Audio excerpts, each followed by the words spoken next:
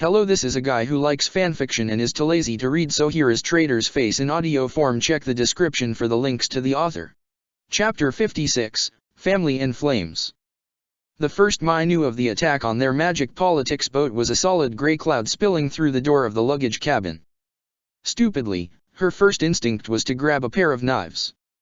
She just barely had time to remember Angela's advice, that everyone always underestimated how important the simple act of unimpeded breathing was to a fighter, and cut off an inhalation just as the smoke's stinging sweetness blossomed in her nostrils. Even that small amount was enough to make gravity into a much tougher opponent. She dropped her knives and grabbed for the stacks of luggage to keep herself upright, and then shut her eyes as the smoke filled the room. That left her with blind, dizzy, holding her breath, and trapped in a strange ship. Okay. Mai had worked with less. Then she heard the fire bending. Well, ash this, then. She turned around, stumbled over to the opposite side of the cabin, and traced her way along the wall to the door. She stumbled past the curtain, out into the little hallway, and got 3 dizzy steps towards where she remembered the ladder to the main deck to be when she realized that the curtain might work as a kind of face mask. She tried to turn around, but her lungs were starting to sting and her legs were wobbly, and she stumbled into the wall and slid to the floor. Which direction was she facing, now? She really needed to breathe. Really. Then there was the sound of fire bending right above her, and she felt heat against the skin of her face. She didn't realize that she wasn't actually on fire until after she threw herself towards the source of the sound and stabbed with the first sharp objects she found in her sleeves. The muffled voice of a man screamed out like someone had just jabbed a pair of razor discs into his knees. It wasn't a voice Mai recognized, so she continued stabbing. There were more screams and a heavy body fell down on her hard enough to make her gasp. No, cough it out, cough it out, cough it out. The floor shook with more impacts and she heard boots and voices and fire bending. Need air, need air, need air, need air. The air was getting really hot and she was sweating and the backs of her eyelids were glowing from some bright light shining through them, and it sounded like fire everywhere. She coughed and sucked in a mouthful of air and it tasted like ash and the world swam. Fire. Mai. Goodbye. Wait. She knew that voice. Hello? As soon as Angela stepped into the palace, a pair of the Crimson Guard came to escort her up to grandfather's suite. She smiled the whole way up. The last time she had been in the ornate foyer of the Fire Lord's personal apartment, it had been for an audience with Li and Lo, and she had left being dragged prematurely out by father. Now, Li and Lo were dead by her hand, and father himself opened the doors to welcome her. Angela. You're back safely. He wrapped her in a tight hug. But you've returned alone. Is Zuko okay? Angela seized on the chance to think about something besides what one was supposed to do when wrapped in one's father's arms. Zuko was not on Ember Island, and no one but Uncle seems to know his location. I met with Suki in a clever tribal the Avatar is keeping as a pet. They promised to pass on the message that Zuko is wanted at home. Father released her, and gave her a familiar, and much more comfortable, analyzing look. You used Kirei, then? Angela nodded. Suki received her sister's poisoning with all due concern.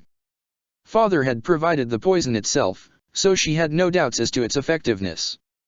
Then we'll just have to trust that this Suki of Kyoshi Island is as resourceful as she presents herself. Father turned away and began pacing across the room. Everything is in motion right now. Did you hear about Mai's family? Mai. Angela had been hoping to finally deal with that traitor, to take a little time for pleasure amidst all this busyness, to personally boil her former friend's eyeballs into vapor, but it was sadly not to be. Father's mission was the priority. I was told that Mai was out of sorts after their meeting. I assume there was some melodrama. Father gave a bitter laugh. If you consider a kidnapping by a weapon of the Fire Nation to be melodrama. Angela frowned. Mai kidnapped someone. No, the description matches Bang Fei, and the fire sage assigned to watch the boy has track of him. After Lord Yukino and Lady Michi met with Mai, Bang Fei broke into their place and took their son. Yukino sent a wire about it, but I haven't been able to learn anything more. I can only assume that your uncle has a hand in this. Angela nodded. It made sense. It's a challenge directed at you, trying to demonstrate that you can't protect your allies. A clear statement, but rather weak considering he needed a weapon to do it. As ever, I value your analysis. Father stopped his pacing and turned a smile on her. She received the praise with a bow of her head. And how do you think this will affect Mai herself? Mai? Angela kept her head lowered so that she wouldn't accidentally show any expression that Father might misinterpret as disrespect. I'm sorry, Father. I don't understand why this would affect Mai. Isn't Tom her brother? Angela had to remind herself that Father had barely interacted with Mai. Yes, but that doesn't matter. Mai doesn't care about her family. Tom could die and she'd barely take notice. Father was silent for a long moment. Perhaps it is just as well that she betrayed us, then. Such a calculating ally could never be trusted. In any event, I have Piandeo preparing to hunt the boy, and issued a proclamation summoning the remaining weapons here in the capital to my service. They will serve us now, and protect the rest of our allies. Angela finally raised her head and grinned. Having the Fire Lord's influence on our side is quite helpful. I see you've taken up residence in your new office. Father looked around the room, but he did not seem to share Angela's delight. I have. Your grandfather is in his bedroom, and it seems that Li and Lo had remade rest of the chambers as their workplace. There are whole archives up here that I'll need to investigate. He closed his eyes and sighed. The Fire Lord is in sorrier condition than any have imagined. I've never seen someone so gray. Even his skin. No wonder those old spider snakes were able to act so brazenly. I don't think he even recognized me. I've summoned the royal physician to verify his condition and confirm the need for me to step in. Ah, here was a chance for Angela to really shine. Well, you won't have to worry about Li and Lo anymore, at least. I've taken care of that for you. Father blinked. Taken care of what? She smiled. I stopped by the prison on my way here. Li and Lo died, attempting to escape, when I confronted them with their crimes. I made sure the wounds were unquestionably fatal. Father stared at her. Angela nodded. Father continued to stare at her. Angela didn't understand. Hadn't she done well? Then Father brought his hands to his face and moaned. Oh, Angela. What have you done? Sokka hated sneak attacks. They were a slush of a time to pull off successfully, and whenever the enemy managed to make one happen, it always completely ruined his day. Sokka was on the main deck of Sage Guan's fancy above the logboat when the insides exploded with some kind of thick white smoke. Everyone out there with him, Guan himself, Mai's hot and bothered friend Kalo, that Shiyu guy, and the crew they had hired all cried out and moved around in confusion, leaving Sokka to try to do something. Unfortunately, his first instinct was to head for the ladder leading inside to find out if Mai and Suki were okay, oh, and Kirei, too, he guessed, but all that got him was a whiff of the strange-smelling smoke. His legs immediately buckled under him and he dropped to the deck. Knockout gas.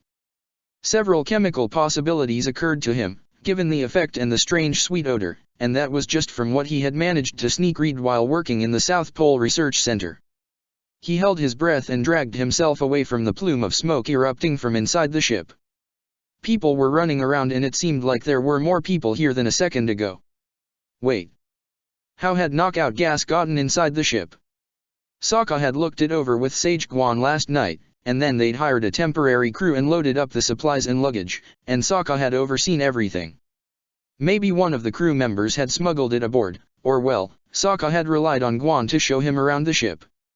Maybe the old pipe puffer had kept something hidden. Now where was that?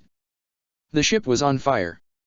Sokka waved his hand to clear away some of the knockout smoke from his vision, and sure enough, firebenders in black clothes with weird masks on their faces were standing on the deck and lighting things on fire. The white smoke was mixing with black smoke and some of the black was coming from inside. Oh, no, were there firebenders inside, too? And where was the crew?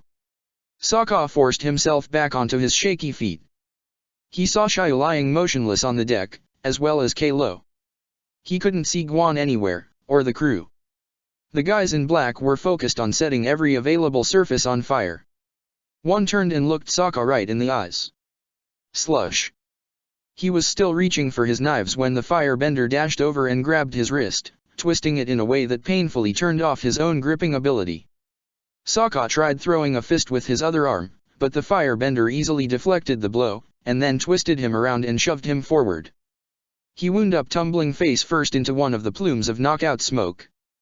He got a good lungful and choked on the acidic sweetness, and his vision went black and his head struck something hard and he was flying and he splashed into some water and his arms wouldn't work and the water closed in over him. The last thing he heard, muffled, and made all squiggly by the water, was what sounded like the world's largest woodwind horn.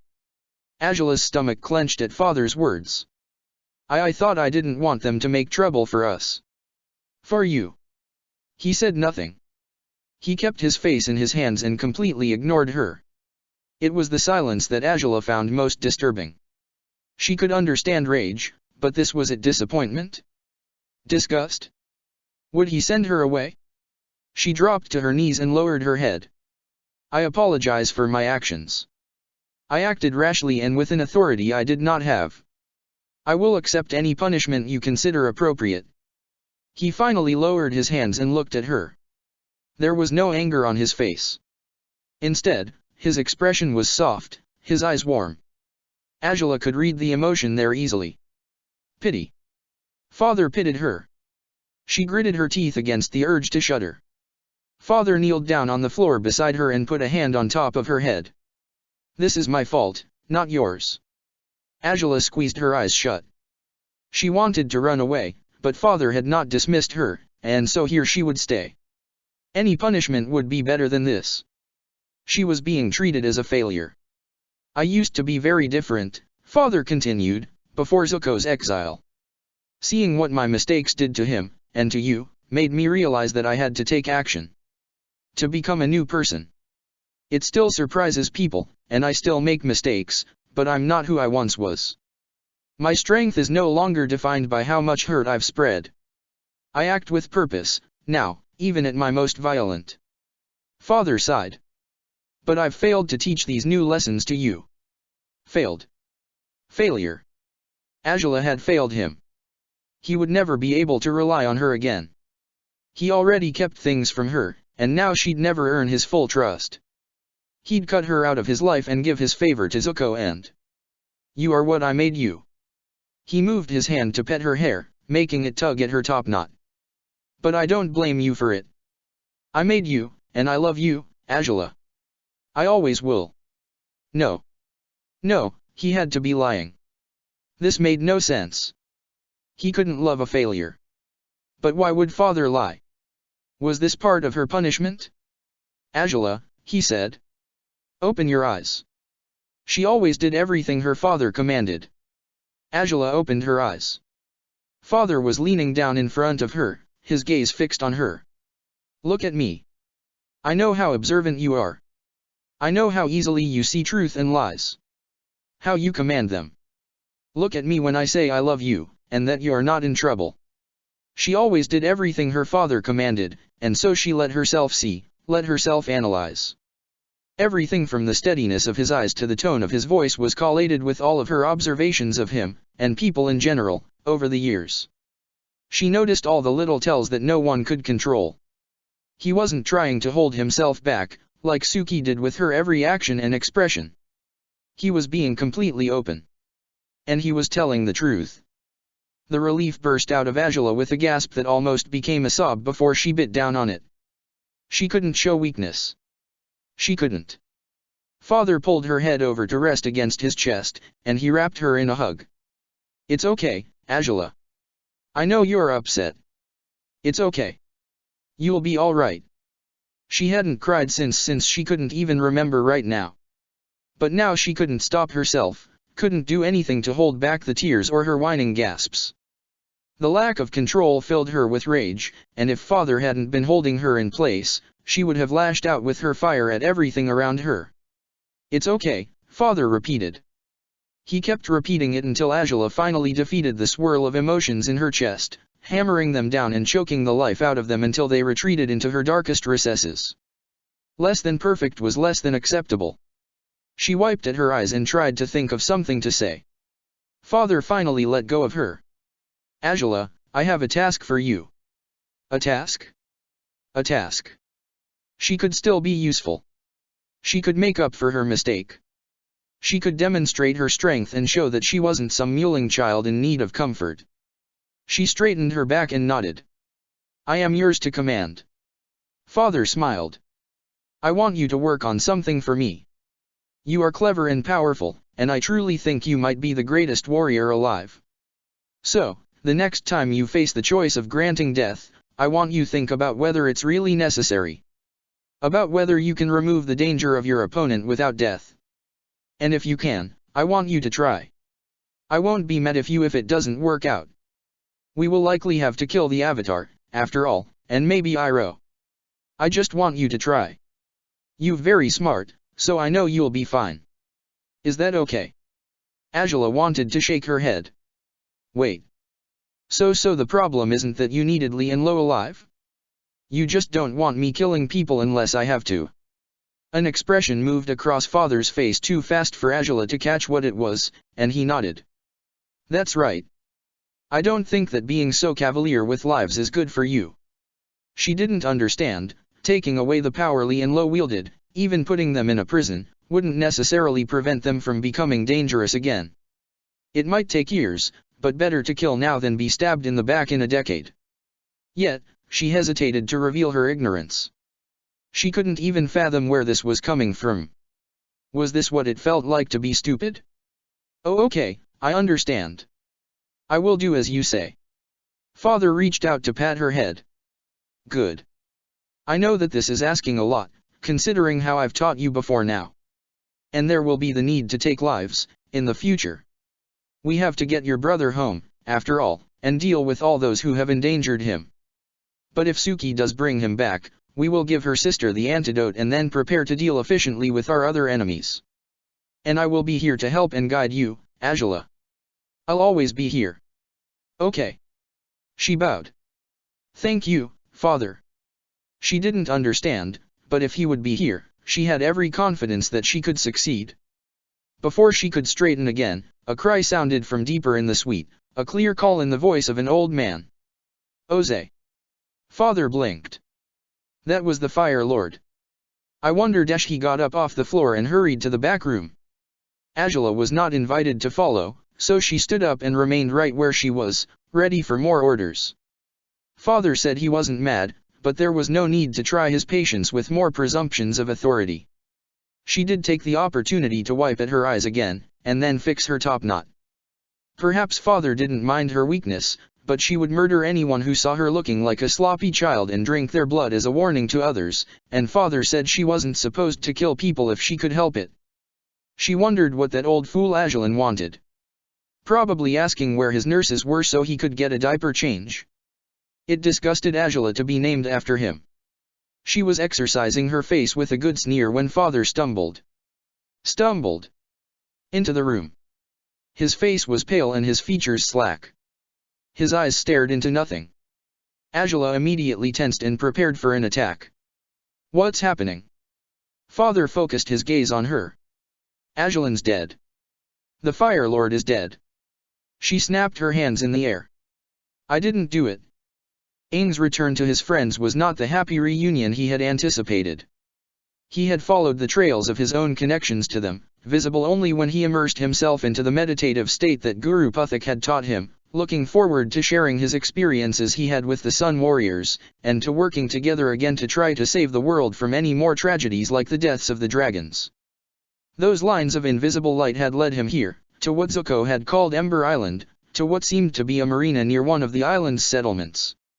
And now, as Appa brought him to that very spot, he saw a thick smear of black smoke against the sky rising from his destination. Anyone else seeing all the smoke coming from where we're headed?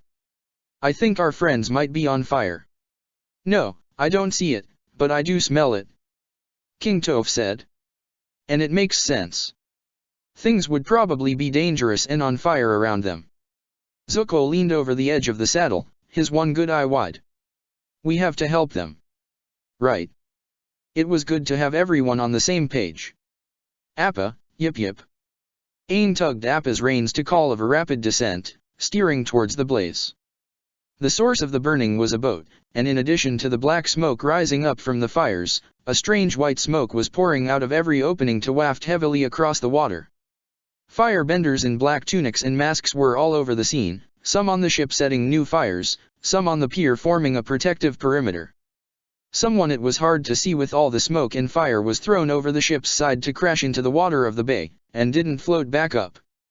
And then something small and white shot up from out of the traveling flames to flutter its way up towards Aang. He didn't recognize it at first, but Appa did, and the big guy roared a greeting as Momo flapped up and came for a landing in Aang's lap. The lemur grabbed at his shirt and wouldn't stop chattering. Aang took that as a sign that things down on the ground were urgent. He turned and handed Momo to Zuko. "Here, you take him, and guide Appa down for a landing. I'm going ahead on my own." King Toph tilted her head. "What with the fire, I know how Princey is going to make himself useful, but what about me?" Aang smiled, even though he knew she wouldn't be able to see. "There's a whole bunch of firebenders down there, and Appa can't fight them all." Toph grinned back at him. "Got it," Zuko said, "but what are you going to dash?" Aang jumped off Appa's head and let himself fall. He had the wind slow his fall only a little, instead focusing most of his airbending on keeping himself vertical. He reached out a hand and pulled on the waters of the bay, raising it into a swell, but just when he was about to splash into it, he pushed it away again to match his falling speed even as he shifted his airbending to start decelerating. What could have been a nasty impact against the surface of the water was instead transformed into a smooth dive that set him speeding under the waves like a dolphin fish. Aang spotted the person who had been tossed off the ship, and recognized the shape. Sokka needed help. Aang kicked with his feet and pushed with his arms, shooting himself through the water to catch Sokka and carry his friend right back up to the surface. Aang burst out of the water with Sokka in his arms, and then kicked out a burst of air that launched them both back up over the rail of the burning ship to the main deck. Aang landed right next to one of the firebenders in black. The guy jumped in surprise, and then Aang spat out a burst of air that pushed the man back to tip over the rail into the bay. A quick look found Zuko running up the ship's gangplank, already moving his arms to take control of the nearby flames. The fires stilled for a moment, and then shrank into nothing. "Hey, that was good." Aang ran over and dumped Sokka at Zuko's feet. "Here, keep an eye on him. I think the others must be inside the ship." Zuko nodded, and stretched out his arms towards another batch of flames. "Watch out for the white smoke. It smells like knockout gas." Aang had to grin. "Sounds like a job for an airbender." He ran over to the one of the larger plumes of the white vapor and summoned a wind to help him jump high enough to clear its tallest curve. As he began to fall, he punched a fist down in a move more like a fire-bending attack and unleashed a hard stream of wind. He kept it up as he dropped, pushing the fog down, and when he landed inside the ship, he slapped the wooden floor hard enough to send a burst of air outward to clear the immediate area of the gas. It was just enough to see the start of a hallway, a ladder leading up that he had completely bypassed, and a cabin with a curtain over its door. He heard the distinct sound of fire bending echoing down the hall, and there were flashes of color in the cloudy distance. Then the fog began closing in again. As Aang shifted into a real airbending stance, he called out, "My!" He hadn't seen her up above. If Sokka was here, then she probably was, too, but no one had bothered to toss her overboard, so what if she had been? "Hello." It was quiet and gravely and more than a little slurred, but it could have been Mai's voice. Aang windmilled his arms, putting all his focus into the movements to guide a fat stream of wind up from behind him, over his head, down to his chest, and then forward. The wind blasted down the hallway, its twisting made visible by the thick white smoke, pushing and undulating and assaulting the knockout gas the way Aang himself wanted to. The wind ripped the curtains off the doorways of the cabins to reveal people Suki and another girl who looked just like her but with darker hair sprawled unconscious on the floor.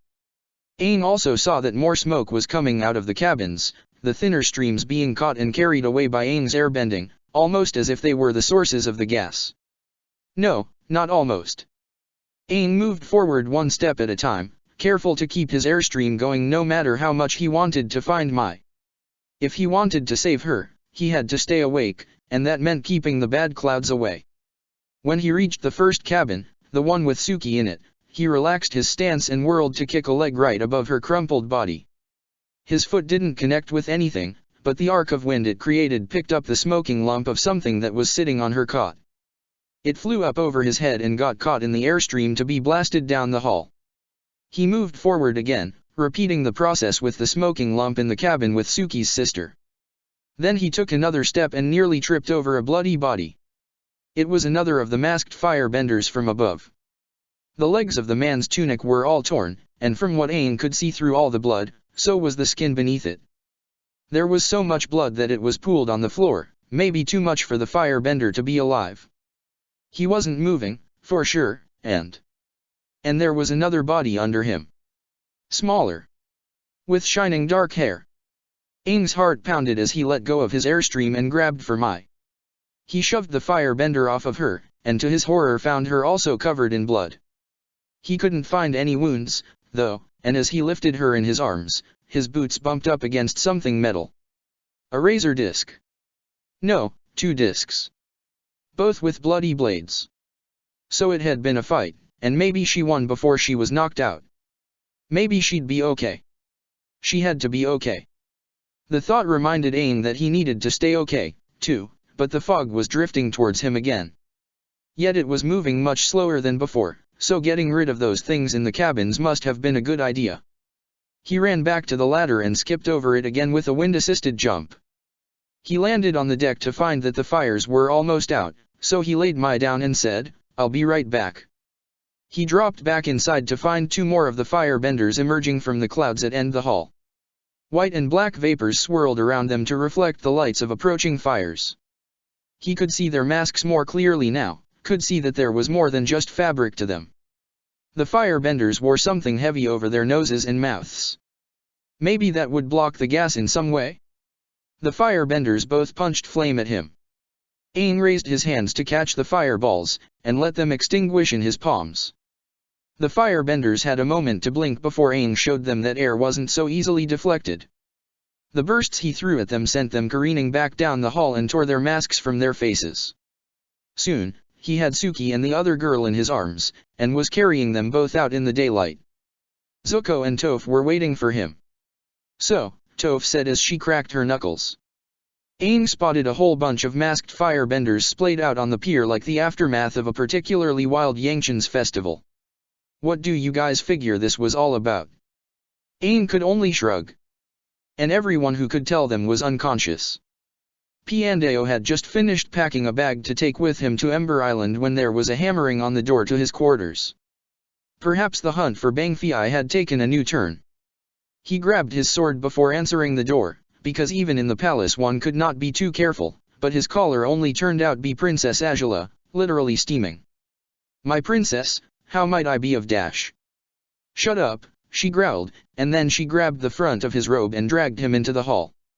She was surprisingly strong for a little girl, but no, she was not so little anymore, was she, and as a servant it was not his place to contradict royalty. So he offered no resistance as she pulled him to the Fire Lord's suite. On the way, they passed the royal physician hurrying in the other direction. That was more ominous than Azula's sudden touchiness. But when she pulled Piandao into the suite, he found that Oze was waiting there, alive and seemingly well but pacing intensely. Azula finally let go of Piandao's robe, and he gave the proper bow. "My prince, how might I be of dash?" "Shut up," Oze growled. "Azulan is dead." Oh. The man who had ruined his life was finally gone. Piandao had just wanted to get away from the war, to remove himself from what he saw as a pointless exercise in bullying played out on a continental scale, but Azulan wouldn't allow it. The counter-argument had arrived on Piandao's doorstep in the form of 100 soldiers, and he fought another war there to preserve his right to peace. It was a horrible battle, one that Piandao regretted every day, but he had consoled himself at the time with the thought that it was at least a war fought for a good cause, and the last war he would ever have to experience. Then another 100 men had shown up some time later, as well as a message from Azulan. The sentiment was simple: they will come, 100 at a time, until there remain no more men left to fight in my name. And so the choice was Piandao's. He could fight 100 men at a time, wave after wave, dealing out death for the rest of his life, or he could submit to Azulan. The result had been the creation of the title of Weapon of the Fire Nation, and Piandao became the first citizen to bear it, He gave up his autonomy, and appropriately enough, he was labeled as an object for the use of others. He wondered now if, despite the pointlessness of such a crass action, he might have the opportunity to spit on the old man's corpse before it got to the pyre. To Jose, who just lost a father, he said, "I thought you needed him alive." But it was Angela who stomped her foot. "He died of old age, you clod. We didn't do it." "Ah. Convenient. Or. No, not so convenient. So is Iroh the Fire Lord, now." Jose shook his head. "The transfer does not officially occur until the sages place the crown on the successor's head. High Sage Zingeo is ruler of the Fire Nation for, at most, the next 24 hours. The people of the Fire Nation have that long to swear allegiance to a new lord, and if Zingeo doesn't crown someone by then, everyone is free to submit to their own choice of leader." Piandao nodded his understanding. Jose was talking about a succession crisis. "Do you need me to fetch Zingeo, then? It is fortunate that we acted when we did, or Li and Lo might be the ones in control of the situation." Jose and Angela shared a glance. The princess opened his mouth to speak, but then he father cut her off with, "Li and Lo died today. They were removed in such a way that leaves us at fault, and that is all that will be said about the matter here." It didn't take a detective to see that Angela had been her typical bloodthirsty self. Li, Lo, and Angeline had all died while within Jose's power. Piandao put on the politely blank expression of a servant. "I understand. In that case, I suggest just sending a messenger for Zingeo, while I will personally ensure that the military's high command comes here for a discussion." A thought occurred to him. Unless but no, the royal physician was leaving as I came in. Everyone will know, soon. Unless I chase him down and stop him from talking. Jose said nothing, but Angela's expression brightened. "Father, that might work. We could keep Angeline alive officially long enough to divert suspicion of foul play. It's not like anyone ever came in her to see him, so dash." "Angela," Jose hissed. The daughter immediately cringed at her father's tone, a rare display of weakness that Piandao found intriguing. "And what, exactly, does your plan say we should do with the body that's currently growing cold in the bedroom? Should we simply pretend that we didn't notice Angeline's death for a week, and ask the sages to forego an open pyre? We have no choice. Piandao, see to the military as you said. Angela, you go to the High Sage yourself. I'm going to active the other weapons here in the caldera. Geralt, Mutin, and the disciple will be able to keep peace, if needed." Even a man like Piandao, who had fought and defeated armies back in the day, had to pause in his consideration of the scale of force that Jose was talking about. "How stable do you expect this peace to be, my prince?" Jose stopped pacing, and turned hard eyes on Piandao. "That depends on how successful you are in convincing the military to come and talk. Please, I need the best efforts of both of you, now. I expect that the politics are about to become messy." Well, Piandao specialized in messiness. Despite his best efforts, Angela told herself that she was being asked to go fetch a servant who was already trained to come when called because the situation was dire, and father absolutely needed High Sage Zingeo brought back to the palace safely. The alternative was that go fetch was about his level of trust in her, now. She couldn't even complete the task as quickly as she would have liked. She had sped to the Grand Temple with the fastest set of palanquin bearers in the palace, but once she arrived, finding the Grand Sage had been surprisingly difficult. The inferior sages at the doors didn't know where their boss was, so they had to find proper fire sages who pointed to where his secretary was taking lunch, who claimed that the Grand Sage was meeting with a citizen in great need of spiritual counseling and absolutely could not be disturbed. "This absoluteness is a matter of opinion," Angela had said, summoning her blue flames to her hand and pretending to stare idly into the heart of heat and light. "I don't suppose you'd care to back your impression up in an Agni Kai." And so the secretary went to fetch the High Sage, who was still chuckling and finishing off a bottle of lily wine when he arrived. "Ah, princess, to what do I owe dash? Come with me right now to the palace or I will kill you and take your successor," Angela said in her most business-like tone. Father asked her not to hurt anyone if she could help it, but he never said anything about threatening violence. And the secret to threats wasn't to try to be menacing. That was what amateurs did. Angela found that simply being capable of following through, and making sure everyone knew it, was more than adequate. Zingeo paled and nodded. Angela made him run alongside her palanquin to help sober him up. He did surprisingly well at keeping up with the bearers. By the time they arrived back at the palace, the disciple of the third eye was already stationed in front of the doors. It had been quite a while since Angela saw him last, but despite the growing she'd done since then, he still seemed as big as a mountain. It amused her how traditional he was in his projection of strength, embodying every masculine notion with a shaved head, a trim beard, massive muscles put on display, the metal arm and leg, and even the tattoo on his forehead. He was a villain straight out of one of the newer Ember Island Players productions. Angela, by contrast, was a girl still waiting to catch up to her brother in height, and a perfect princess in her looks. She wondered who commanded more strength. Who did father trust more, right now? She left the disciple standing guard and brought Zingeo to the throne room. It was empty, and she made the high sage wait in silence for the others. Surprisingly, she didn't have to wait long for Piandao to return with High General Bujing, Admiral Li, and General Mack. He must have raced up from Lower Harbor City. The Army, Navy, and Home Guard were now represented. No sooner had that group arrived than father stepped out onto the dais of the burning throne. As he had when he executed his coup, he did not light the throne's fires, but still took his proper place above everyone else. Angela personally would have indulged in lighting the fires, if just to make a symbolic play to present herself as the Fire Lord's chosen heir, but perhaps father felt that a more subtle strategy was needed. He didn't waste time, at least. Fire Lord Agelan is dead, he said. He died of natural causes, and is at last at peace. We need to discuss what comes next, and I dash. This is not our deal, Bujing interrupted. Angela's inner fire flared. How dare this stupid old man interrupt father? But the general was allowed to continue. I've heard about the stunt at the prison. Word of it has already spread to the caldera. And now the Fire Lord? You said you'd restore Agelan's power and allow an investigation. Not scorch your way straight to the throne itself.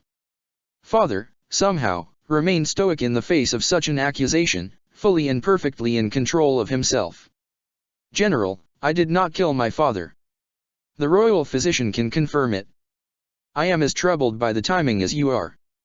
No mention was made of Li and Lo. Angela almost wished she could step forward and take the blame, but she refused to steal authority from father again.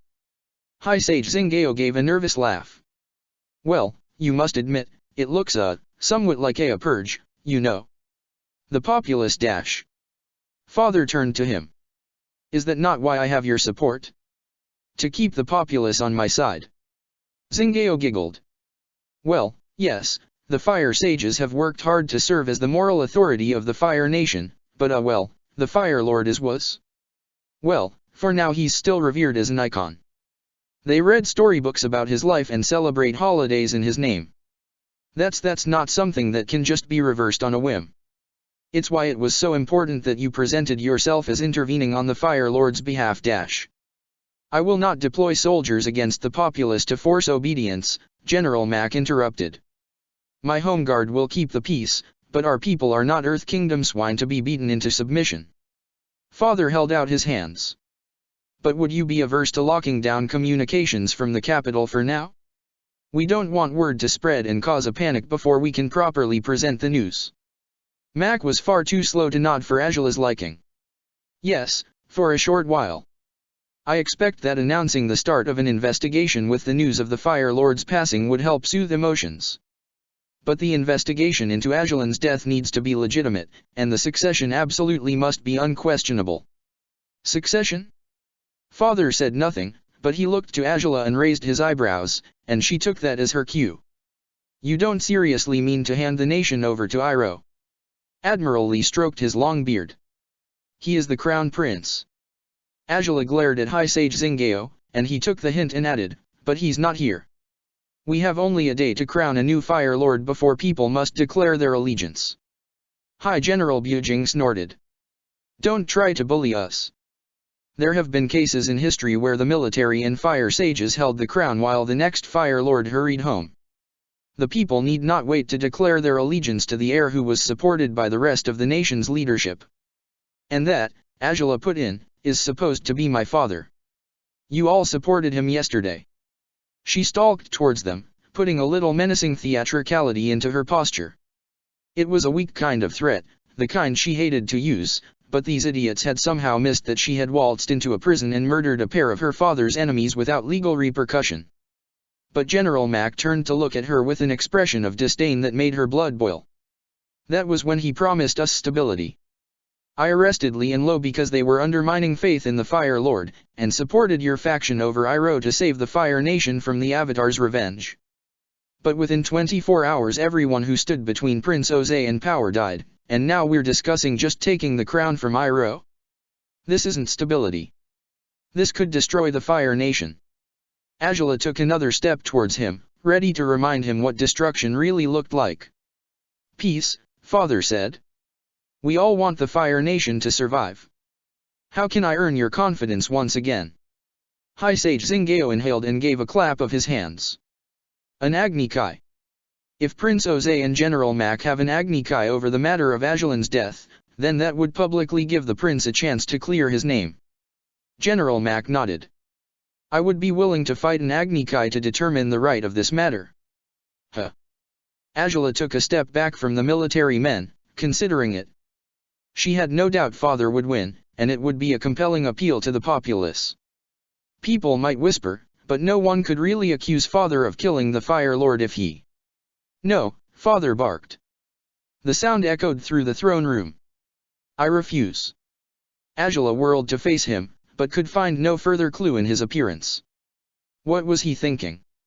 She couldn't identify the strategy. It was Zingao was said it out loud, why not? Father glared down at them all. That is none of your concern. Any of you. Angela blinked. Even her? Eventually, General Mac bit out, very well. I should see to deploying the Home Guard to maintain safety and lock down communications off the island. Father nodded. Yes, you should. You are all dismissed. Mac and the other military men all bowed and filed out. Zingao hesitated, but then made his own hasty bow and exit. That just left Angela. Father dash. Mac will return to arrest me, he cut in. He paced across the throne's dais, not even looking at her. We've lost the military leadership's support. We must act quickly to discredit them. I want you to go through the archives Li and Lo kept in Ajalin's rooms to see if they had any helpful information on Mac and the others. If we can find something to make people doubt them, we can accuse them of treason and remove them, and then replace them with more loyal allies. Angela nodded. That must be why he refused the Agni Kai, he knew those fools would plot against him regardless. I can see to that. I've learned my lesson from Li and Lo, and can make it look like dash. No. Father turned to look down on her. Piandao can handle any violence we need, and we will use the other weapons if necessary. I want you go through the archives. Do you understand? No. She did not.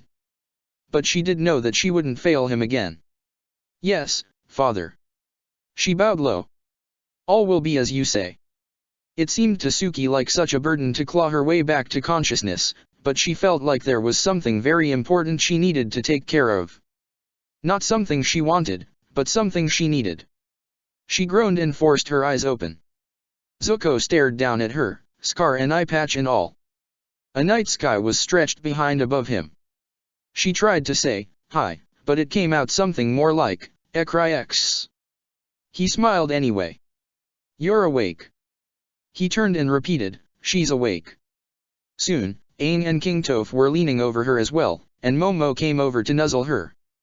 Something seemed off about all of this, but Aang held a cup of water out to her, and she found that she was too thirsty to worry about anything else for now. She let Toph and Zuko help her sit up, and then drank slowly, letting the coolness help clear her head. They were in a jungle somewhere with sandy soil. It looked like Ember Island. But hadn't they wanted to leave for some reason? She looked around. Appa chewed on some palm leaves and watched her. A campfire glowed at the center of a pile of rags and packs and buckets. Kirei, Mai, and Sokka, with a bloody rag wrapped around his head, were all lying unconscious, lined up on blankets a short distance away. Sage Shiyu and Kalo were arranged similarly apart from the others. Something told Suki that someone else should be there, another sage old and with a pipe. Kirei groaned in her sleep. And then Suki remembered. She remembered the poison, the fires, the strange white smoke.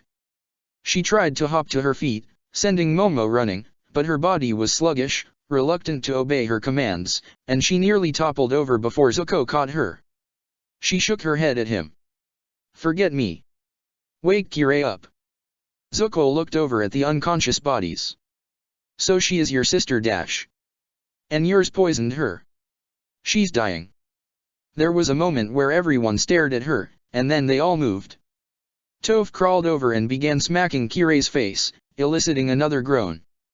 Aang snapped into an arrow stance and moved his arms to pull a glob of water out of a bucket into the air. It flew and splashed right in Kirei's face. She coughed and shook her head, and then blinked. Zuko pulled Kirei to a sitting position by her shoulders, barking, "Wake up." Kirei groaned, coughed, and threw up blood all over Zuko's shirt. Her eyes blinked as she started to awaken. Aang looked to Suki. "What happened?" Suki once again tried to stand up. Her legs wobbled, and Aang ran over to grab her arms. She let him take her weight, preventing another fall, and immediately started hobbling over to Appa. "I'll tell you in the air. We're going to the Fire Nation capital." To their credit, the others didn't try to stop her. Zuko carried Kirei up Appa's tail into the saddle, and Aang got Suki herself settled while Toph raised a swell of sand to carry the others over. Suki looked over them again, her friends and the fire sages who had pledged to help them. "Where's Sage Guan?" "That was his boat we were trying to use." Aang glanced back at her as he grabbed Appa's reins. "The only other people we found were those firebenders. Maybe he was taken away." Suki sighed. They had their first casualty in the quest to save Kirei. Piandao decided to have his little chat with Mutin and Lady Garel on one of the palace's higher floors. It was always better to have difficult discussions with an earthbender while far above the ground. It wouldn't help against the master firebender, but neither would it impede his own sword. He was finishing with the commanders of the Crimson Guard when the other two weapons arrived in the room, holding his sheathed sword behind him and saying, "Their rebel elements will try to arrest Prince Oze with no evidence, without the blessing of the fire sages. To preserve the legitimacy of the succession, however it plays out, we must protect Prince Oze. Do we have your support?" The soldiers, lined up so precisely, gave an enthusiastic cry at the same time they smacked their armored wrists together. Well, that answer would suffice. But a nod would have been just as effective. "Dismissed," Piandao said. And then he was alone with the Seeing Dragon and a man so impressed by old spiritual texts that he had them tattooed across his body. Piandao turned and offered a polite smile to his guests. "Thank you for meeting with me. I suppose you're aware of the general situation." Mutin rubbed at his eyes. "What crimes has our nation committed, that it should lose its guiding light and its people start to tear each other apart?" Piandao could recite quite a list off the top of his head, and he personally was responsible for about half of it, but he was not so foolish as to get drawn into a conversation with a fanatic. "We can seek the answer to that after we've survived the week. Prince Oze would like us all to assist in repelling antagonistic visitors to the palace." Lady Garel seemed to be staring at him, even though she was wearing her blindfold. "Speak more plainly, Hundred Slayer. Is Prince Oze ordering us into action?" Piandao brought his sheathed sword in front of him like a shield. "He is." Garel sighed. "Then since I have no conflicting orders from the Fire Lord or Prince Iroh, I will go. But I do not know that there is any end to this that could be called a victory." Piandao had long given up on victories. Certainly, he didn't consider his defeat of Admiral Zhang Zhang to be one. "Thank you. For now, you may rest. You will be informed if you are needed." The Seeing Dragon nodded, and then turned to go. Mutin, meanwhile, stepped forward. "Hundred Slayer, do you realize the crisis we are in right now?" Piandao couldn't help but give a laugh. "I'm coordinating the defenses in case we have to go to war with our own military." "Yes, I am aware of the crisis." Mutin's face was almost white beneath the red text inked on his skin. No, more than that. Our nation is close to death. And enemies have already entered it. The Avatar is approaching. It was a fair point, if stated a bit dramatically. The Avatar and Prince Zuko are off on a field trip, according to their compatriots. They are not expected to be a concern within the next 24 hours, which is my primary concern. I would actually welcome the Avatar's presence, as he might help to end hostilities. Mutin's face twisted into an expression of disgust. No true peace can come from outside interference. Especially not without a Fire Lord on the burning throne. Piandao shook his head. You are welcome to your opinion, of course, but it is still not an immediate concern. Once we get through the immediate trouble, I'm sure Prince Oze will offer a strategy on this matter. Thank you for your concern. Mutin didn't seem happy, hardly a new state of affairs, but he nodded and went off to make his own preparations for battle. Well, that went about as well as could be expected. Now Piandao wouldn't have worry about fighting alongside traitors. The echoes of a first explosion, somewhere outside, rattled the walls. Zuko was going home, at last. He was on his way to see his father under a crescent moon. And it was all to save the life of a traitor. It was crowded in Appa's saddle. They left behind of all the supplies that were left from the mission with the Sun Warriors, so that they could pack everyone in for the trip to the capital. Aang was up on Appa's head with Sokka and Mai, while Toph, Suki, Kirei, Sage Shyu, and that Logai were sharing space in the back. They had all regained consciousness, and shared the details of their difficulties. They were tired and sore, and Sokka had a nasty bump on his head, but they were all committed to trying to save Kirei. It was a poor army for invading the caldera. But Zuko would make it happen, regardless of what it took. Over on the other side of the saddle, Kirei, Suki's sister, a dark reflection of a face that Zuko had come to know so well, went into another coughing fit, pressing her blanket up to her mouth. It had once been pink, something picked up from one of their stays somewhere in the Fire Nation, but it was growing increasingly darker. One could almost believe that the pattern was intended and not haphazard blood stains. Beside him, Suki huddled in on herself. I hope we get the antidote in time. I can't believe we wasted a whole day. Zuko bowed his head. I'm sorry. I should have tried to wake you sooner. She gave a one-shoulder shrug. No, I'm being stupid. You couldn't have known. But Zuko still felt the shame of failure. We weren't sure who had attacked you, so we hid you in the jungle and waited for you to wake up. I know, Zuko. You saved us from whoever attacked us. She still wouldn't look up at him. But Zuko could at least offer a part of an answer. The firebenders fought with a style I recognized. They were Crimson Guard. Suki finally turned to him. The who? The elite soldiers who guard the Fire Lord and royal family. He couldn't say how or why they had been trying to kill Suki, Mai, and Sokka, but he at least could narrow down the choices. To be deployed away from the palace, they would have to have been operating under orders from the Fire Lord himself. His grandfather had tried to kill his friends. His sister and father had poisoned a loyal soldier to get to him, and might have seized control of the homeland. What was he returning to? Aside maybe from death. He wished he could talk with Uncle. He only became aware again of the people around him when Suki put a hand on his shoulder. He turned to find her smiling at him. I want to say thanks, Zuko. I know this isn't the way you wanted to see your father again. He shook his head. It's fine. If he won't take responsibility for what he's doing, I will. He leaned back against the rim of the saddle. I wanted to know the truth of what he's really like, if he might have hurt me on purpose. What's he doing to you is a strong poor first impression. Suki shifted to lean back with him. If someone in your family had been poisoned like Kirei, she whispered, would you try to save them like I'm doing? He didn't even need to think about it. Yes. I would. Yeah. She nodded. You would. They flew on through the night. Chapter 57, War of the Weapons. Angela awoke to the sound of explosions. She wasn't sure when she had gone to sleep. She had been working diligently at her assigned task, sorting through Lian Lo's old records for blackmail material on various military leaders. It was a crucial part of allowing Father to seize the burning throne, so though it kept her sequestered, she gave it her best effort. No amount of effort could make it interesting. Especially after the fighting started.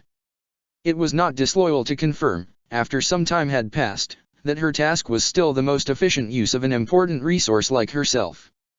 Perhaps she would be needed to take command of the loyalists, as she thought of the people supporting Father, so she put the papers down and emerged from Agelin's old suite to find Father himself standing in the hallway consulting with Piandeo. When he saw her, Father cut off his conversation. "Where are you going?" She couldn't lie to him. "To see what's going on. If there is an attack dash." "No." Father had sliced his hand through the air, but maintained control enough not to produce any flames. "It's too dangerous. Stay indoors, stay away from the windows and balconies." She hated being coddled, but this was all her fault.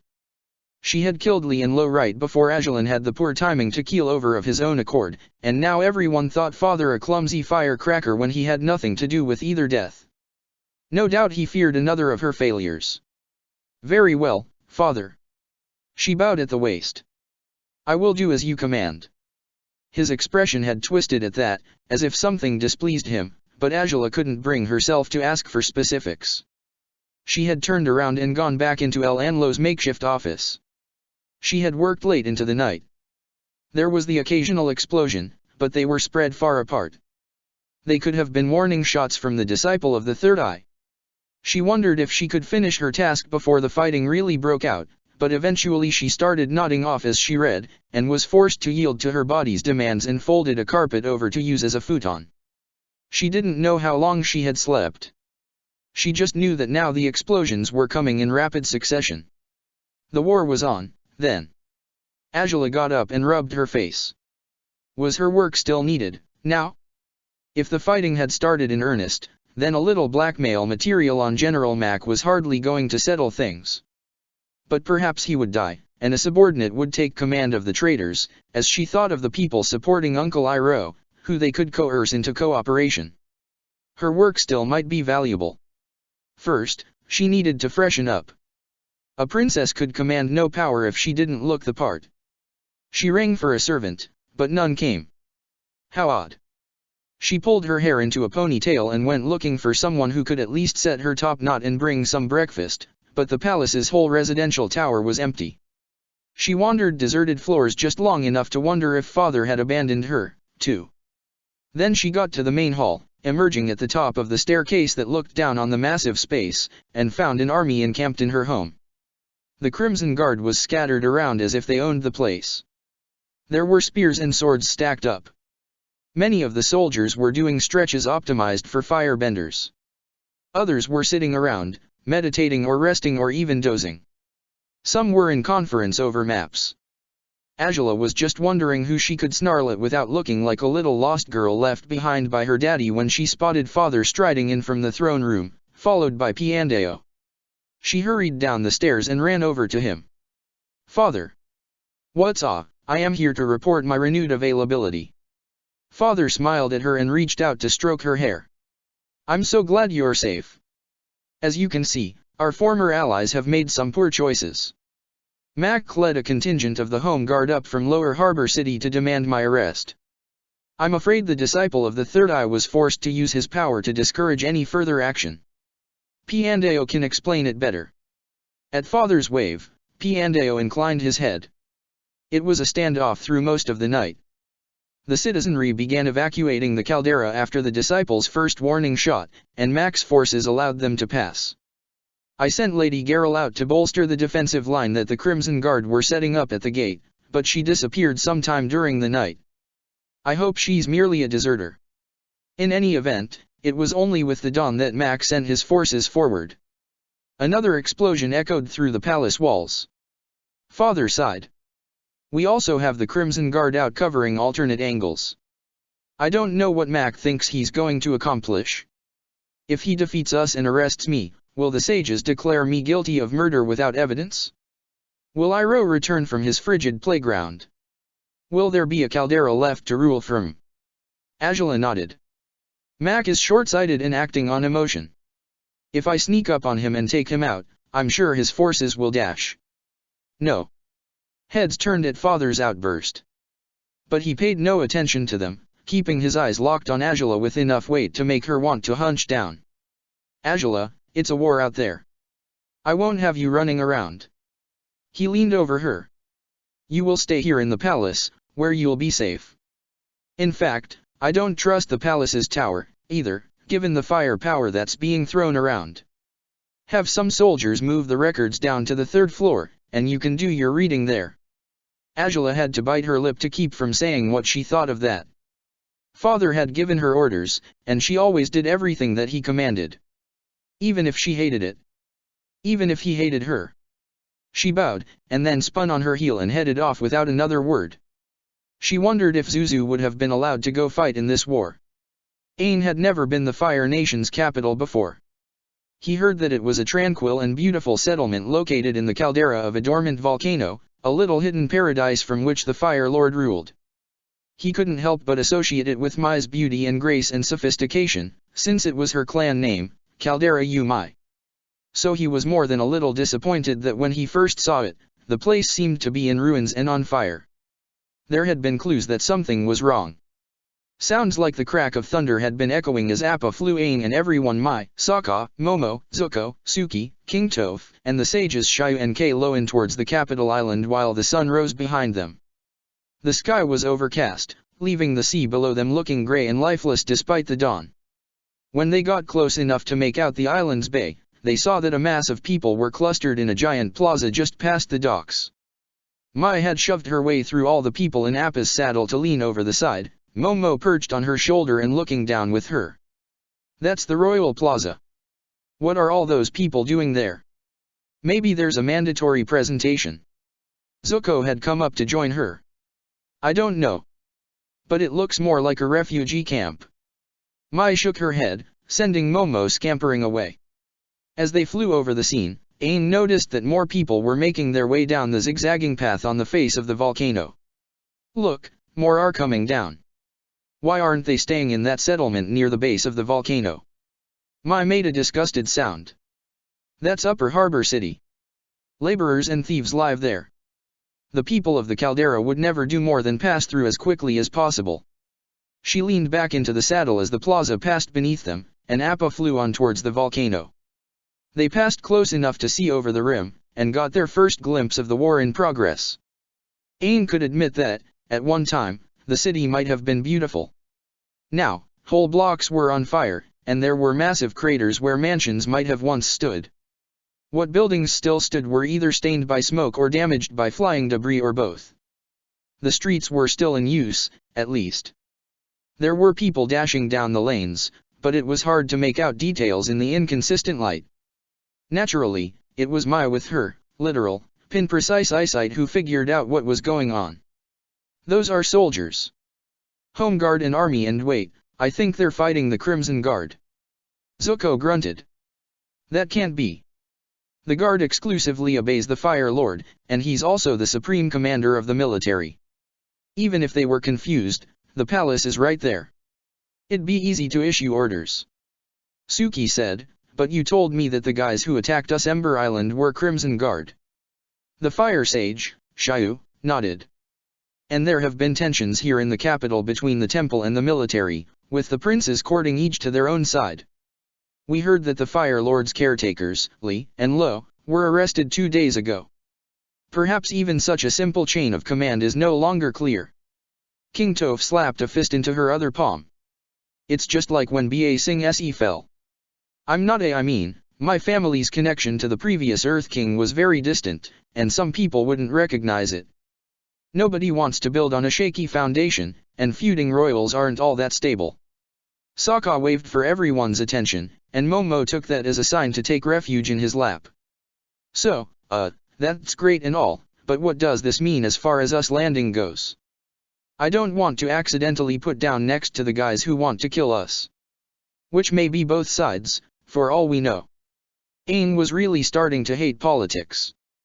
He already hated war, and it seemed more and more like the two were intertwined. Our first priority is getting Kirei and Zuko to the palace. I'm not sure, Kalo said, that would be a good idea. If the Crimson Guard is out here fighting, and we don't know who's in charge of the palace, I think we should go to the Grand Temple. We get the latest news and figure out a plan from there. HRF. Everyone turned to where Kirei went into another coughing fit. She covered her mouth with her blanket, and when she finished, it was stained with more fresh blood. So much yapping. Just get me to the palace. The Fire Nation is too strong for a stupid little rebellion to bring down the government.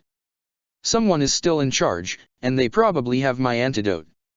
She sounded so sure, but as Aang looked down again, there was a quick flash of light, and then one of the mansions exploded like a whole festival's worth of fireworks had gone off in its basement.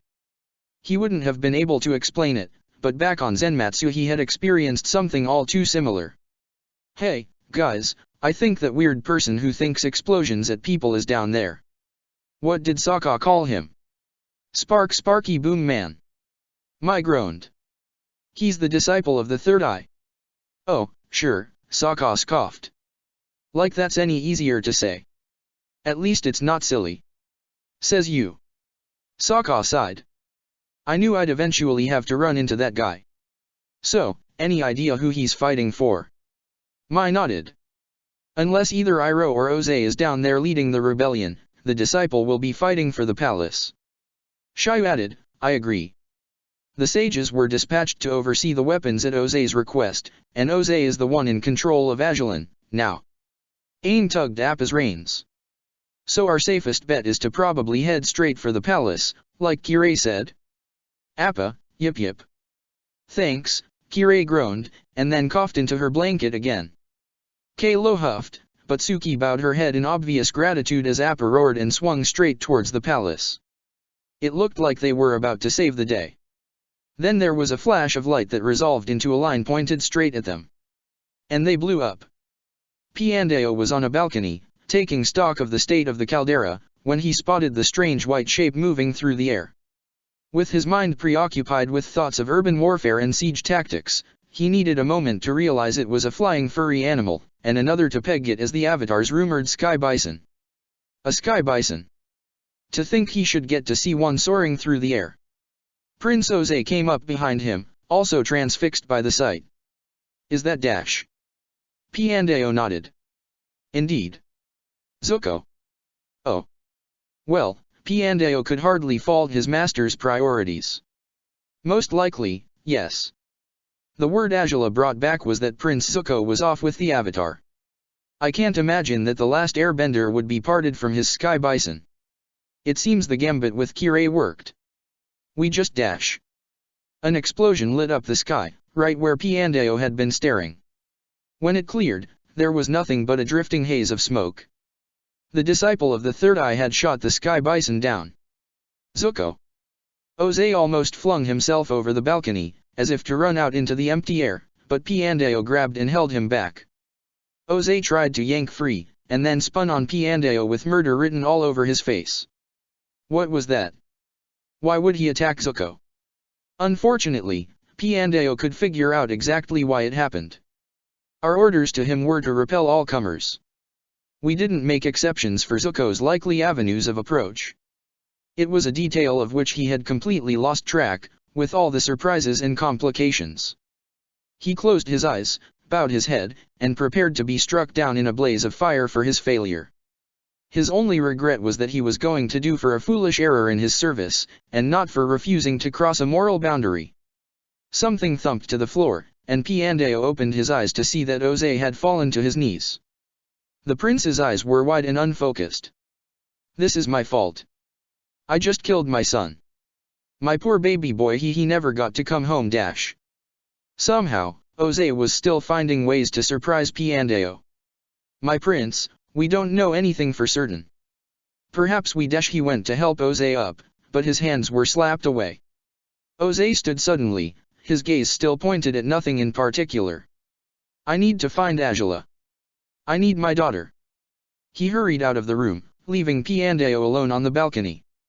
He looked back over the balcony to the war that was still going on. Soldiers of the Home Guard were making another rush at the palace. I'll just take command of the defenses, then. The first step was probably to get some revised orders to the disciple of the Third Eye and everyone else who might want to take a shot at the Avatar. Zuko seemed to be making a bad habit of getting blown up. The first time had been on Crescent Island, when the Avatar had done something in the fire temple there that left Zuko at the bottom of a cliff in a very sore state. He had been unconscious for that experience, so he couldn't say how he had survived. He seemed to be getting better at exploding. This time, he woke up while he was still falling. As consciousness returned, his senses were overwhelmed with the roaring of wind. No, not wind, the air was still, and he was the one rushing through it.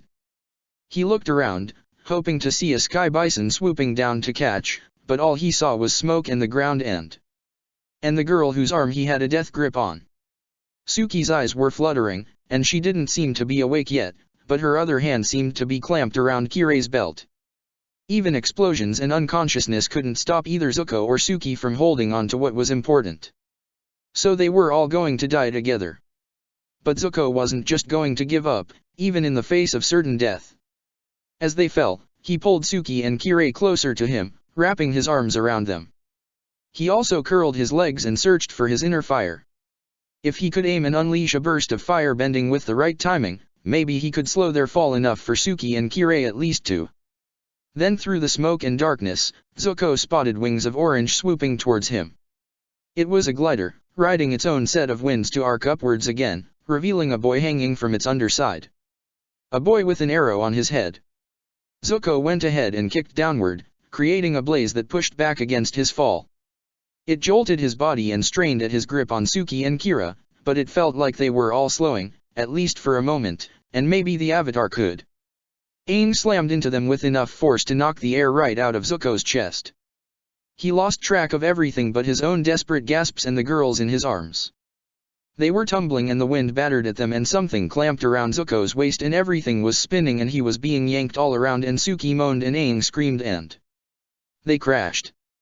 Things gave way as they tumbled and Zuko still couldn't catch his breath and every impact hurt, but that eternity lasted for no more than a few seconds, and then came to painful, thumping stop against a wall. Zuko finally relaxed his body, but he still couldn't catch his breath. His vision was going dark and sweet, cool air forced its way in through his nose and he greedily accepted it. When his breathing was normal again, he turned his head to find Aang lying right next to him, a tattooed hand still poised from whatever airbending trick it had just performed. Zuko said, "Thanks." Aang smiled, winced, and then settled on a feeble grin. No problem. So he was back at war. Zuko couldn't say he had missed it. Mai had spent far too much of her life wondering what she'd do if a little line of light traced its way through the air in her direction. She had gotten to test those possibilities on Zenmatsu, during the disciple of the Third's attempt to kill her, Aang, and Toph while they were out on an excursion. It turned out that what she would do was dodge a lot. Sure enough, when she saw that same ray of light streaking through the sky towards Appa, she reflexively made a tackling leap out of the saddle to where Aang sat on Appa's head. For her trouble, she knocked away the only human in their group who could fly and got herself tangled in the reins. Apparently, her instincts thought saving Aang was more important than anything else. Stupid instincts. Her getting caught in the reins, at least, prompted Appa to veer away just before the ray of light became sound and fury and fire, so instead of being reduced to bison meat hash, the big guy was only, batted out of the sky with the speed and force of an angry dragon. Mai was dragged along for the ride, but she heard familiar screams go whipping past her as some of her friends and at least one lemur were flung out of the saddle. Appa roared his displeasure and Mai silently agreed. She didn't dare untangle herself because she couldn't fly, and that left her nothing to do but try very hard not to be sick through the tumbling and twisting and swooping and all the other movements. It all came to an end when they crashed. It wasn't so much of a crash as a series of crashes, hard impacts against solid objects of some kind that made Appa give out pained grunts. Each one crumbled against his weight and absorbed some of their speed. Mai felt every impact down to her bones, and after an eternity of jolts, there was one last very loud, very final crash and Appa came to a stop. Mai came to her own stop a moment later when the reins she still wrapped around her snapped taut and nearly broke some of her ribs. Appa moaned. Mai did, too. Something nearby fell apart with a clatter. Then Sokka's voice slurred, "Sacred slush." "Never," came Topha's voice in something like a pained reply, "again." Mai blinked to clear her vision and looked around. Sokka and Toph were indeed both still in the saddle, one of each of their arms practically wrapped around the grip holes in the side, their other arms wrapped around each other. Between them, Kalo and Sage Shiryu had been pinned in place. Zuko, Suki, Momo, and Kirei were all gone. Ain, too. And around them, the Grand Temple? Sure enough, Appa had come to a very disruptive landing in the center of what Mai had always thought of as the big room with lots of statues. The floor was buckled beneath them and a lot of the statues seemed to have been knocked over, if not outright demolished. Mai looked up to find a sky bison-sized hole in the ceiling, and through it, she could see the remains of what had once been the temple's central dragon spine tower. So that's what those other impacts had been. Mai pulled one of her larger knives out of her belt and began sawing at the reins that were still wrapped around her. "Well, Kalo, I have good news for you. We wound up landing at the temple, after all." "I changed my mind," he groaned as Sokka and Toph disentangled themselves and let him go. Toph immediately climbed out of the saddle to the ground. "Never again. I am never leaving the ground again. When I die, have my corpse dipped in lead so that it'll be too heavy for anyone to lift." Sokka, however, was patting himself down in what seemed to be good humor. "Hey, as far as crashes go, that was one of my better experiences. Last time, I did it without a sky bison, and broke a rib for my trouble. Remember that, Mai?" She did, having taken that fall with him back in the awful underground sinkhole fortress, but she felt no need to relive that experience. With a grunt of triumph, she cut through the last of Appa's reins and climbed over to the saddle. "Anyone not named Sokka hurt over here?" Kalo looked down at himself as if surprised by what he saw. "I'm going to be bruised all over, but I seem to be okay." "Sage Shiryu." The older man seemed content to just lay in the saddle forever. "I don't believe I have any broken bones, but my hands won't stop shaking." Mai nodded. "That's just the result of the sheer terror you experienced. It'll pass, eventually." She leaned over to pet Appa's head. "How about you, big guy?" Appa gave an expressively done with this snort and closed his eyes. Yeah, Mai figured he had earned the right to sit the rest of this out. He'd make too big a target for this kind of situation. But that left them without an easy way to go looking for their friends. If said friends were even alive. She looked over at Sokka. "I don't suppose you saw what happened to everyone else." He winced and opened his mouth to speak. And Toph said, "First I think we still need to figure out what's going to happen to us." She pointed across the room, where a whole bunch of fire sages, ranging in expressions from angry to confused to cynically unsurprised, were coming into the room. Mai raised her hands to show that she wasn't holding any of the blades she was famous for. "Sorry about the mess." Sokka snorted. "See, you should have said that you were sorry for dropping in like this. Because we fell out of the sky through their roof." Without making any sudden movements, Mai leaned over and slapped his head. Azula had surrounded herself in the informal dining room with neat clusters of papers listing blackmail material for various military figures who were probably already dead, a stack for each name. Unsorted and unread papers were piled behind her, almost like the backdrop to a throne. Father scattered them all when he burst into the room and ran over to wrap his arms around her. "Oh, Azula. Zuko, your brother dash." Azula didn't know what to do. She just let herself be squeezed. Father pulled back and looked her in the eyes. "Your brother might be dead. The Avatar's sky bison it was shot down by the disciple." Azula gave a laugh before she could help herself. Father blanched and let go of her. She'd failed him again, hadn't she? That wasn't what he wanted from her. She quickly forced her amusement down and put a solemn expression on her face. "My apologies, Father. I was just amused at the thought that Zuko could be killed so easily. Yes, he's survived an exploding volcano and a monster made from all the ash that is now Basing Se. He crawled across the colonial continent for years with nothing but his wits to keep him alive. Unless you saw his body, I would not take his death as certain." She left out how funny she found it that another incident of friendly fire would be responsible for Zuko's death, after Father's own friendly fire had ruined Zuko's face. Father took a shuddering breath, and when he spoke again, his voice had lost its strain. "You really think your brother still lives?"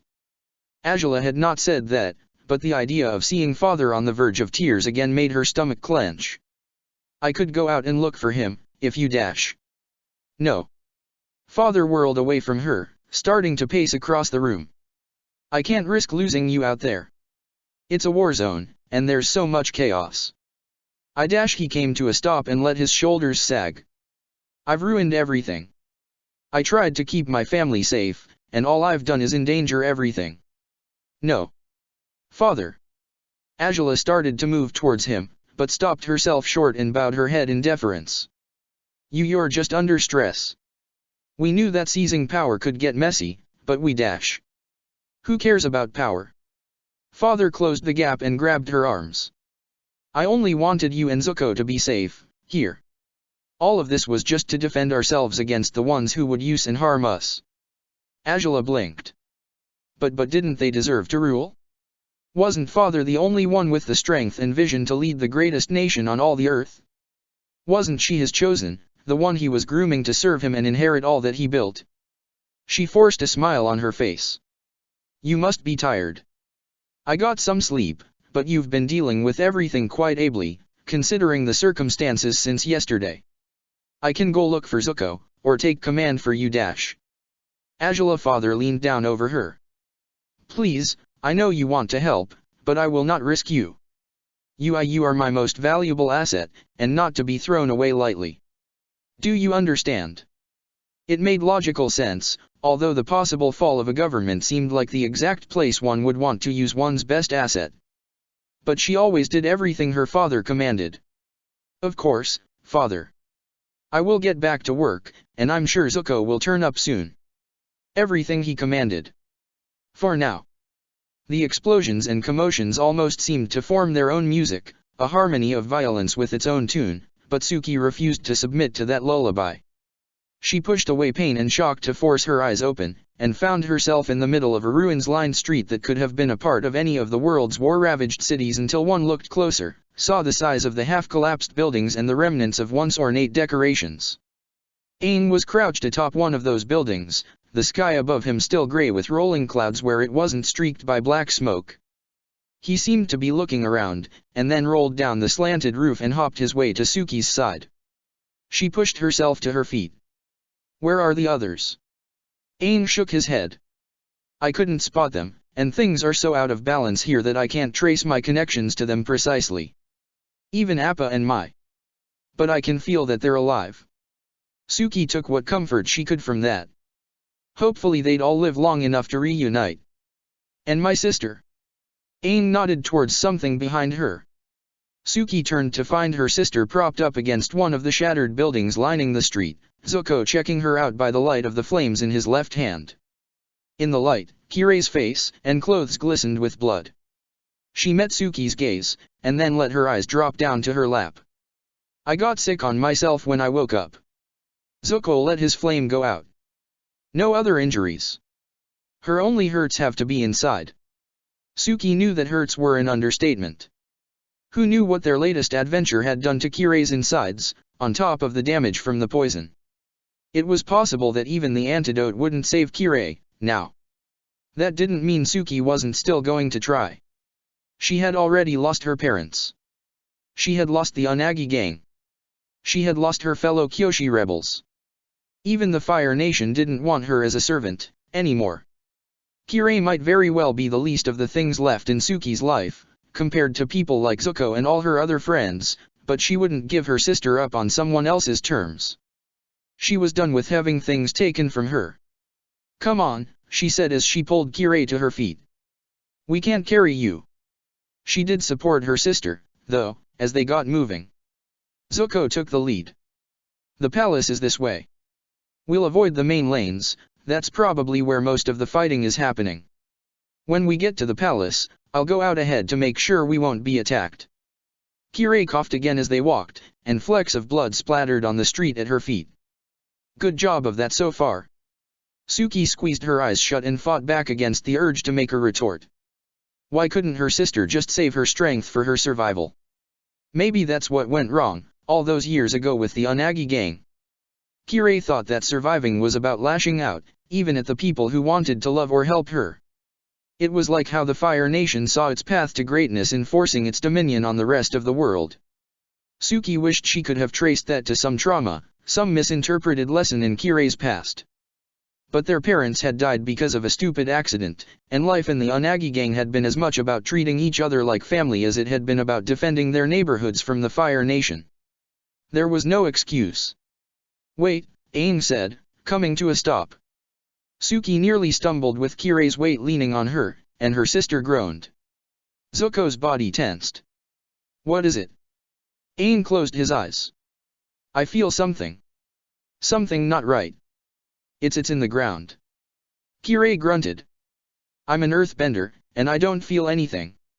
Stop wasting time." Suki looked to Zuko. He nodded. Aang learned a lot about earthbending from King Toph. If he's worried, I'm worried. Aang's eyes snapped open. "I'm worried." He pointed with his staff. "Quick, this W dash." And then the building in the opposite direction as he was pointing began collapsing towards them. Suki yanked Kirei into a run, and Zuko grabbed Kirei's other side to help them along. Aang spun and swung his staff at the wall, tilting over them, knocking it back for a critical moment, and they all managed to outrun the debris, although not the cloud of dust. Aang twirled his staff, and the dust whipped away to reveal a robed man standing atop the ruins of the building. Suki thought he might be sunburned, at first, but then she realized that the redness of his skin was really words tattooed over every inch of his face and hands. "Weapon mutant," Zuko bit out. "Welcome back to the caldera, Prince Zuko. I am sure your father will be happy to see you, for it is written that fathers honor the sons who carry their flames to new vistas, while sons must honor their fathers, for their flames have been passed down through the generations, and proper respect must be paid for what is given."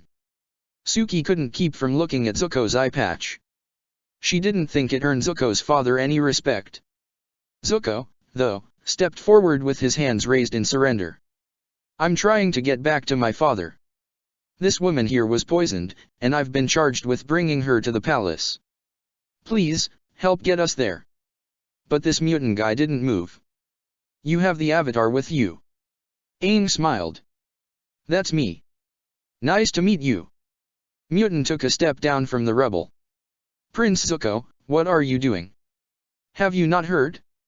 The Avatar's poison has finally reached the heart of the Fire Nation." Everyone exchanged glances. Suki began inching off behind Zuko and Aang, but Mutant snapped a fist into the air, and a wall of stone rose up to cut off the entire street. Mutant continued climbing down towards them. "You brought the Avatar to the Fire Nation and started our decline, and now you bring him to the palace. Don't you understand any of it?" "I understand that you're committing treason," Zuko growled. "If you won't help us, at least let us pass." Mutant balled his fists and actually roared. The ground shook beneath them as he said, "Treason. Everything is treason now. Ajalon is dead and we're fighting the start of a civil war." Zuko's jaw dropped. "Grandfather is his dash. The rightful flame of the Fire Nation has gone out and it's the Avatar's curse on us." Mutant threw his fists out, and a large stone flew up from the ruins of the building to streak towards them. While Zuko and Aang dodged to either side, Suki pulled Kirei into a dive out of the way. They struck the ground hard, and Kirei let out a heavy groan and pulled herself into a shaking ball. Suki could only just kneel at her sister's side, trying to figure out what to do while the sounds of a fight came from behind her. Then she heard Mutant cry out, "Enough!" The ground shook again, and Suki turned just in time to see him slap both of his hands to the stone at his feet, and for the street between him and Aang to burst up into a wave of lava. Toph could feel people fighting and dying all around her, and every explosion made her stop and cringe. She couldn't tell the different soldiers apart. Mai claimed that some were Crimson Guard and some were Army and some Home Guard, but they were all just people in Toph's Earth sense. They all wore armor, all moved quickly through the streets, and they fought and died the same way. Some moved in groups, others alone, and when they encountered an enemy there would be the chaos of a brawl and pulses that faded away. Sometimes there would be an explosion, an unexpected crack that split the air and rattled the earth and made a whole group of people just go away. Toph thought she hated feeling someone bleed on a stone floor, but something about a life just winking out in an instant made her shudder. Of course, Sokka had decided that their group needed to take out this sparky boom man. Only the fire sages had been able to put up an argument. But the thrust of their logic was more along the lines of, but Prince Oze is fighting off a rebellion. And, people are getting killed out there. It was the first point that Toph found more interesting. Finally, they got some real information about what was going on. It was the usual stuff: royals running circles around each other, flunkies switching sides every time the mud bubbled, soldiers told to stand peacefully in places where they were about to be attacked, but it brought the full picture into relief. So the guys trying to invade the palace are, nominally, on our side, Mai had whispered to the group while the fire sages cleaned up debris. If they're trying to arrest Oze, Iroh will become Fire Lord, and we'll have held up our end of Aang's bargain. He gets the throne, and we get a freed Earth Kingdom. Toph had nodded. So we storm the palace. Simple. Sokka, tell me why it probably isn't simple. But Sokka had given a hum that wasn't his usual gloominess. Aside from the chance of dying, I actually like the idea. Randomly searching the city for our friends isn't going to find them any quicker than randomly fighting around, and making a spectacle of ourselves might even help them find us. Kalo's pulse had been hammering ever since the other sages had explained what was going on and helped move Shai away to recover, but he had nevertheless apparently decided to stick around to help. He had joined their little cluster of conspiracy over by Appa. We need to slip away carefully. If High Sage Zingeo is still at the palace, the temples are definitely supporting Oze. They won't like us going off to attack him. And your Sky Bison doesn't seem up to flying away again. But Sokka had perked up. Maybe not towards the trouble, but he went over to stand in front of Appa. Hey, buddy, do you think you can go find Momo? Stay low and keep away from the palace? I bet Momo is hiding somewhere safe, and then we'll come find you when things aren't exploding anymore. Toph had seen Mai plead with this pack animal before, back at Ba Sing Se, and once again Lady Gloomy reached out to rub Appa's fur and said, "That's a good idea. I know you're strong enough to do it. We'll find Aang for you, okay?"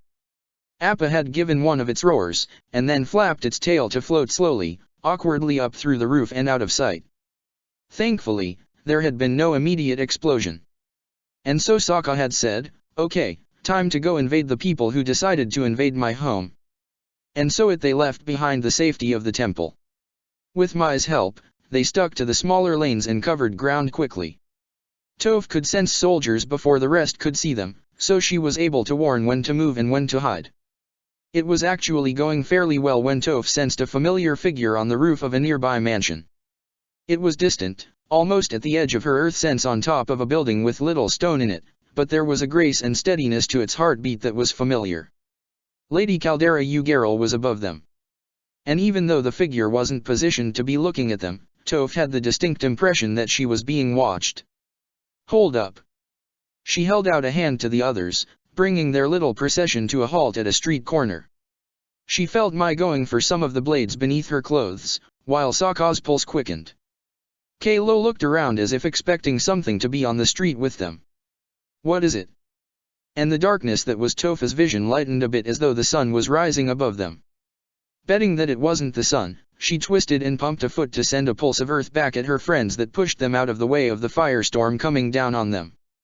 Toph raised her fists at the same time to pull the bricks of the street up to form a shield over herself, but she still felt the heat of the attack nearly singing her skin. As soon as she felt the heat go away, Toph ripped a chunk of the ground up and sent it sailing towards her attacker. Or, rather, the building the attacker was standing on. The load-bearing columns stuck out against the flimsier material of the walls, and one particular column in particular was the conduit through which Garal's movements and vibrations were being carried down to the earth. Toph sent her attack straight at that column, and she was rewarded with a nice cacophony. "Gimme eyes," she barked. "A wing of the mansion is collapsing," Sokka immediately answered. "That side of the roof is coming down and sacred slush, someone is sliding down towards us shooting fire." Toph could feel the heat. There was a lot of it coming down, and she was reminded of Garal's Agni Kai against Zuko. Princey Pants had been overwhelmed with a whole sustained conflagration that, he later theorized, Geralt had been able to perceive and navigate with a precision no other living firebender could manage. It had made sense to Toph, as Geralt had already demonstrated that the blindfold she always wore didn't hamper her perceptions in the slightest. Toph could see with her earthbending, and there was no reason a firebender couldn't manage something similar. But Toph couldn't see fire, and Geralt wouldn't be able to see earth. Should be fun. Get out of here, she shrieked as she kicked at the ground right in front of her to rip a tunnel open. 3 bodies Mai, Sokka, and Kalo dashed into the safety of the underground, and Toph followed just far enough to get a roof over her head. Then she stopped and threw her fists forward again, extending the tunnel down another city block. Her friends kept running. Toph stayed put. While the others continued on towards the palace, Toph lifted her arms above her head and began punching the ceiling of her tunnel. The force sent shockwaves all through the street's topside, revealing Geralt in all her stupid physical glory and creating people-sized columns of earth to stab upward, forming a maze of stone. When Toph judged that she had created enough interference, she stomped the tunnel floor and raised one last column to carry herself back to the surface. As she passed through the stone of the street, she drew her arms close, calling the earth to her and fusing it together into full-body armor. Toph covered everything, from her head to her toes, leaving just enough gaps in the stone plates to allow her to move and breathe. The rock felt cool against her body. But then, that was the point. Between the obscuring columns of stone and the armor, Toph was betting that she was pretty close to invisible to Geralt. When Toph reached the surface, she found a blaze of fire waiting for her, and Geralt moving quickly through it in an erratic path. Toph was tempted to try to follow it, to come up from behind, but she knew that fire didn't stay put like earth. The paths would be changing by the moment. So Toph slipped between columns and tried to circle around Geralt, hunting like a pack of wolf bats running down an isolated baby badger mole, preparing a strong strike to take out a weapon of the Fire Nation with one blow. And Geralt spun and punched out a thin spear of a blazing fireball that broke through columns to strike Toph right in the center of her armored chest. Oh. Right. Geralt heard Toph coming. Good to remember. The stone burned against her. Zuko was having a hard time keeping his mind on the lava bender who was trying to kill him. It was just that it was all so wrong. The caldera, one of the most perfect places in the world in Zuko's memory, was being ruined. It smelled of smoke and soot and fire and violence, akin to the reek of one of the Earth Kingdom's ashlands. The sight of the ruined buildings could have come from any number of colony villages he had passed through during his exile, places that the Fire Nation had attacked in their efforts to spread peace and civilization. Now it had all come home, straight to the center of the Fire Nation. Peace and civilization. And it was all Father's fault, according to Mutton's ranting. Zuko darted across the cracked courtyard of some abandoned manor, away from a flying rock that was half melted into glowing lava. It struck the carriage house behind him to immediately set the building's outer walls on fire, and he grabbed at the newborn flames without breaking his strike to toss them back at the lava bender. Hopping out of the shelter of the half-crumbled manor behind him, Aang added to the attack with his own fireball and a block of stone he lifted up and sent sailing with a swipe of his staff. Zuko hoped that Aang had been able to hide Suki and Kirei somewhere safe. Suki was a fantastic warrior, but there was little she could do against lava. Mutton defended himself by arcing his forearms and pulling columns out from the courtyard to swipe across the path of the attacks. Prince Oze delivered us from the heretics, and it is only by faith in fire can we be saved. He let 2 of the pillars remain standing, and pushed with both hands as if hefting a sandbag, using more power than Zuko had seen in any other earthbending style. The columns collapsed forward as they melted into lava. The military and the people have lost their faith, and only the fire can restore it in a baptism of pain and blood. One pillar groaned as it tipped towards Zuko, and the liquid portion popped and splattered even as he tried to leap clear. The glowing lava sprayed into his path. The air turned solid at Zuko's side and shoved him to safety. Zuko skidded across the ground even as Aang dashed past him and spun his staff into a glider. The Avatar flew over the lines of glowing lava that crisscrossed the street and courtyard, but Mutton slapped both of his hands down on the ground at his feet, and the sitting lava boiled and bubbled and the air shimmered with the heat of it. Aang cried out as his glider suddenly sailed upward, dragging him along on a current of hot air. Mutton gasped out the most humorless laugh that Zuko ever heard. All other elements are under the dominion of fire. Water, earth, and air all fall before it, and bow in their allegiance to it, for the fire came before all when it lit the void and gave life to the world. This was what Father had unleashed on his own people, on his own home. Grandfather was dead, murdered, the military was in rebellion, and the capital was burning. The weapons had been sent out to destroy homes and take lives in Father's name. Zuko had wanted to come home to discover, for himself, if Father really was capable of burning him on purpose, if the fireball that had taken his eye and half his face had been more than an accident. He thought he would have to look his father in the face, talk to him, immerse himself in their relationship. But, really, this was answer enough. All of it was Mother's disappearance. The way Father had used him as a distraction at the walls of Ba Sing Se without telling him what Azula had been raised to be. The mysteries around the burning of Hirae. The poisoning of Suki's sister just to force Zuko to come home. He knew what he'd see when he finally got back to the palace. He'd see a man capable of attacking his own son in a fit of fury. Mutin moved like he was shoving again, a fluid motion so unlike either fire-bending or earth-bending but with a sluggishness that couldn't be of water or air. The ground beneath his hands lit up with an orange glow and erupted into a geyser of lava, and then he pushed down to send the surge flowing out in a spreading wave. Zuko shook himself from his thoughts again and moved to avoid the latest attack, but as he began to move, he realized he had let himself get boxed in. Half-cooled lava still lay splattered in his path, a mix of runny stone and dancing fire, and when he turned back the other way, he found that a pool of even more lava oozing towards him. Mutin's wave was coming down towards Zuko's head. He twisted and threw himself back towards that first direction, where the lava was almost solid again, and kicked out with his feet to extend his inner fire out to the ground. His boots had barely cleared the ground when the fire struck against the stone and exploded, the shock wave flipping him into a spin through the air. He tucked his arms and legs in. Felt the heat of the gooey rock beneath him. And his back struck a spot of the courtyard that was only slightly warm. He had never been so happy to crash to the hard, ragged ground. Aang landed in a crouch beside him. Zuko scrambled back to his feet. "We're running out of room." Aang nodded. "Got it." Mutin was still crouched down, hands against the ground, and the hot glow was continuing to spread out across the whole area. Aang reared back, inhaled more deeply than Zuko would have expected of that little body, and then leaned forward to exhale a gale at the same time he pushed out with both hands in a kind of undulating motion. Crystals formed just past Aang's hands and flew out to tinge all of the air beyond. The atmosphere grew chilled, and Zuko found himself instinctively hugging himself at the sudden cold.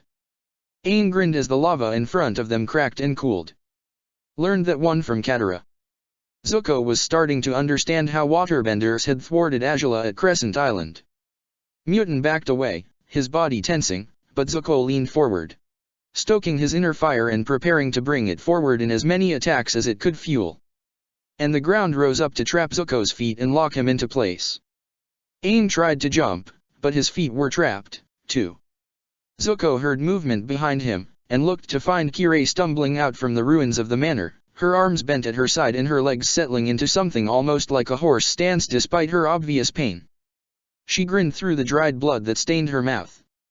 "Hey, Lava Bender. Prince Oze wants Zuko and me at the palace. The Avatar is a curse on the world or whatever. I've captured them for you, and request safe passage to the palace." She coughed, and spat on the ground. All thoughts of Father flew from Zuko's mind. Betrayal was good at focusing him. Mai emerged from the dark underground onto the street right in front of her parents' mansion. She was so surprised by the sight of her home that it was Sokka who had to point out, "Hey, where did Toph go?" Mai tore her eyes away from the past and looked around, and sure enough, only Sokka and Kalo stood behind her. Well, as far as she could figure, there were two possibilities. One was that the Earth King who made up for her blindness with super earthbending or something had gotten lost in a straight tunnel. The other was proved true when a light-like bonfire burst into being several blocks back in the direction of Topha's escape path. Right, stupid rearguard action it was, then. She pulled a pair of razor discs from her sleeve. "We need to go back and help her. Geralt is too good even for Dash." And then she saw the line of pure light extending from the gate of the palace, and she forgot she lived across the street from the Fire Lord, and she grabbed Sokka and Kalo and dove behind her home's outer wall. And then her home blew up. Suki was sick of her sister hitting her. She had been watching the fight that Zuko and Aang were waging against the lava bender, trying to find some way to help them. She wished, for the first time in her life, that she was detached and deadly and able to throw knives faster than a diving cheetah hawk. But Suki was just Suki, and the only thing she had was a terrible sister. The blow had come out of nowhere, an explosion of pain and darkness right at the base of Suki's skull that sent her into darkness. She never quite lost consciousness, not with the threat of pain to anchor her to reality, and managed to force her eyes back open to find the shattered remains of a rock on the floor around her that looked to be about the size of Kirai's fist. She crawled back the way Aang had led them before, towards the fight and the heat of lava. She found Kirai standing just outside a hole in the wall of what seemed to have once been a music room. Beyond her, the lava bender was walking across a field of black lava rock, crunching with each step. "You are an earthbender." Suki spotted Zuko slashing at his feet with spikes of fire, chipping away at shackles of stone that held him in place.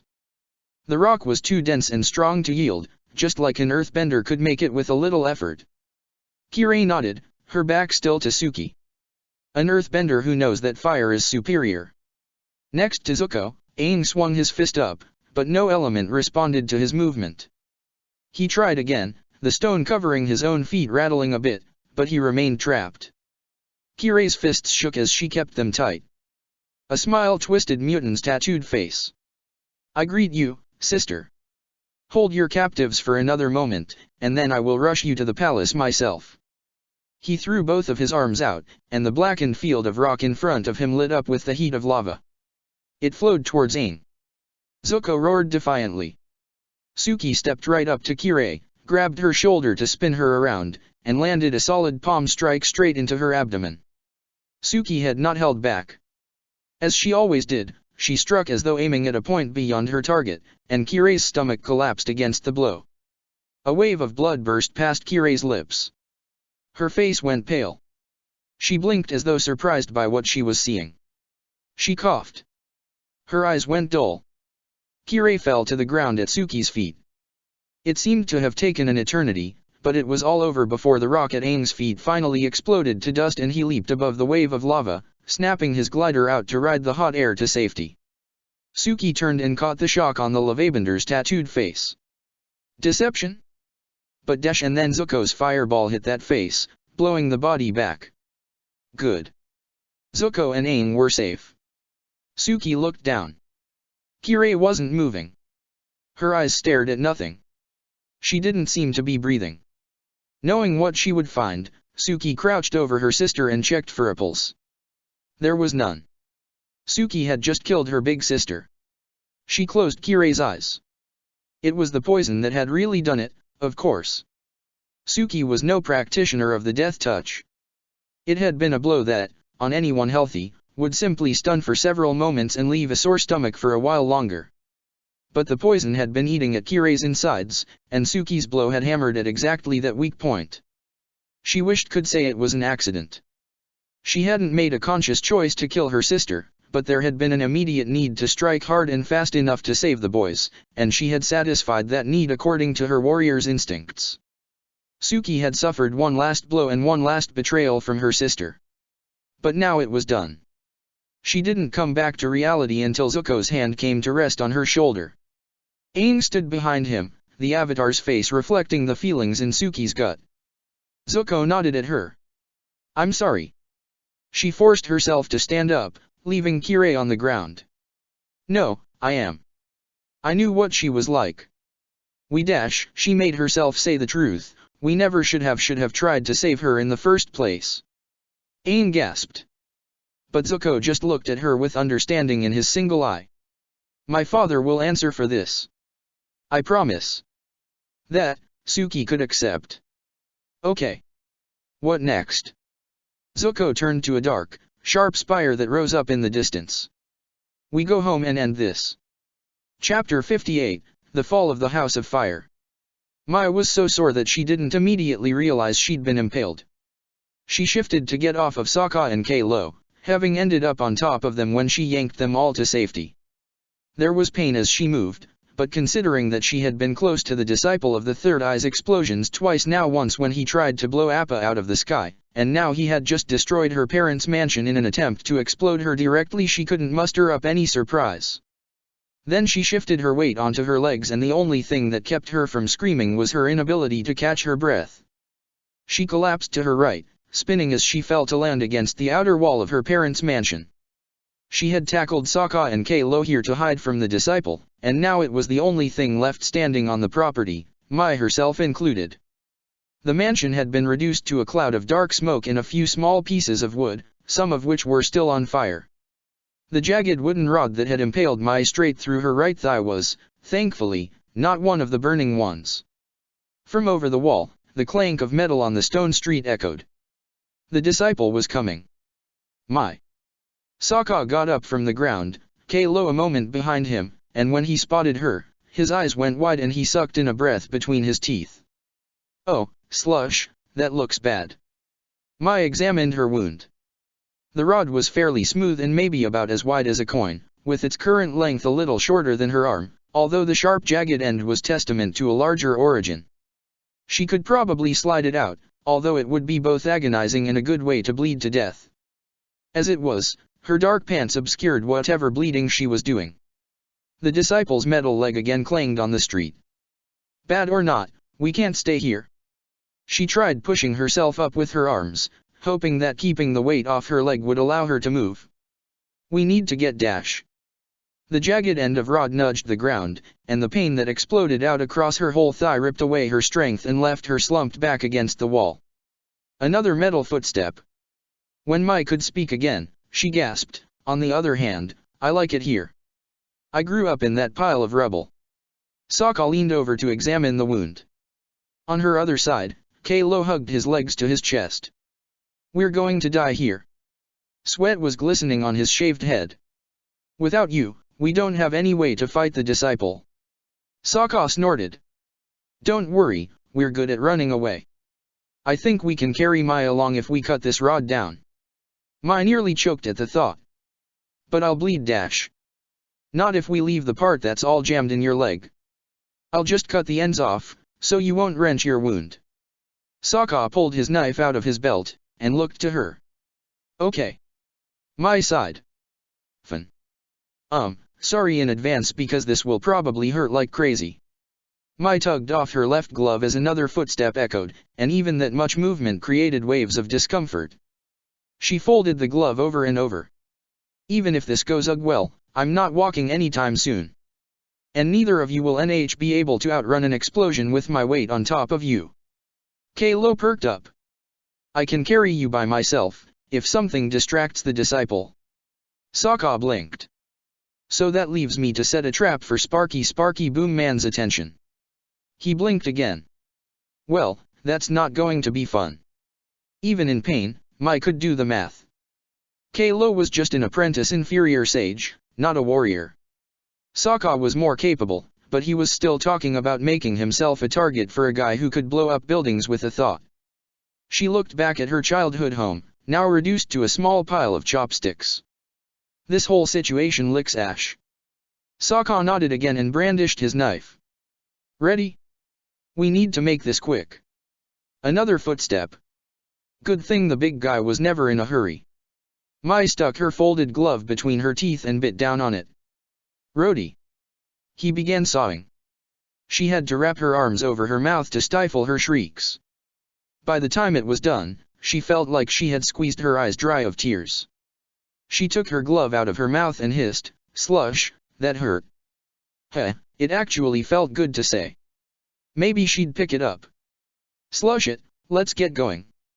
Kalo helped her up, and her thigh felt no better, but at least the stick still stabbing all the way through wasn't knocking against anything with its shorter length. It also felt like the area around the wound was wetter. Hopefully, she wasn't losing blood at an especially fatal rate. Once she was on her feet and leaning against Kalo, Sokka gave her one last nod. If you find Toph or Aang or anybody, feel free to send help. Well, I'm not so much hoping to win against this guy as not lose, you know. Mai understood. Resting her full weight on Kalo, unfastened the bolt launcher she wore on her right wrist and tossed it to Sokka. She followed it up by removing and giving him the other one as well. I expect those returned in working order. Sokka didn't say anything, but he did grin as he clipped them on. Mai nodded to Kalo. Now we can go. There's a servant gate around the other side of the house the ruins, I mean. They got moving, and Mai heard the sound of water tribe boots against the street. Then the air cracked with the sound of an explosion. Kalo kept them moving. Sokka's voice echoed from down the street, have you ever thought about a career in demolitio yikes? His scream diminished as he apparently ran like the wind. The air cracked again as Kalo dragged Mai along. By the time Zuko arrived at the palace, the blasting had moved. For a while, the sound of the explosions had eclipsed the din of other fighting, and for all the death it portended, it was a helpful thing. Each boom that reverberated from the palace district was an opportunity for Zuko, Suki, and Aang to make a dash to the next bit of cover while their own noise was inaudible. In the quiet moments, they used the sound of swords and fire bending and shouts to identify what areas to avoid.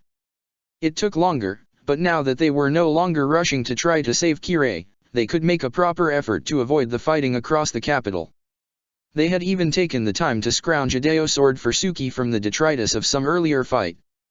But in a few cases where they did encounter an unexpected soldier, no matter whether it was Crimson Guard or Army or Home Guard, they acted together to disable the soldier quickly and quietly. After Muten, they no longer trusted anyone to be on their side. After Kirei, they couldn't. A last burst of explosions had enabled them to make a long run for the palace district, but all they found when they arrived was more rubble and smoke. The disciple of the Third Eye wasn't anywhere to be seen, and the sounds of his attacks were coming from elsewhere. He must have been drawn off or forced into a retreat by someone. That left the Proud March, the massive space between the rest of the city and the palace's outer walls, empty of life. The smooth brick ground was pockmarked from the disciples' work, but beyond it all, beyond the outer walls, the palace stood undamaged and unblemished. On the other side of one of the 12 segments of the Proud March, Mai's house was smoking ruins. Zuko wondered if that meant she was no longer of the Caldera clan. He waved Aang and Suki forward. Come on. Almost there. Zuko led them across the Proud March, to the outer walls, to the gate that had been left open. He paused there, crouching at the edge and peeking out to see what waited beyond the walls. He heard the boots on the path before he saw anything, and ducked back as a 6-person squad of Crimson Guard jogged out and took positions on the Proud March. Not seeing any reason to bother the guards while their backs were turned, Zuko waved Aang and Suki to follow him through the gate. They were able to walk straight up to the palace, and Zuko opened the doors to find 2 startled Crimson Guards caught mid-step. He snapped into a fire-bending stance. The guards took defensive postures. Suki lifted her sword. One of the guards took a step. Hold up.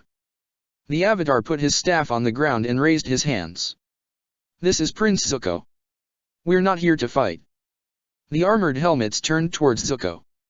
He nodded at them.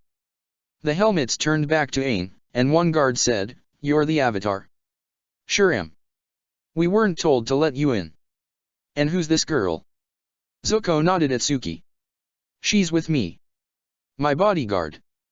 The guards turned their helmets to glance at each other, and one said, "I think this is going to be a problem." Aang lowered his hands. "Are you really going to attack me?"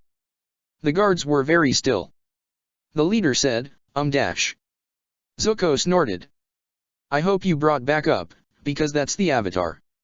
You know, the bridge between worlds, master of the 4 elements, 1,000 lifetimes worth of fighting experience."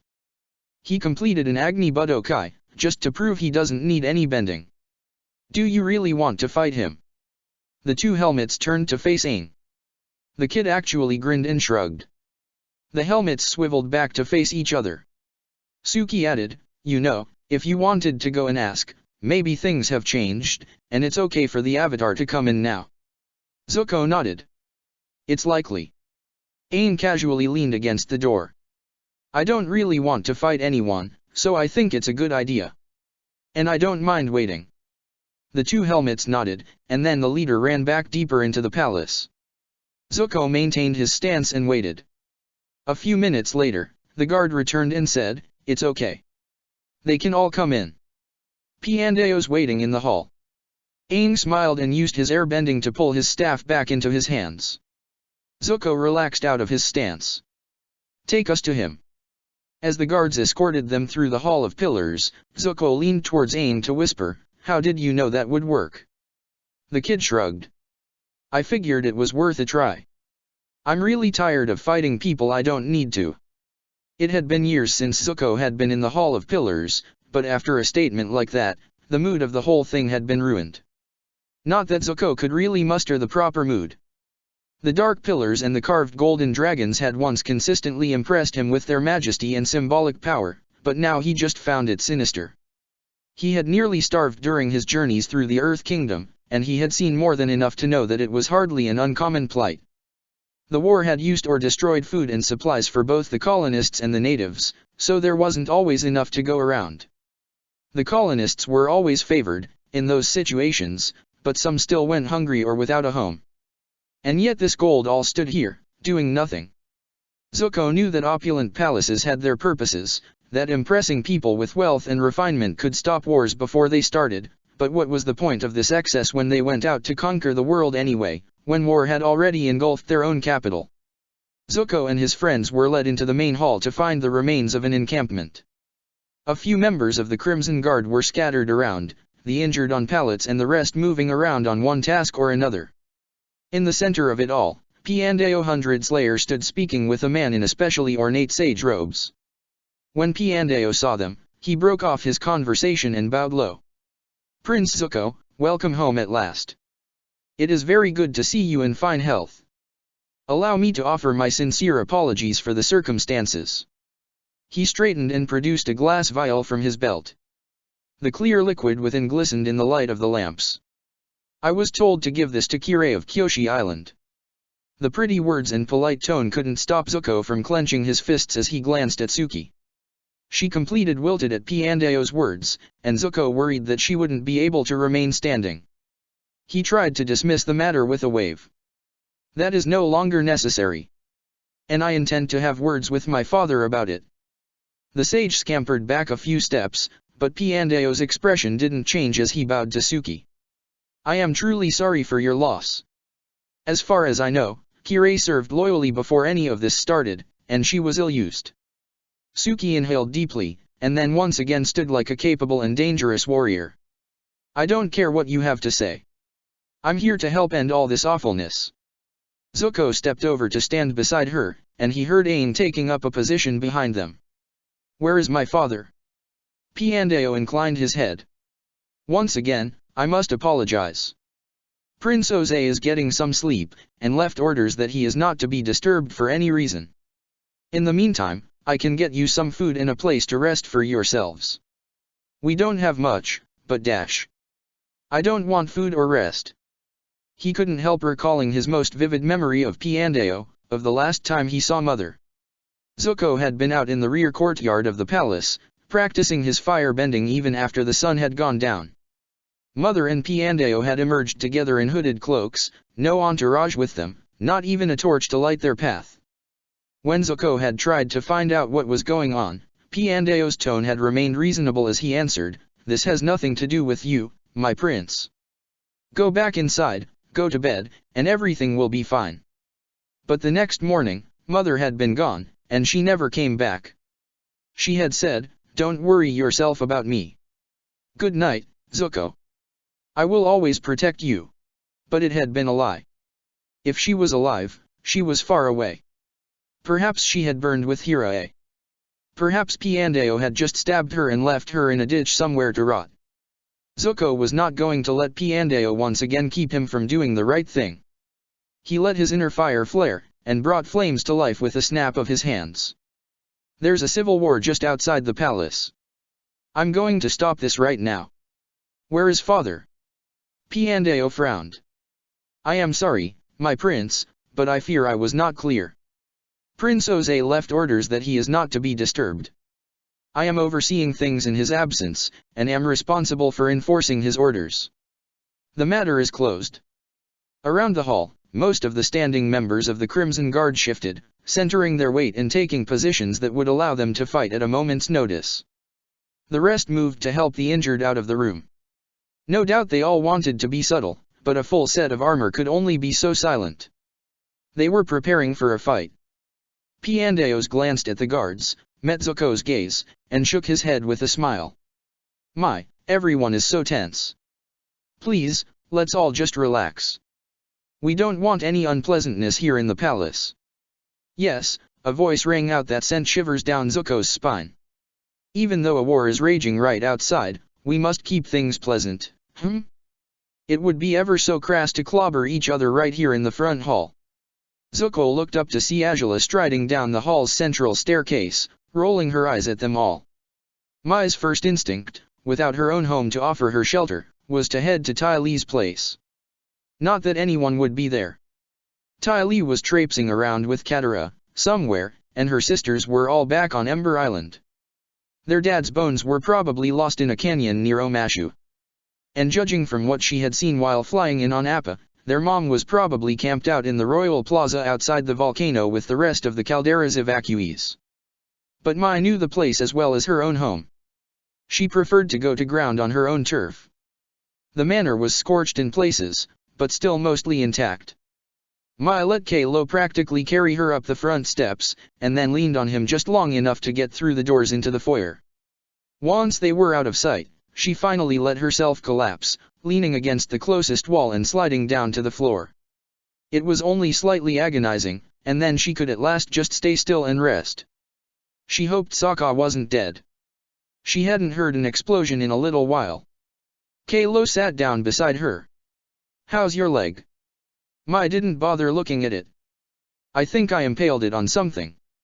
Go find a healer for me." He blanched.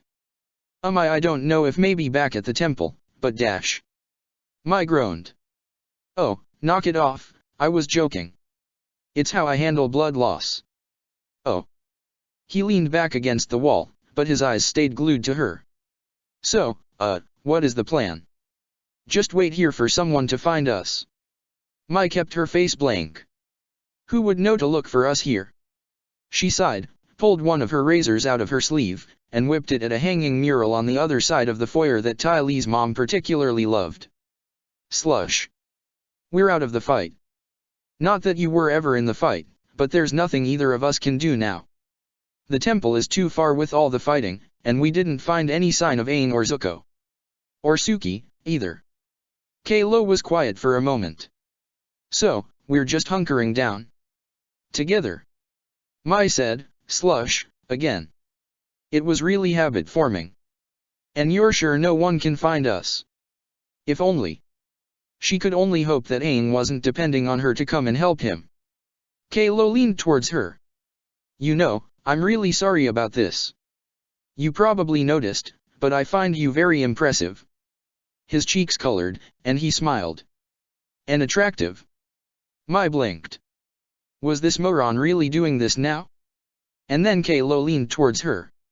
She had a blade up to his neck before he could blink. "I changed my mind. I'm hunkering down. You're going back to the temple. Right now." She never saw his hand move. One moment he was looking at her the way most boys looked at Ty Lee, despite the fact that she was threatening his life. The next, pain exploded from her thigh and she was squealing and dropping her blade as he used one hand to press down on the stick impaling her. Then he was putting his other forearm across her throat and pushing her against the wall and pressing, and she couldn't breathe. She gagged, unable to ask the questions that burned in her chest. But Kalo must have seen them in her eyes, because he shook his head as he choked her. "I would have liked to keep you alive. To court you, even, if there had been the opportunity. But the Avatar saved you from my trap and the knockout vapors back on Sage Guan's ship, and now that the he blinked, his voice failing, and tears ran down his cheeks. Now that the Fire Lord is dead, there's no other choice." Mai tried to say something, to insult this moron and ask him what he was talking about and scream for help, but all that emerged from her mouth was a rasp. If he had sabotaged their plan to get smuggled aboard Sage Guan's ship, then he was the one ultimately responsible for all her friends who had been hurt today, for Aang if. Kalo sniffled and he looked at her with something like understanding. Ajalon lifted me from darkness, made me his weapon and gave me a purpose. First to spy on the sages for him, and then to deal with the Avatar. Weapon. The ninth. Now, his breath hitched, and then he snarled and twisted her to the ground hard enough to slam the back of her head into the floor. Reality swam. She needed to breathe. Through a ringing in her ears, she heard Kalo whisper, "I cannot allow any of the traitors responsible for his death to live. I'm sorry." The weapons were all experts in something. Kalo was a master of being underestimated. She tried to squirm free, but she couldn't find the strength. Kalo kept his very solid forearm pressed against her throat as his salty tears splashed on her lips. Darkness swarmed at the edges of her vision. Slushing ash. Ajala couldn't deny that she loved a dramatic entrance. She took her time coming down the stairs while everyone Zuko, Piandao, the Avatar, High Sage Zingeo, the leftovers of the Crimson Guard, and even little Suki stared at her. The Avatar tilted his head. "And who are you? You don't see the family resemblance." She grinned at him as she took the last steps. "Maybe if I poked an eye out." She shut her left eye and made a scowling face. Over behind his pillar, Zingeo made a choking sound. Zuko squared his shoulders and glared at her.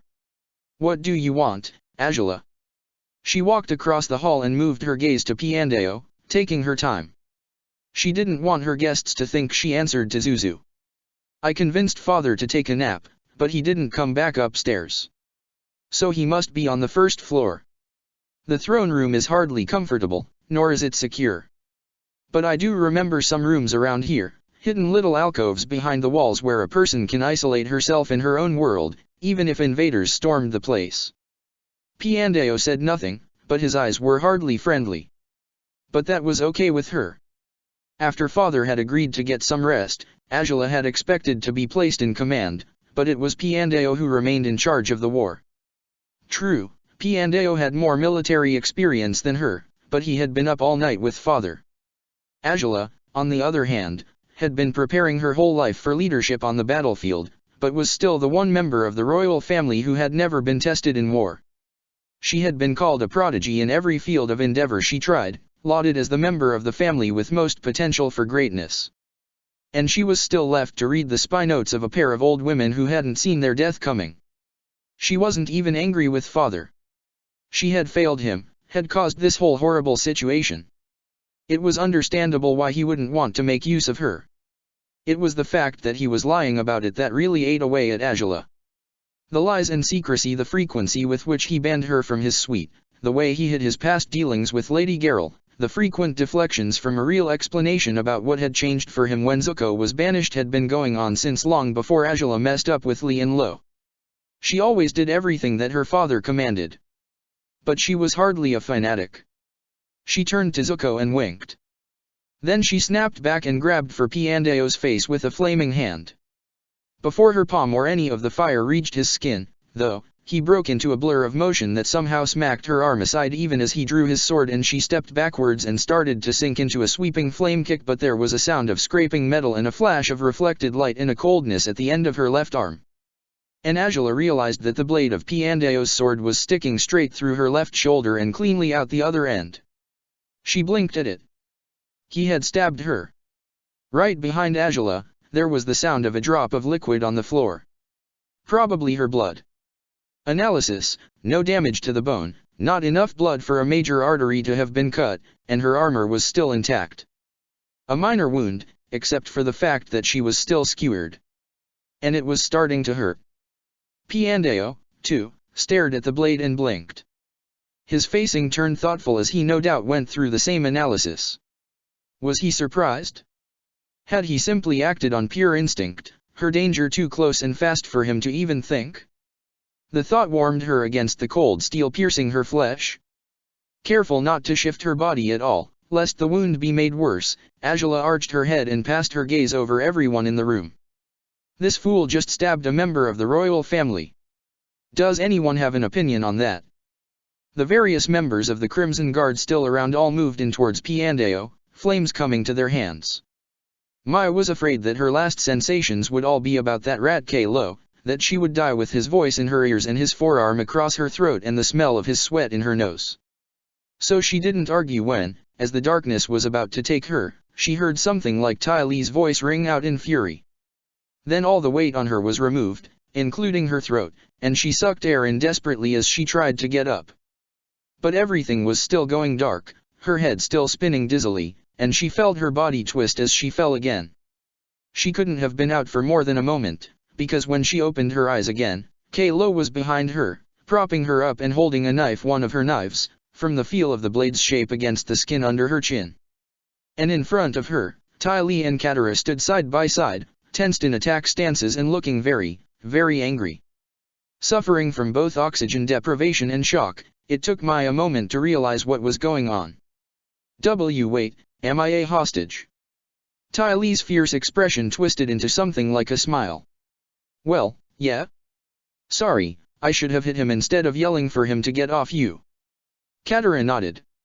Mai luxuriated in the ability to breathe, not at all concerned with the feel of steel on the skin under her chin, even though she had no opportunity to try to pull free. She must have fallen on her left leg when she blinked out for a moment, because it was pinned underneath her. Her right leg throbbed, and she remembered that it still had stick impelling it. Well, I wasn't expecting you to actually be here, so I forgive you for dash. She dropped the thought and leaned back on Kalo, using the leverage he provided to lift her butt off the floor as she stretched her left ankle in a certain way. The bolt launcher around it clicked, and with her leg twisted beneath her, it was perfectly positioned to shoot a small, very sharp stick straight into the guy trying to hide behind her. Kalo made a high-pitched sound, and the knife dropped from his hand. Mai wondered how he liked being impaled. She put her weight back down on her left hip and pulled away from him again, flexing one arm so that a razor disc dropped into her hand and bending the other arm so that she could pull a stiletto from a hidden pouch. She slashed the razor disc across Kalo's throat, and the finely sharpened blade slid easily through with a spray of blood. She jammed the knife into Kalo's chest, angling up through his ribs to puncture deep. Kalo fell backwards, hands flying to his throat, and he managed one long, wet wheeze before he quieted and his body slumped over. A red puddle quickly accumulated beneath it. This weapon, apparently, wasn't so good when the fighting started. Mai tried to push herself away, but that shifted her weight back on her right side, and her impaled thigh radiated pure hurt. She bit down on the urge to cry out, and then looked over to Katara. As long as you're here, I could use some water healing. Katara and Ty Lee both blinked in unison, and then moved. Ty Lee dragged Mai away from Kalo's body, into what looked like it might have been a parlor before the ruckus of the war outside the mansion had knocked over all the furniture. Katara followed as she stretched her arms, and some water floated out of the pouch on her back. Ty Lee laid Mai down and looked her over. Where are you hurt? The stick in my thigh. Goes all the way through. Katara bit her lip as she kept the water suspended in the air. I'm going to start healing, but I'll need the object pulled out before I can finish. Don't worry, I'll fix you up quick so you don't bleed out, but I can't put back the blood you've already lost. Mai gave the best shrug she could. Fair enough. I'm the one who left it lying all over the place. Katara shuddered and looked to Ty Lee. Keep Mai distracted while I start the healing. When I nod, pull the stick out. She looked back to Mai and shrugged. It's better if you don't know it's coming. Mai could only groan at the thought. Katara moved the water down to Mai's thigh, and it began glowing with that otherworldly light. The pain immediately eased, and Mai very deliberately turned her gaze away to Ty Lee. So, how are you two here? Ty Lee gasped and clapped her hands together. Katara and I have been trying to find you. We learned some things about Prince Iroh we really need to tell everyone, but you guys have been on the move and we tracked you to Ember Island and my sisters were really surprised to see me alive. Thanks for covering for me, but they said you were going to the capital so Katara can do this thing to make a boat go faster even than the Navy's motor wings, so we came to find you and maybe provide backup, but everything was all a war and things were exploding and we met some nice soldiers who after I paralyzed them said they saw a flying buffalo get shot out of the sky, so we were worried and decided to organize a search, but we'd need a meeting place and so I came home but saw some creep trying to take liberties with you, so I said, get off her you meanie, and he dash. Now, Katara said. Ty Lee yanked the stick out of Mai's thigh. Mai screamed as Katara's healing water flared. Sokka's people were hunters, before the Fire Nation forced them into a ghetto and made them labor for food tokens. But somehow Sokka kept ending up as prey. It had been what some people would call a merry chase, leading Sparky Boom Boom Man, okay, maybe it was kind of a mouthful, away from the palace and Mai. When he had taken Mai's wrist shooty things, he forgot to ask what they were called. He had imagined a glorious running fight with the big half-metal weapon guy, dodging explosions and shooting back sharp sticks that would slowly wear away his opponent's ability to fight. But it turned out that explosions weren't so easy to dodge. They were big, and even being close to one was enough to knock Sokka off his feet. And, at this point, whole blocks of this stupid caldera city had crumbled into underground caverns, making travel tricky. It wasn't until he realized he could use the wrist shooty things to cause noise in places where he wasn't that his life was no longer in constant imminent peril. So he would shoot a sharp stick high into the air, angling it. The tension in the cuff's springs was adjustable, and then it was just simple parabolic motion, to land on other side of a street or something with a clatter. Explosion guy, not bad, but lacking something, would explode the spot where noise came from, and Sokka would get into position to once again show himself for a quick peek and then hide and prepare to do the whole thing over again. Good thing Master Ignition, on the right track, was so aggressive. Except Sokka was running out of sharp sticks in his cuff shooters. The left was completely empty, and he had only 4 sticks in the right. Then he shot another one into the leaves of a tree leaning over a wall, setting them rustling, and was down to 3. The tree was briefly painted with light and then exploded. Sokka took off running down the street, looking around to identify hiding spots and access points and distraction-worthy features and he stepped on a stray bit of rubble that flew out from under his foot to trip him. Sokka slammed to the street, and Ignition Man's, not quite solid enough for such a big muscly guy, but almost there, metal footstep echoed behind him. Sokka looked back, and found his opponent staring at him. The Ignition Man inhaled. Sokka lifted his right arm and decided to aim for an eyeball with his last 3 sticks.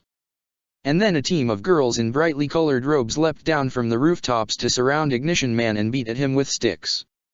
Sokka blinked. It was the Tai sisters. He had no idea how they had gotten here or why, but they were attacking with their all. He had sparred with them, back on Ember Island, and seen 1 or 2 at a time demonstrating their fighting style, but none of that had prepared him for the sight of all 6 fighting as a single unit. It was like they were in constant communication, one moving in as another faded back, leaping over each other and ducking under each other and constantly staying in motion, while the entire time at least 2 sisters were stabbing or swinging or spinning their tonfa sticks into their target. But the girls didn't make a sound as they fought, didn't speak, or so much as give a war cry. The only sounds were the meaty impact of their weapons against flesh and muscle and metal, and the whooshing of their quick movements. And yet they weren't winning. Ignition Guy, no, that's a step backwards, was taking all that punishment, even moving fast enough to block some of the worst hits with his metal arm and metal leg, and refusing to succumb. And as Sokka watched, he gave up on trying to exchange blows with the quicker girls. He stood up straight, taking another rain of blows across his body, in exchange looked at a nearby wall, inhaled. Sokka scrambled across the street to a heavy-looking piece of rubble that might have once been the head of a dragon statue. And the explosion sent the Tai sisters flying, but left their bigger opponent nothing but windswept. Sokka braced himself behind the stone dragon head, and when he felt the air slowing, he pulled himself up and aimed his cuff shooter again. He aimed for an eye. Combustion Man, yes, that feels right, turned to look at him.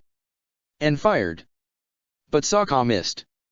The sharp stick struck Combustion Man in the eye like tattoo on his forehead, sinking only a little bit and sticking out of the guy's head like a tiny horn. A trickle of blood began to run down Combustion Man's face, but he didn't seem to be otherwise inconvenienced. He inhaled. Sokka quickly tried to aim for a real eye this time. Exhaled.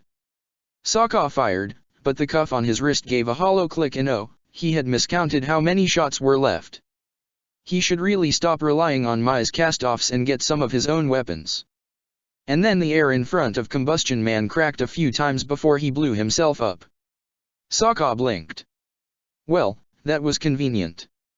When the smoke cleared, there was no more Combustion Man. And so soon after Sokka had found the right name, too. Well, he was alive and the enemy wasn't. Everything else was just a minor concern that he would forget as soon as the next life-threatening crisis lumbered along. For now, he figured he should make sure the Tai sisters were okay, and then go find Mai and Kalo and make sure they hadn't discovered the next bit of trouble on their own.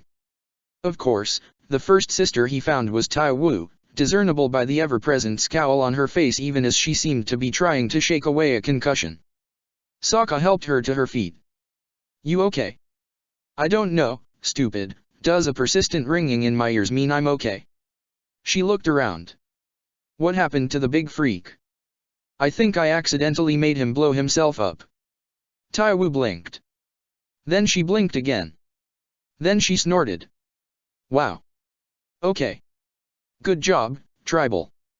Sokka looked around for the other 5 sisters. Their bright robes stood out against the smoke-stained city. "Thanks. But, if it's not too much trouble, could you never call me a tribal again? I kind of hate it." He glanced at her to make sure she wasn't about to hit him with a tonfa. Instead, she gave the first genuine smile he had ever seen on her. "No problem. Oh, hey, there's Tai Lin. Let's go help her." But before they could move, a figure in dark water tribe blue ran around the corner at the other end of the street. It couldn't be. But Katara's happy cry echoed, and she ran to Sokka. He ran to meet her. They met in a hug that nearly knocked the air from Sokka's lungs, but that was okay. He didn't know why his sister was in the middle of this war zone and not learning up at the North Pole, but that was okay, too. After nearly dying on his own, he was gaining allies, and the most important one of all had just arrived. He started to say, "How dash?" But Katara cut him off. "Of course, with Mai and Ty Lee are going to find Toph. Who else do we need to save?" Good question. Ever since killing Heihachi, Toph had privately been wondering if the weapons of the Fire Nation were all they were cracked up to be. Sure, there was the disciple of the Third Eye doing his thing, and all of the weapons who Toph had seen in action were really good, but Toph was Toph.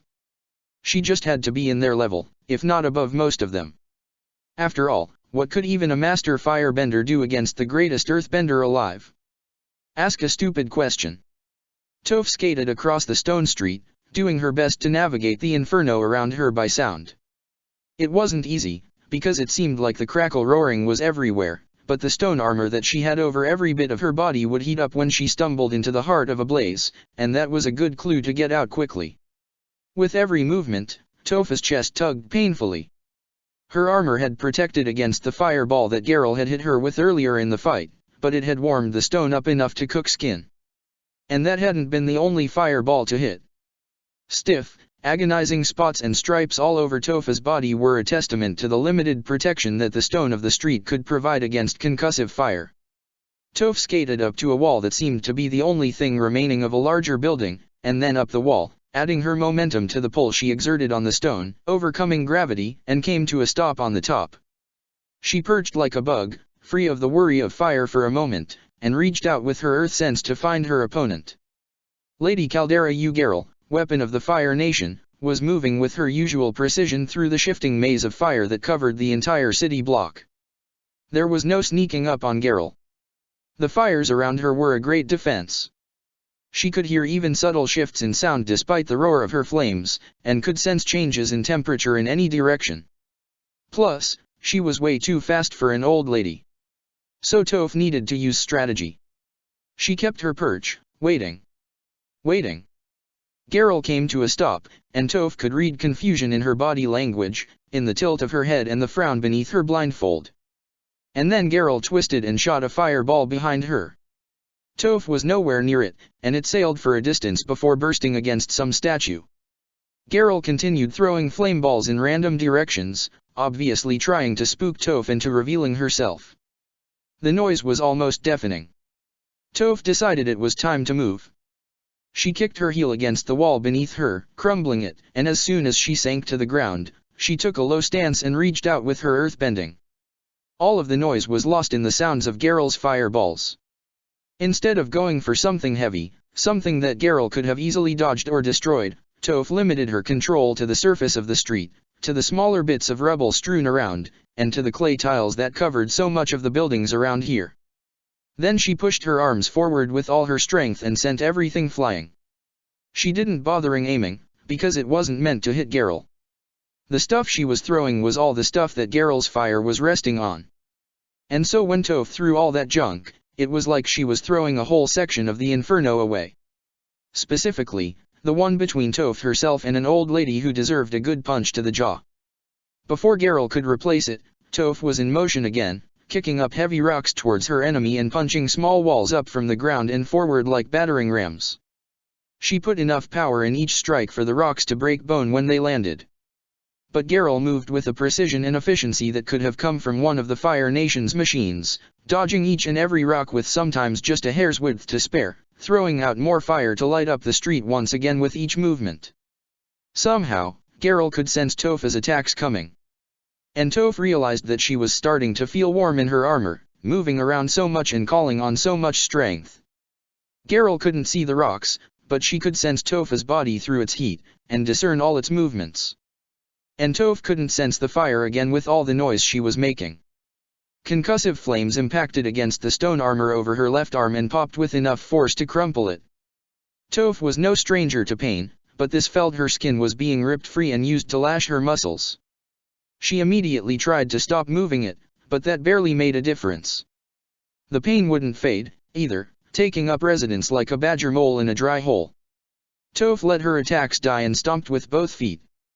The street behind her collapsed, revealing one of the tunnels that she had carved earlier, and she hopped down and used her good arm to cover the hole behind her. She let her armor crumble to dust. Toph sat down and let a squeal come up from the back of her throat. It didn't help with the pain at all, but it made dealing with it easier, somehow. And she could deal with anything if she could just win this fight. She put the palm of her good arm down on the tunnel floor, reaching out with her earth sense. Geralt's footsteps above were easy to find, and weren't quite overhead yet. Toph forced herself up and was taking a stance to try to rip the ground out from under that blindfolded jerk's feet, but then Geralt moved, and a portion of the tunnel ceiling exploded. Toph cringed through the echoes, but kept her stance. She raised her arms, oh that hurt, and seized control of the earth between her and Geralt. But there was the oh-so-annoying sound of a massive amount of flying flames and the air in the tunnel immediately grew warm and Geralt was flooding the tunnel with fire. Toph shifted her stance and stomped for a column to carry her up and clear. Somehow, the air didn't grow any cooler and the sounds of fire didn't diminish, and she realized she had let herself be herded into a trap because Geralt could sustain more flames than any other firebender. Toph tried to jump clear, but the roar of the flames shifted, and the air grew hot again, and the column beneath her was hit by something. Pain exploded in Toph's feet with such force that it barreled up through her body and burst out in a scream that scorched her throat raw. Her feet were burned. She landed hard on the street, and this time it wouldn't yield to her. In fact, it was completely dead to her. She could hear things burning and could smell soot and smoke in her own cooked skin, but she couldn't feel anything but pain. She twisted and writhed, trying to find a part of herself uncooked enough to feel the subtle play of vibrations. But with all her hurts, with pain being the only thing she could feel, Earth King Toph was reduced to what she never wanted to be. A helpless little blind girl. But she could only lie on the ground, wheezing for breath with a sound that was far too close to sobbing, and wait for whatever came next. She didn't even realize that Geralt had approached until the old gasbag said, "Were you Fire Nation, I might be content with your defeat. But you claim to be the Earth King." Toph pointed a finger in the direction of the sound. "I am the Earth King. I worked hard to get those acknowledgements. A little to your left." Toph adjusted her pointing. "Thanks. It is no trouble. But considering what the Fire Nation has suffered today, I think perhaps that the death of the Earth King can only help us." Toph lowered her arm. "Then stop yapping about it and go ahead. I'm not going to act all scared so you can get your jollies." Geralt sighed. "It is a shame to lose one who's so young and full of vigor. You are but a small child to one of my years." Toph snorted. "And like all old people, you're just wasting time like you have too much of it. Hurry it up before you keel over of old age or something." Geralt did not say anything more. Toph could only hear the old weapons breathing slow and grow heavier. "Stop," a girl's voice rang out. Toph frowned. Had she heard that voice before? Lady Caldera you Ty Lee, Geralt said. I thought you were dead. Ty Lee my's friend Ty Lee.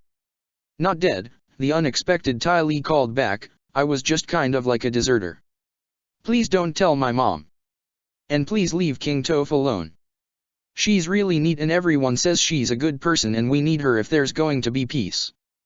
Geralt's reply betrayed confusion, you would risk yourself for a barbarian king? You're too far away to mount an effective attack against me, with your chosen style. I would kill you before you have the distance. I'm not going to fight you, Ty Lee said. Toph wished he could get her earth sense to work, because it sounded like the truth, and that couldn't be. But I'm going to be very upset if you try to hurt Toph. Toph frowned. What kind of rescue was this? Geralt's breathing intensified again. So be it. There was the sound of a small wind that Toph took to be Geralt moving in preparation for more firebending.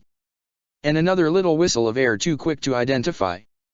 And then Geralt gave a grunt. She huffed out one last breath in a very soggy sound way, and it was followed by the distinct sound of a body collapsing, a sound Toph knew too well. More bubbly gasps came from Geralt. And Toph heard Ty Lee say, I think you hit some important arteries. I think Geralt is dying.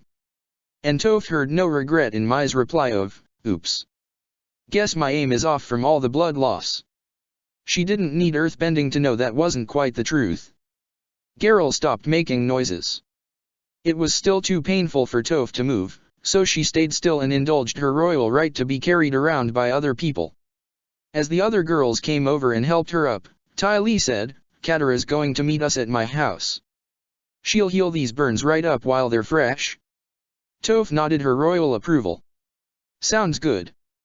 But how did Mai sneak up on Geralt? Her firebending lets her sense heat. Even I couldn't sneak up on her. Mai gave a dark chuckle. Geralt always said my blood ran cold. And I lost a lot of blood tonight. Standing pressed back to back with Ty Lee, well, it seemed like a good way to just disappear. When Ty Lee crouched, I had my shot. I told Geralt I'd be upset, Ty Lee added. Despite the pain of her burns, Toph grinned. Not bad, Lady Caldera you Mai. Keep this up, and I may just appoint you as my royal bodyguard. Zuko wasn't quite sure what was happening anymore, that Angela would attack Piandao and force him, on purpose, to stab her, but he knew that an opportunity had just been handed to him. Zuko rushed in at Piandao, just a step behind the Crimson Guards. They attacked as a group, sending out flames at maximum range, the best strategy for dealing with a weapon of the Fire Nation armed only with a sword. But Piandao whirled and used a one-handed yank on his Jiun sword to pull it free of Angela's shoulder in an arc that passed through the incoming flames with such speed and force and that the fire was pulled along to merely circle him. When he had completed a full circle, he shoved Angela, who still hadn't even had the opportunity to move hard, into Zuko's path, and used the counter-force to propel himself towards the closest of the Crimson Guards. As Zuko caught his sister, he heard the sounds of a blade whistling through the air and an echoing cry of pain, several cries from someone in a full set of armor. The guards wouldn't last long against the first weapon of the Fire Nation. The only thing that would save their lives was Piandao's mercy. But even that mercy wouldn't leave Zuko much time. He let go of Angela. Where's father? She wiped at the blood oozing through the neat cut in her shoulder armor. I don't know which hidden room for certain, but the quietest and most defensible is the one in the gallery hall. She was moving even before she was finished speaking, taking off in a run. Zuko took off after her, Aang and Suki on either side of him.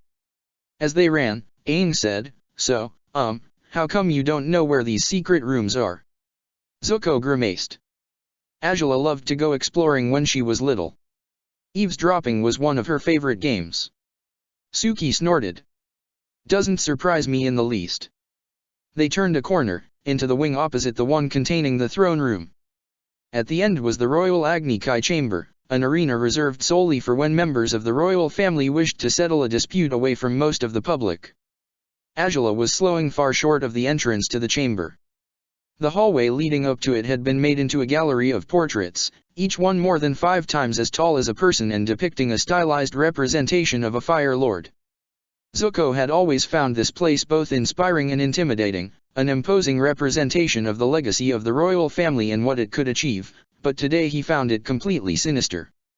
The dark portraits evoked the colors of smoke and embers, a reminder of what had been done to the capital outside the palace. The legacy of the royal family was, at this point, nothing but war. And his father had been its latest contributor. Angela came to a stop in front of Asgelin's portrait, the last portrait in the gallery. She turned her head to throw a smirk at them, but the motion made her wince and shift her shoulder. And aren't you all lucky that I didn't waste time playing with toys and turtle ducks like Zuzu, here? She walked up to the portrait and over to the column that separated it from Sozin's, and bent down to the base. It's strange that this switch, of all in the palace, doesn't require firebending. I wonder what Sozin was thinking when he had it installed. She leaned over, blocking Zuko's view, and pressed something that made an audible click. Then she rose and gingerly stepped back. Asgelin's image slid forward, and swung like a door on a hinge to reveal a mess of shadows inside, the light of the gallery's hanging lamps not quite reaching beyond the massive portrait. Zuko raised his hand and was about to summon a flame to see by, but before he could, there was a sound like a gasp, and then a flash of blue light seared his eyes. He blinked his way back to sight, past the after-images that twisted like monsters made of nothing, and then looked up. His father stepped into the light, eyes wide, and jaws slack. Zuko. After all this time, all this effort, all the anticipation and recriminations and righteous yearnings, Zuko didn't know what to say or do. His limbs were frozen and his stomach was clenched. He felt like the only thing he could do right now was throw up. This was father, the man he had tried to be for so long, the man who might know who did light his face on fire simply for not being good enough in unfair circumstances. Zuko had been sent by his father to lead what turned out to be a distraction against the outer wall of Ba Sing Se, retreating when he realized that his supposed mission could not be completed. Once he realized what was really going on, he had rushed to help father's own assault, and for his trouble had lost an eye and half his face. Zuko finally found his tongue. Did you really do it to punish me for failing to provide the distraction you wanted, or did you just hate me? Father stopped short, wincing. Zuko he reached out. Zuko's stomach clenched again, radiating pain, and he stepped back.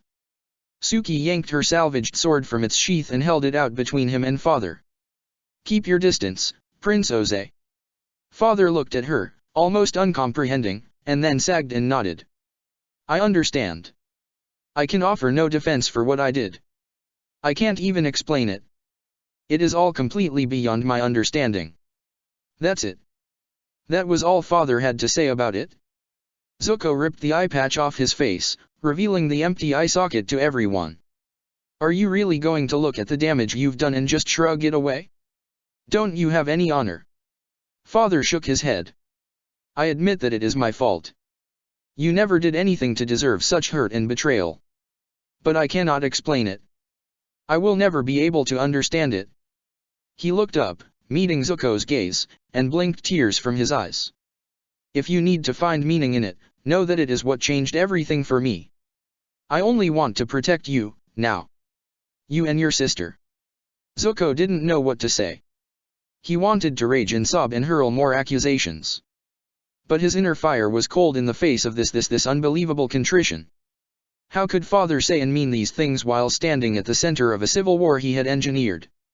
He heard Angela mutter, that was anticlimactic. At the end of the hall, the sound of hurried footsteps echoed, and then Piandao turned the corner at a run. His sword was drawn and colored with something dark and wet, but the man himself seemed completely unharmed. He slowed when he saw everyone standing around, and was nearly struck by a man in sage robes. No, the robes of the High Sage, so this must be Zingao. Piandao bowed. My prince, I can only offer my apologies for the disturbance. And for Angela's injury, though she did attack me first. But I should have found more control. Father blinked, and then looked to Angela. He must have seen the dark red stain on her shoulder plates, the neat little cut in the armor where Piandao's sword had stabbed straight through. And then Zuko saw the father he recognized. Father's face twisted, jaw clenching, and eyes flaring. He whirled on Piandao, raising fists so tight that the knuckles were bone white. You stabbed my baby girl. Piandao remained bowing. Zingeo backed away. Zuko expected to see the same fires that had nearly killed him, but instead father pulled a knife from his belt, stalking towards Piandao, foot's falling heavy on the hard ground. He raised the knife. Zuko spotted the avatar trotting up behind father as if playing a prank of some kind. And Aang reached around and yanked Oze's beard. What? Then there was the same flash of blue light that had presaged father's appearance. And the truth was revealed. Aang had thought he was suffering from some kind of double vision. When that portrait of Ajalon was slid open, that flash of blue light had nearly knocked him off his feet. It wasn't a normal light, nothing that even the brightest crystal or hottest lantern could produce. It was a light that had form, had taste, and smell and thickness, a light that didn't belong in this world. It wasn't just light, it was life. And it revealed a shadow. The shadow had seemed superimposed on Prince Oze. As he walked and moved, as he spoke with Zuko, the shadow moved with him, reproducing every gesture and shift exactly. Aang wondered, at first, if the flash of light had affected his sight, like staring at the sun for too long. Then he noticed the ghost with 5 faces. While the shadow fell on Oze from the front, the ghost loomed up behind him. It was tree-like, as tall as the portraits of the Fire Lords, with a crown of branches. Between each wooden spike, an eyeless face poked out. But for all that it lacked eyes and seemed to be looking in many directions at once, it was looming, leaning over Oze, completely focused on the prince. Then it noticed Aang. As Oze wailed apologies to Zuko, the ghost opened its mouths, and they spoke in sequence. This one dash. Took my gift dash. And burned my forest. Avenge me dash. Avatar. Take back dash. The face dash. It asked of me. Take back the face. And Aang saw it. There was no sourceless shadow being cast on Oze. The shadow was within Oze, an actor in a costume, and like any actor playing an inhuman part on a stage, this one wore a mask. It was a living mask, a crafting of energy that channeled a real person, but it was a mask all the same. So Aang stepped forward with all the lightness of an airbender and yanked at the mask by its false beard. It resisted his grip, but the ghost came down upon Aang and melted into his body.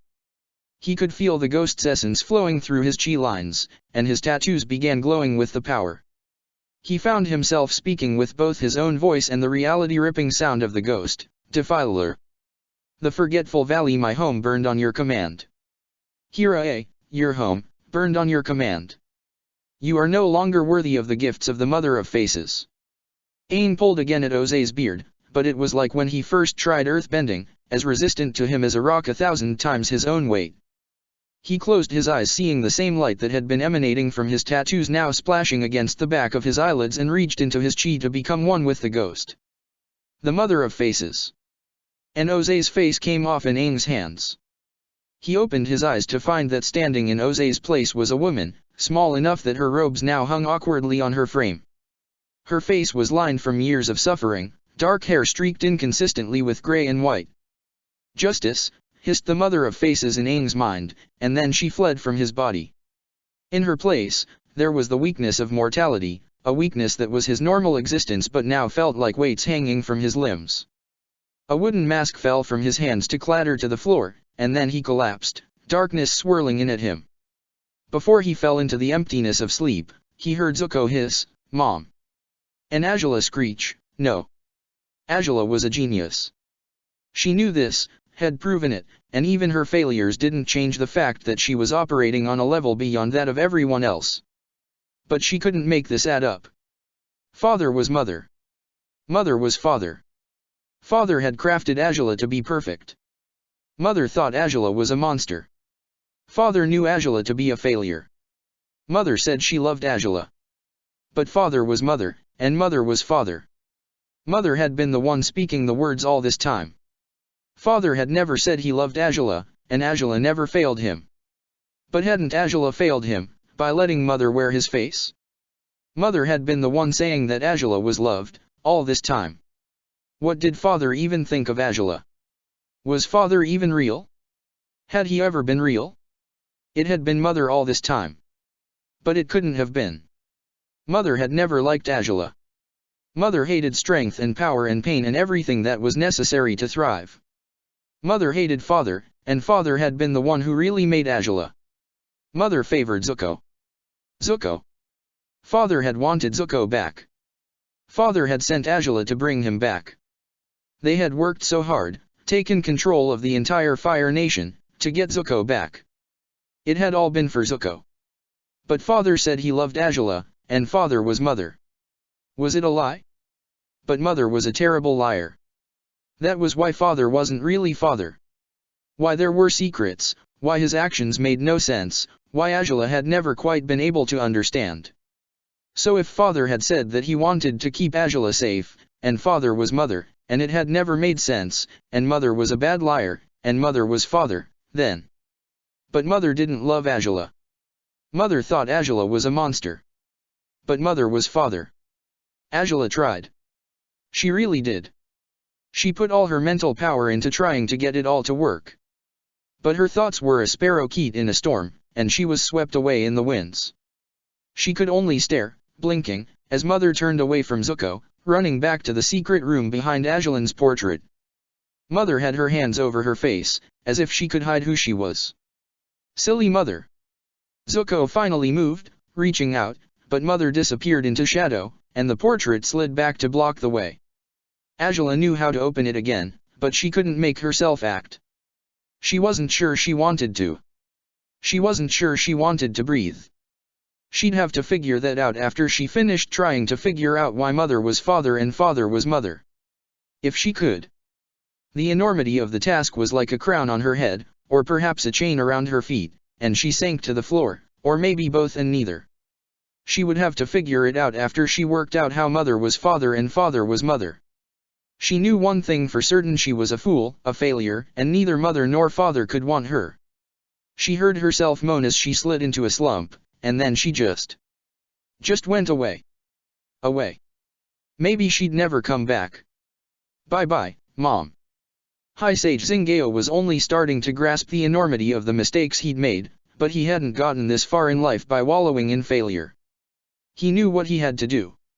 While everyone else tried to break their way into the secret room behind the portrait, Zingeo slipped away back to the front hall of the palace. He didn't know all of the building's secrets, and he was sure there were a few even in his own grand temple that had been lost to the ages, but that was fine. He knew enough to be aware of the nature of architectural sneakiness. That little room behind the portrait wasn't just a place to hide or store things. It was right next to the Fire Lord's personal Agni Kai arena. What good would it be to a nearby Fire Lord if he could only trap himself inside? It was part of a network. And a woman who had made heretical deals with spirits and managed to masquerade for years as her husband. Well, a woman like that was no ordinary fool. Zingeo passed through the front hall and made straight for the stairs, ignoring the armored, bloody bodies of the last of the Crimson Guard lying around. At this point, even Piandeo's handiwork was a minor concern. Zingeo climbed the stairs, passing into areas where no one but the royal family and their personal servants were allowed, but there was no one to enforce that isolation now. Zingeo hurried as he emerged on the top floor, the floor with the private royal residences, and peeked around until he found the suite he was looking for. Princess Ursa, for it was her, returned from wherever she had disappeared to, was crouched in Prince Oze's parlor, holding her head in her hands and staying as still as the Princess Angela had been when Zingeo had taken his leave. He cleared his throat. Ursa looked up. Her eyes narrowed as they focused on him, and all weakness left her body.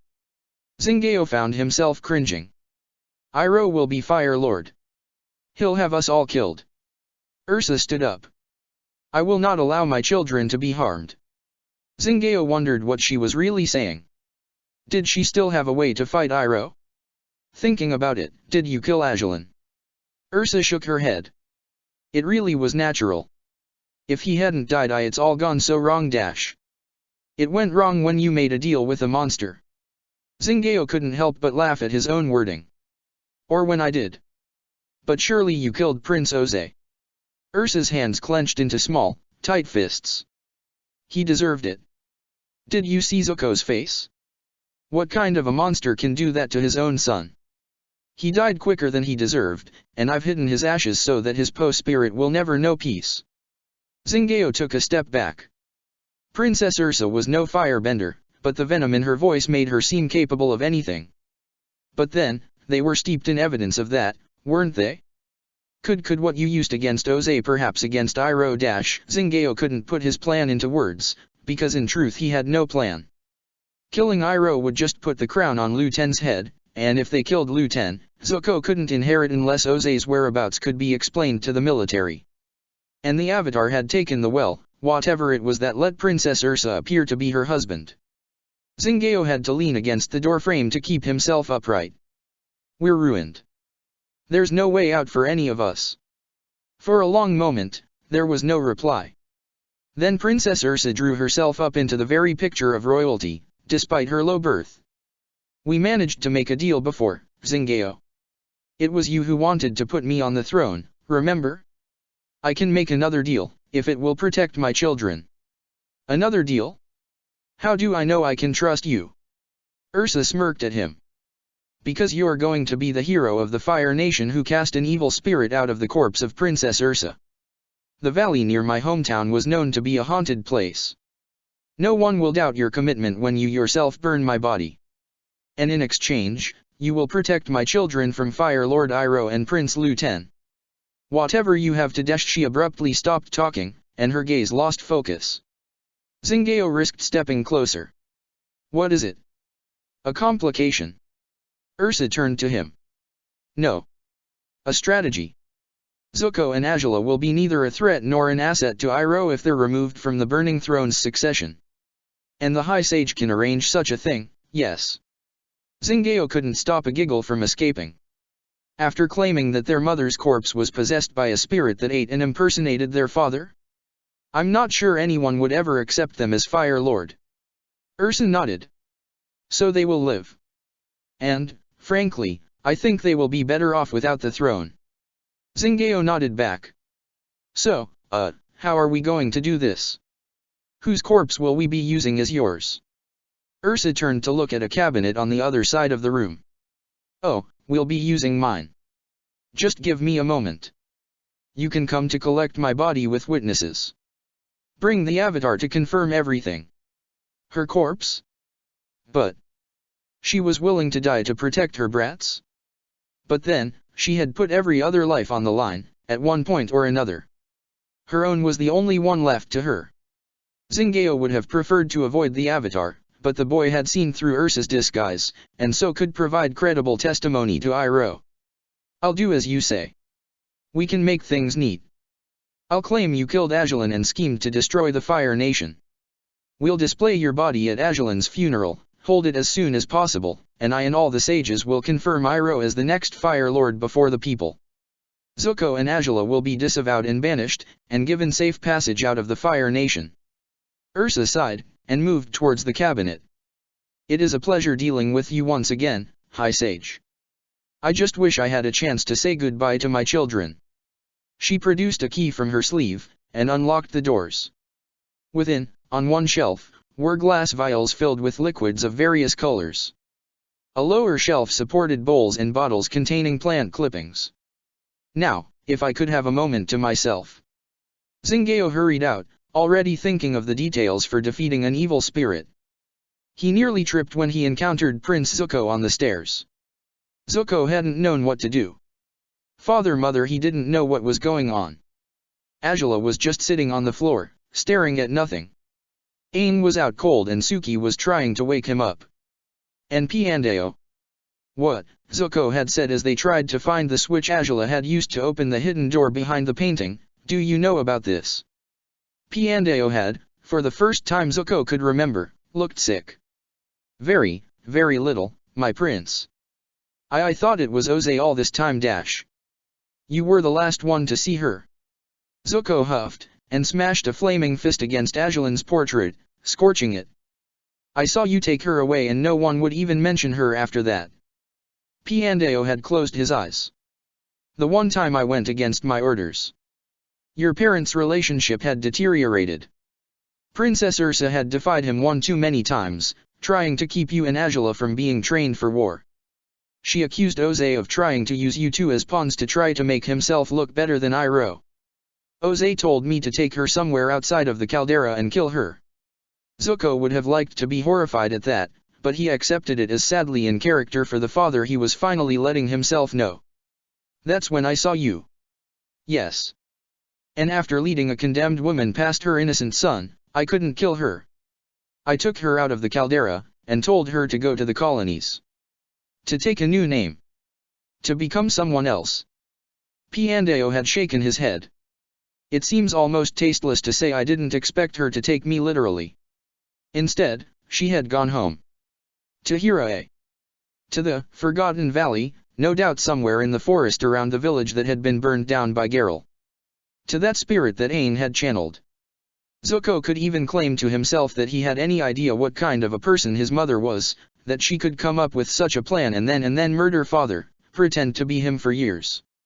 All of this that had happened in the capital, the manipulations, the poisoning of Kirei, the death of grandfather. Was his mother any better than his father? But mother, at least, hadn't hurt Zuko. There was no doubt in his mind of her love. He couldn't fathom what had driven his father's actions, but mother's had it all been for love? With that thought, Zuko realized where she was. She wasn't hiding in a secret room. She hadn't hid when Piandao told her to. She had tricked everyone, had come back to the palace to protect her children. He ran out of the hall, leaving Suki's calls for him to echo unanswered, and ran for the palace's tower. He wasn't sure where to look exactly, but he knew his mother had to be somewhere. Then he ran into Zingao, coming down the stairs from the residential floor. The High Sage nearly tripped, and his mouth worked soundlessly for a moment before bursting out with, "I tried to stop her. She insisted she had to protect her children, and dash." Zuko grabbed the man by his ridiculous robes. "Where?" Zingao swallowed. "Oze's sweet." Zuko ran with all his speed. But he was still too late. He burst through the doors of his father's old residence to find mother sinking into a couch with a moan, a golden goblet falling from her hands to spill a splash of crimson wine to the floor. Zuko was at her side in an instant. She blinked her eyes until they focused on him, and then she smiled. "Zuko. I'm glad I could see you, one more time." "One more, what did you do?" She nodded at the goblet. "My mother was an herbalist." She coughed, and her eyes fluttered. "Good at poison. I'm so sorry for everything. I made many mistakes. And now I've agreed to pay for them. Iroh won't have to hurt you, once I'm gone." "Gone. Gone." He looked around, trying to find a way out of this. "Is there an antidote?" I just found you, and I don't care about mistakes. I've made mistakes. I dash." She raised her hands to cup his cheeks. "We all have. And I know you'll try to do better." Her breathing grew heavier, and she closed her eyes. "I know you can do better. You never give up." Her hands fell away from his face, and she was lost to a short coughing fit. No. This couldn't be happening. None of this could be happening. But he couldn't find the strength to fight it. He didn't know how to fight it. He rested his head down on his mother's shoulder. "Where do I go from here?" Mother's lips curved into something like a smile. "Help your sister. I know your father did a horrible thing to you, but she really had the worst of it.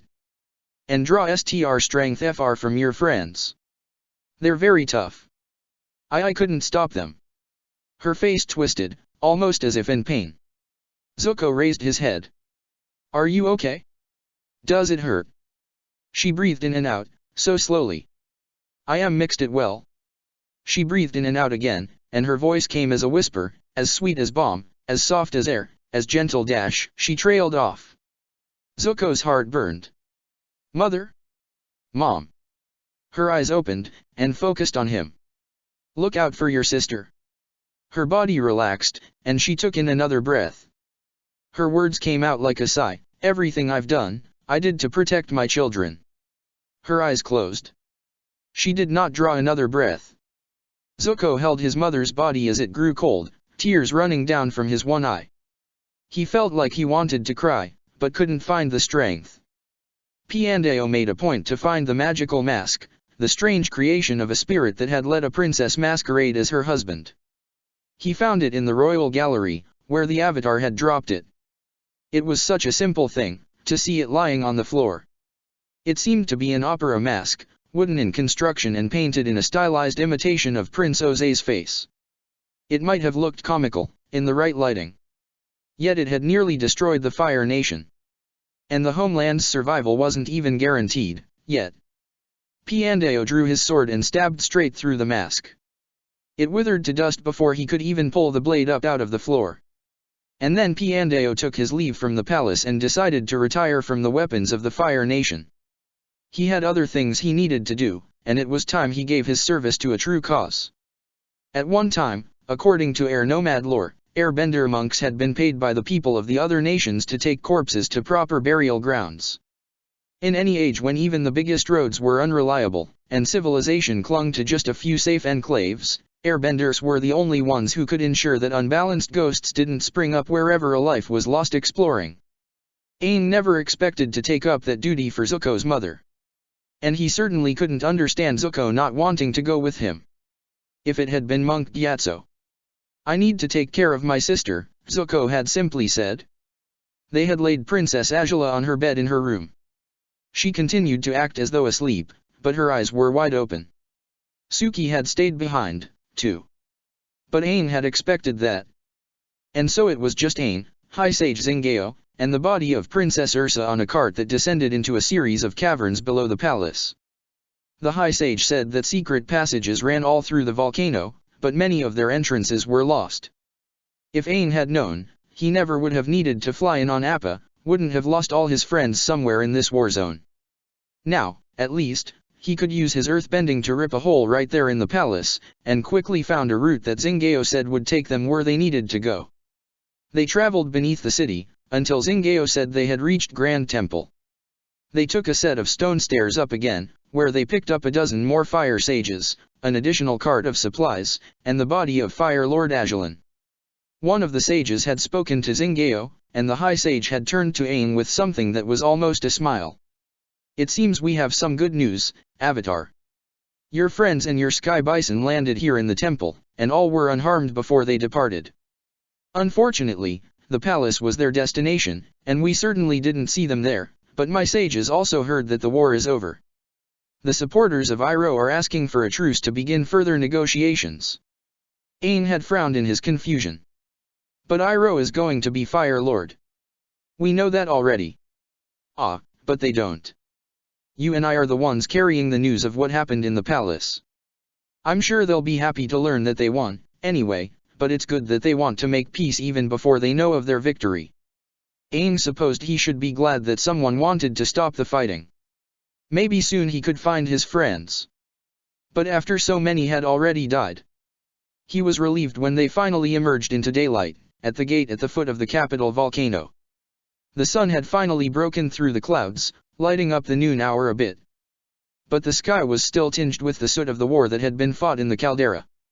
Most of the fire sages ran ahead with their carts of supplies, while a group of men in the armor of the Fire Nation's military came forward to meet them. Before they could introduce themselves, a young man in what seemed like beach clothes stepped out from their midst and bowed. Aang thought he recognized this person. "You're Bang Fei, right? A weapon of the Fire Nation." He nodded. "I'm glad to see that you survived, Avatar. Do you know how many of my fellow weapons are still around?" Aang could only shrug. "I'm sure Mai is still alive. But the caldera is such a mess." He couldn't finish the thought. Bang Fei sighed. "Well, I hope I've been able to help. The original leaders of the military here, High General Bujing, General Mak, and Admiral Li, all died during the fighting. I disabled their successors until a group could take command who wanted to make peace."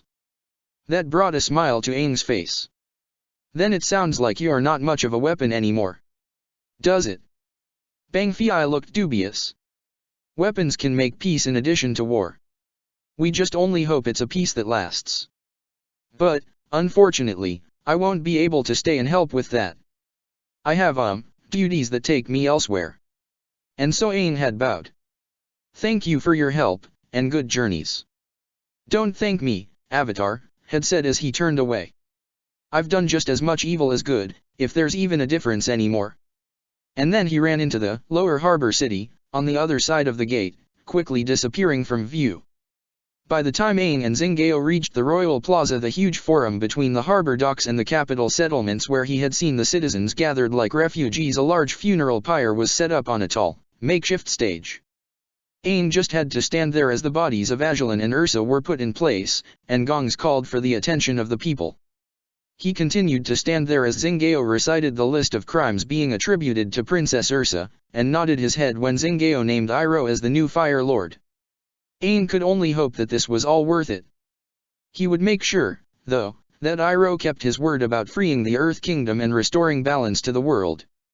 It seemed like hours passed as Zingao spoke, but finally it was time to light the pyre. Aang looked away. The people in the Royal Plaza bowed. And then, impossibly, the roar of a sky bison and the trill of a winged lemur rang through the air. Aang looked up and saw them flying in towards the stage, maybe drawn by the smoke of the pyre. Appa! He spun his staff and flicked out the wings, summoning a wind to take him up to his friends. Below, the crowd gasped. Aang swooped up into a loop that took him directly over Appa's saddle, and then closed his staff to drop right into it. Momo came in for his own landing on his shoulder, and Aang leaned over the side of the saddle so that he could pet both of his furry friends at the same time. I'm glad you guys are safe. And if you are, do you know where Mai and the others are? Appa gave a neutral lowing. Momo started cleaning himself. But with the relief of knowing that Appa was okay, Aang had an idea about what he could do. He crossed his legs into a lotus position, closed his eyes, and reached into himself. Then he reached out.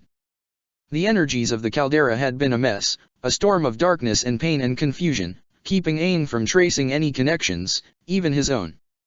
But now, sitting atop Appa, he could push out with his spiritual senses to feel a sense of positivity below him. It was the people.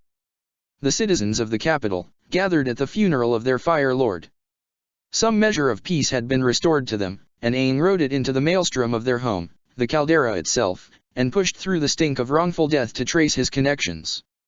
It led to a specific mansion, and continued on slowly towards the palace. He found Mai, and Sokka, and Katara, and Toph, and Ty Lee, and others who had come to help. They were tired and hurt and darkened by the deeds they had been forced to do, but they were pushing on towards the palace in the hope of finding him there. He intended to make that certain. Appa, yip. As Appa turned back towards the volcano, Aang spotted a familiar Fire Navy ship pulling into the harbor. Zhao had finally arrived. But he could wait. By the time Mai got Katara and the others to the palace, it seemed to be all over. The palace was still standing, everything was quiet, and no one seemed to be home. Well, there were the dead Crimson Guard bodies in the front hall. That was creepy. And bloody. But Mai had already seen a lot of blood today. She had even shed quite a bit of it, both her own blood and that of her enemies. She had taken to war quite easily, once she herself came close to death. She knew she was already responsible for many Fire Nation deaths, in all her adventures with Aang, but today she had killed individually. She had killed people she knew. She had killed people who were just doing the same job she had once done. And she wasn't even really bothered by it. Would Aang be? They continued their search for some clue of their friends, and by the time they reached the throne room and Sokka set himself down to lounge on the burning throne, that wasn't currently burning, Mai had decided on a course of action. You guys all wait here. I'll check the upper floors. Ty Lee, of course, said, no. You'll need backup. But Mai didn't have time to spare her friend's feelings. And what if we find Azula, and she sees that you're alive? Everyone, Ty Lee, her sisters, Sokka, Katara, and Toph all winced at the thought. Exactly. Mai took out the same razor disc she had used to slit Kalo's throat and twirled it on a finger. I'm in a mood for settling debts. Just protect everyone here, and come find me if anyone shows up who I actually want to see. So she had climbed the stairs into residential floors alone. And for all that build-up, all she found was Suki pacing outside Azula's bedroom. Mai. Suki. She endured an unexpected hug. Where's your jerk sister? It was apparently the wrong question. Suki's expression fell like a dead body as she stepped back again, and it was a moment before she spoke. Zuko's in there with Azula. You're in no danger. You should see them. Mai could hear what was unsaid. She left Suki behind and went into Angela's suite. She found Zuko and his sister in the bedroom. Angela was lying on her back on the bed, hands folded on her stomach and eyes staring straight up at the ceiling. Zuko sat at her side, and he didn't notice Mai until she poked him. He turned and blinked at her. He was missing his eye patch, and the darkness of his empty socket matched the shadows around the room. Mai. And the others. Sokka and Toph are fine. Katara and Ty Lee and her sisters showed up to help us. They're all downstairs. She looked at Angela, and waved a hand in front of her old friend's face. There was no reaction. What happened? Zuko shook his head. I don't even know where to start. We learned things about our parents. Terrible things. And now both of them are dead. Dead. Mai sighed. Today was a day for the demise of enemies, it seemed. Well, except for one. She looked back at Angela. The princess seemed so wrong just lying there like that. Mai had seen Angela sleep, but this with the open eyes. Angela was trapped in her own mind. And Mai couldn't imagine a scarier place to be. She leaned back again. It would almost be a mercy to kill her. Zuko stood. I'm not going to let anyone hurt her. I promised to protect her. Then have fun with that. This is too depressing for me. She gave Zuko enough of a smile to hopefully let him know that she was, partially, joking, and made her way out of Angela's lair. She stepped into the hall to find Suki talking with Aang, and she was so relieved to find him unharmed that time seemed to stop for an eternity before he ran over and lifted her in a hug. Finally. Now they could call it a victory. Standing at the city gate, Zhao couldn't say he was pleased to find that the caldera had been half reduced to rubble, but he hadn't been present for any of the unpleasantness and things had finished with Iroh declared Fire Lord and both the military and the fire sages falling in line, so he decided to count it as a victory anyway. Any war he survived was a victory, in his book. Achieving his objective was really just a bonus. But, as any military man knew, the end of the war didn't mean the end of the work. He turned to his aide. Well, I suppose it's time to open the contingency orders. He handed a key over. Go back to the ship, and retrieve the papers in the lockbox in my cabin.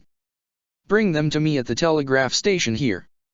It will look better if our routing codes include the caldera. The aide bowed. Yes, sir. Zhao turned back to the city as the aide ran off. Most of those orders were smaller matters, things Zhao had prepared under Iroh's supervision, for Iroh to certify and approve, to begin the transition away from Ajalin's cult of personality.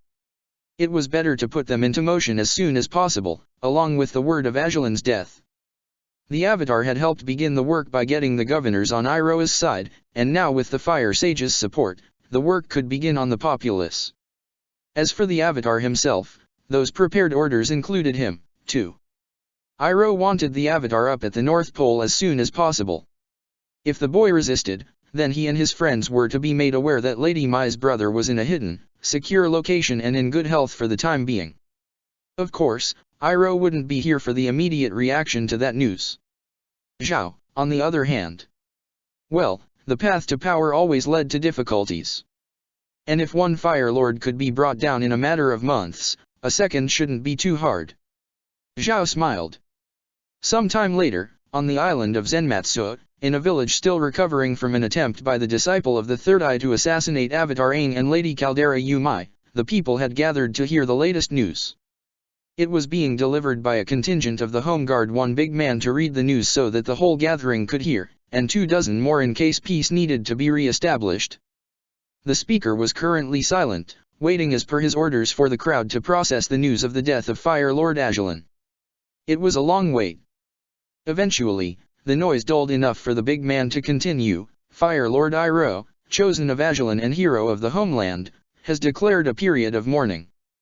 During this time, we will show respect for his father's passing by not bowing to the portrait of any Fire Lord, symbolizing his absence from our lives. Additionally, to symbolize one last gift from the ruler who gave us dominion over the world, portraits of Ajalin can be brought to any guard station and traded for a family portion of fresh meat. May the Fire Lord's flame ever burn. Every member of the crowd bowed at the proclamation, and a new Fire Nation continued to be born, village by village, person by person. End of Act 3, Baptism by Fire. Chapter 59, Ash and Aftermaths. "I do hope you'll pardon the intrusion," says the giant bug with the no mask for a face. The voice echoes through reality itself. Mai gives a non-committal grunt to cover the tempest within. She has never had the slightest fondness for insects, and certainly does not enjoy the sight of such a massive one clicking and curling around her little spot in the dark cave. Her first instinct is to lash out with her weapons, to put on the indifferent lack of expression that is her battle face and start putting sharp bits of metal where they'd do the most harm. But the bug is speaking politely, and the firmness of Mother's hand has conditioned Mai how to respond to politeness. "Perhaps you could tell me where we are." She knows she looks the same exchanging greetings as she does shedding blood, so there's nothing to prevent her from making the transition at any moment. "And why you are calling on me?" The creature smiles at her as it arcs to bring its white face even with her own. "Our location is a matter of some ambiguity, there is no firm border between the spirit world and dreams." The face drifts only a bit as it talks, despite the body climbing the cave walls until it is hanging from above. The whole time, the face never stops staring at her.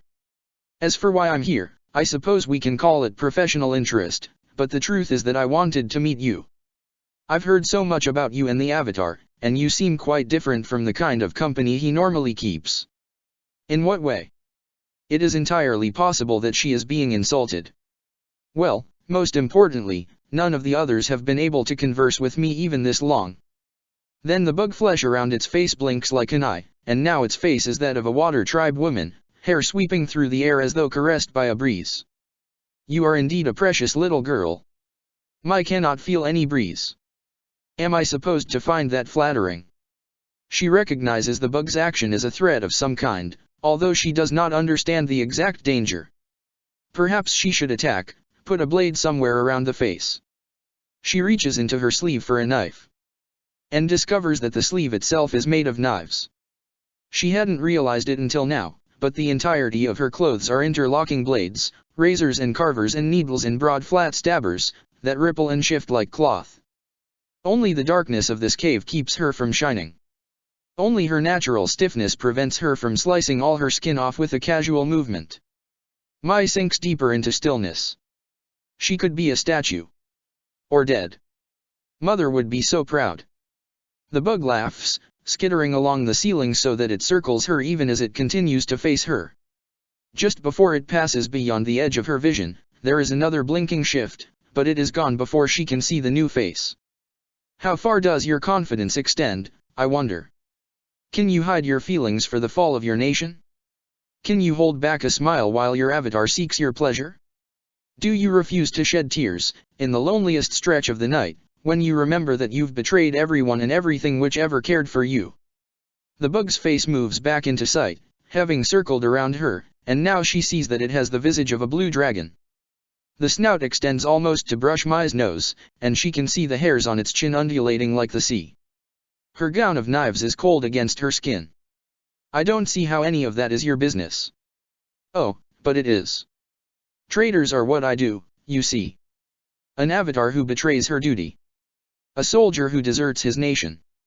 A bird that pushes its eggs out of its nest. Even a warrior who purposefully chips away at the pride of his tribe for a laugh. I am an answer to those things. Not necessarily a good answer, granted, but sometimes the only answer there can be. The dragon face opens its mouth wide to reveal an array of teeth that reminds Mai of her personal arsenal. Allegiance is part of identity, the greatest gift of all. It should not be thrown away so carelessly. So you're just another slave to the cosmic bureaucracy. Mai pulls her hands into her metal sleeves, and runs her fingers over sharp edges until she finds a loose razor. You're trying too hard to be frightening for me to believe that. The bug laughs, the dragon face making the sound into a roar that shakes the whole world. Well, I never said I don't enjoy it. You get used to it. Mai is practiced at hiding her disgust, and slides into it without a thought. Then try not to have too much fun with my punishment. It would be unbecoming of a classy bug like yourself. The razor she's been working with a finger seems looser, now. Perhaps if she can get it free, she can show this talkative insect what she enjoys about her own job. Now, whoever said that you're the one to be punished? The face shifts again, now to an old woman whose hair has been shaved from the front of her head to reveal a blue arrow. The abdicated avatar has made some fairly drastic mistakes, you know. The razor flips free of the rest of the network, but before Mai can grab it, the net of blades starts to unravel, every slicer and carver and needle and broad flat stabber. The cold settles even deeper into her flesh, but no, there is nothing into which it can settle. Her flesh falls with the blades. At least the metal is sharp enough that she feels no pain. And so she is able to keep an indifferent lack of expression as she dies in front of the creepy bug. The face of the no mask returns to the bug, and it gives her a nod. Well done, Lady Caldera Yumai. I hope we see each other soon. The creature rushes at her. Mai snapped awake, slapping at her sheets, her sleep-sluggish mind convinced that a giant bug was sitting on top of her. In short order, she realized she was waging a war that no one else had shown up to. Then she saw the opulent, moonlit room around her, and remembered where she was. What had happened? What she had done? She was in the mansion belonging to Tai Li's family, in the bedroom of Tai Li's mother. The woman herself was, if she was alive, somewhere in the refugee camp that had sprung up in the Royal Plaza when a small civil war popped up in the Caldera yesterday. The mansion itself was serving as a hostel for Mai's friends, allies, and benign acquaintances, but thanks to her and with the owners, she herself had been given the rare treat of a massive room all to herself. She wondered if anyone else was jumping awake from nightmares tonight. But then, none of the others had just murdered enemies who had once been co-workers, with or without a good reason. Mai laid down and tried to go back to sleep. It was a while before her pulse returned to normal. When the morning came, Aang still thought the air smelled of smoke and death. His nose just wouldn't get used to it. The scent was an alien invader to the breezes that floated in from the sea, a taint that wouldn't go away but he couldn't accept as normal. He hadn't slept well, and as soon as the dawn came, he had stepped outside to look over the devastation to the Fire Nation capital. Now, from the roof of the home of Tai Li's family, with Momo on his shoulder, he turned his gaze over the splintered remains of vast mansions, over whole little neighborhoods fallen into old caverns, over roads melted and cooled by lava flows into chaotic lines like a sand garden raked by wild lemurs. Smoke still hung over the royal caldera, there must have been fires still burning somewhere. The light of the dawn sun was rendered thick and yellow, nearly concealing the soldiers and engineers who were still working to assess the damage and danger. The Royal Fire Palace was one of the few buildings left unmarred, one of the few with visible signs of life. Even at this early hour, fire sages stood holding sacred torches in the places where yesterday there had been armored guards.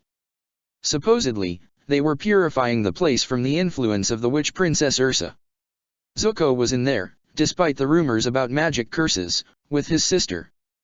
Perhaps she would wake up today. But Aang had never seen anyone sleep with their eyes open like that. The prince had made it clear, yesterday, that he wasn't interested in the company of his allies right now. It was just as well. The new Fire Lord was up at the North Pole, at the center of an empire of his own making. No one knew if he intended to return to the Fire Nation. Aang hoped so, but Katara had said, before everyone pretty much collapsed from exhaustion yesterday, that she had her own news about Iroh. She hadn't said it in a happy voice. Well, the new day was here. Time to find out what was going on. Aang floated himself down from the roof, sending Momo fluttering away. Aang made a quick stop at the small stable on the property to confirm that Appa was still sleeping, and then went back into the mansion. He found Tai Li's sisters already assembled in the foyer.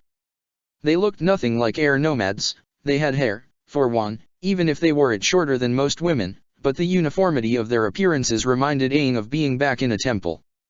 He bowed to them. Good morning. They all bowed as one.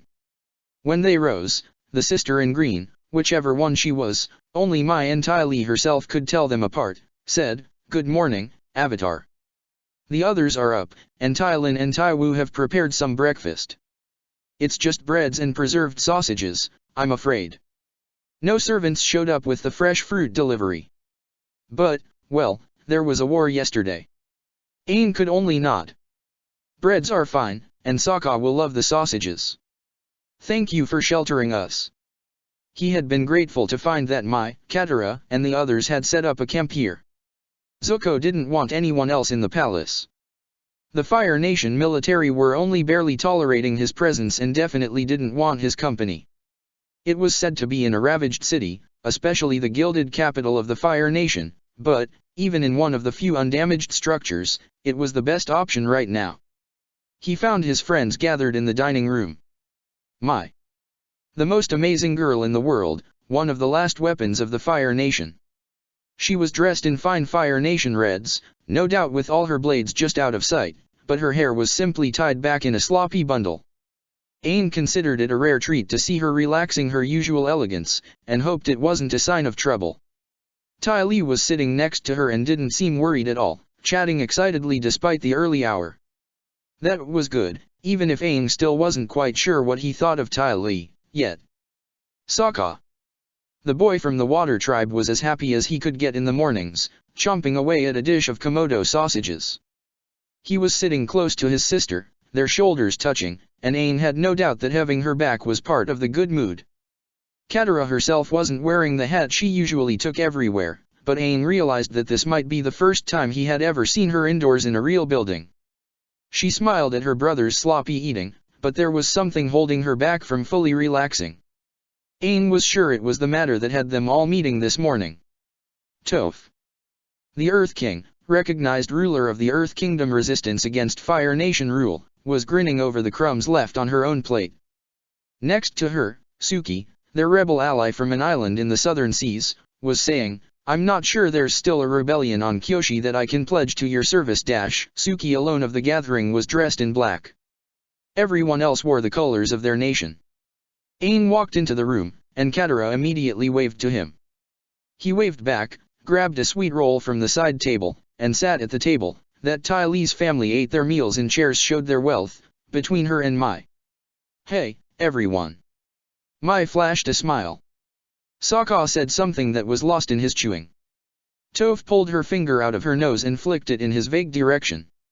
Ty Lee raised both hands and said, "Hi, I hope you remember me, I'm Ty Lee and I'm an airbender, too."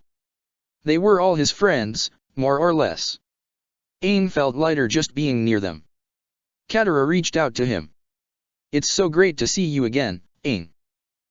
She withdrew her hand before he could take it. "I wish it was for better reasons." Aang nodded. "Thank you. We're all listening, now. You can go ahead, if you're ready." Katara gave him a flicker of a smile, and with the scrape of her chair, moved to stand at the head of the table. Iroh promised us that if we helped him become Fire Lord, he would restore the Earth Kingdom and Water Tribes. He would free us. But Ty Lee and I discovered evidence that he might have lied. Jet died to get it to us, and we crossed the world to bring it here to you. Jet was dead? Aang made a sign for peaceful rest, despite everything. Jet had been so awful to Mai, but she really had been planning to betray them at the time, but Jet's methods had just led to more trouble, but it was confusing. And if Jet died to help them, Aang could at least be grateful for it. And Katara went on to detail the full extent of Iroh's actions. Her waterbending master, Pakku, had worked with pirates to steal platinum from the Fire Navy. That platinum was going to a secret military installation in the former Northern Air Temple. Long Feng, the guy who had used a forbidden, evil, ceremony to turn the ashland that used to be Ba Sing Se into a giant monster, had been secretly taken to that base. From the temple, Jet stole a map detailing an invasion of the Earth Kingdom, and was killed for it just after passing it to Katara. The whole time, Aang's stomach grew heavier, even though he had barely touched his sweet bread. The tension rolled throughout his whole body, and several times he had to force himself to unclench his hands. How could Iroh do this to them? He had seemed so nice. And he really was worried about his sick son. Even Zuko believed him. This was this. And to be perverting an air temple like that. I can't believe it. I said I'd help him and he's using an air temple to hurt more people. Ty Lee shifted in her seat. We're not sure why he was at the air temple, exactly. The words reached him, but he couldn't think what she meant by them. There was a pain rising from deep within him that filled his head with heat and noise. Why did this keep happening to him? It was like he couldn't trust anyone. People smiled at him and promised to help, but they did nothing but stack lie on top of lie and treat him like a fool and use him for their own selfishness. Suki sat up in her chair. He has to be hiding this from the rest of the Fire Nation. No one would think to look in an air temple. Aang shook his head. It was getting so hot in here. I should have. They belonged to my people. They still should. The air was thick and heavy, like it was being pulled down. Down. Beneath the city. Something was down there. Something alive. Something old. Something hot. Something that found an echo within Aang. He had to move, had to stand up and use the fountain of energy within to keep it from burning him up. Why didn't I visit the rest of the temples? Why didn't I make sure they were all right? The heat was crawling through him, through his chest and arms and legs and head. It came from within and without, his heart and the depths of the city. I've just dash it was an old heat, somehow. Older than Aang, even though he knew it was part of him. But some parts of him were older than he was. I've been running around doing all the wrong things. This is my fault. Sokka's reply was muffled, almost lost in the roaring in Aang's head, as he said something about the visit to the Southern Air Temple not being encouraging. And Sokka was right. The monsters they had found there, things that had started as the disrespected bodies of Aang's people, of the friends he had known and loved. Aang panted for breath, finding the air too hot to nourish him. Why wasn't anyone else having trouble? He reached out for answers. Reached beneath the city. Where the heat echoed his call. He could breathe again if he just wiped out this city. The capital of the Fire Nation. A yoke on a volcano, a civilization capping an expression of the fury of the earth itself. The volcano was alive, but it had not erupted in so long, had been forced to idle while the people lived above it. They had done something. Aang could feel the yoke, a twisting of energy that kept the lava and fumes benign. He could untwist it. He could free the volcano. He could let it do what it had wanted to do for so long. The caldera, sitting atop all the heat, was empty, but there were people in the smaller cities at the volcano's base.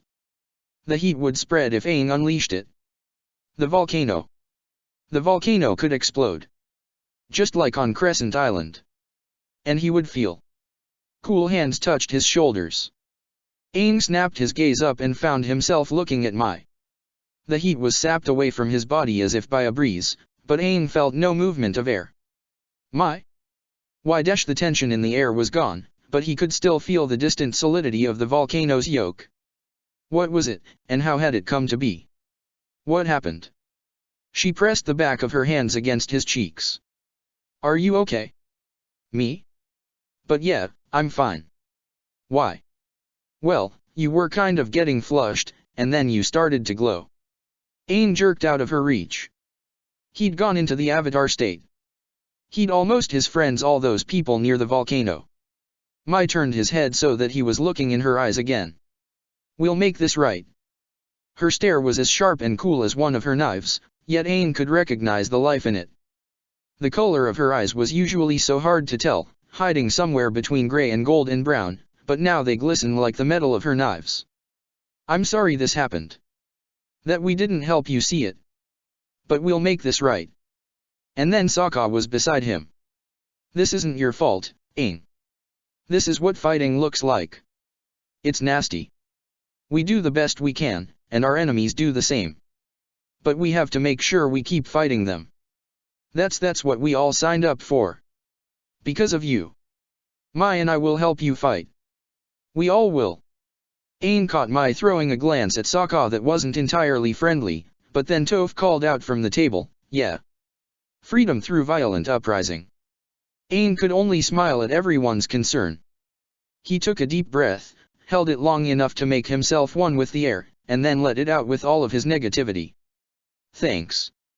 But maybe there's some hope that we don't have to fight. Even in all the warfare yesterday, Zuko and I found a moment where we were able to solve a problem peacefully. We can hope for something like that, but you know, be ready in case we have to fight. Over at the table, Ty Lee and Suki were helping Katara to unfurl a map that covered its whole width. Katara slapped her hand down on a drawing of a Fire Nation warship. This is how we start. This is what Jet gave me. This is what he died to protect. Sokka immediately trotted over to it, and Aang threw a grin at Mai that she returned with a roll of her eyes. Sokka really liked maps. He looked like he had just gotten a gift as he said, "Oh, it's the Southern Earth Kingdom. I've seen enough maps to know that. But I'm not familiar with the area that's at the center of all the ominous arrows. Hey, Toph, do you recognize what Iroh seems to be planning to invade?" The little Earth King gave a big smile. Absolutely. It looks like Fire Lord Iroh is coordinating an assault of the big gaping empty space between your big ears. Right. Blind. Forgot. I beg your majesty's forgiveness. Sokka's face reddened. Good one, Toph. Aang chuckled as he came over with the others, already feeling better, and looked down at the map. He found that he was familiar with the shape of the land beneath the arrows and listings.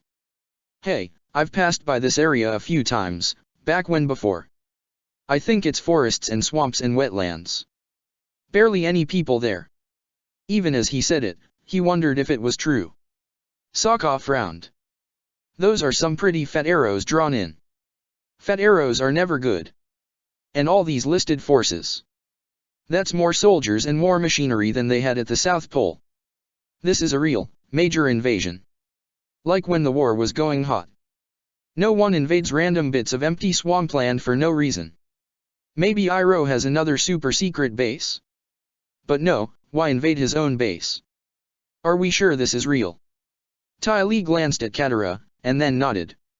It's real. They fought too hard to stop us. Mai said, I believe them.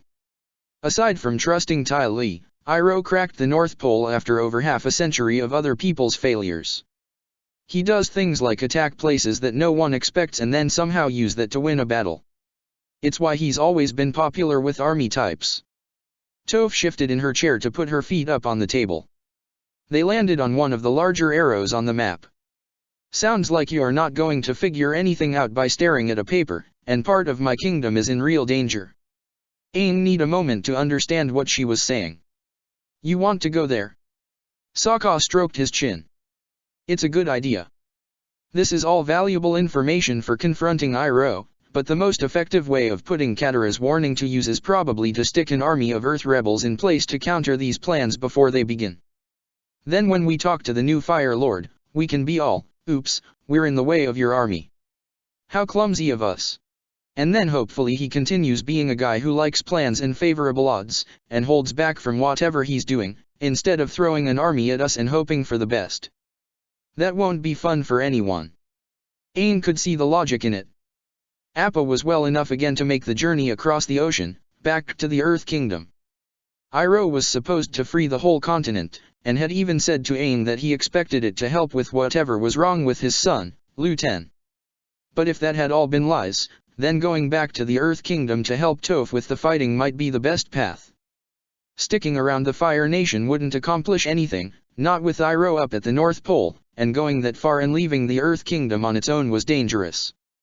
Especially with those telegraph lines that let them send orders faster than even a sky bison could fly. Confronting Iroh might have to wait for the next time he visited Aang in a dream. He looked around at his friends. It sounds like we have the start of a plan. We need to see what will happen as Iroh begins his rule as Fire Lord, but we should start getting ready to leave for the Earth Kingdom.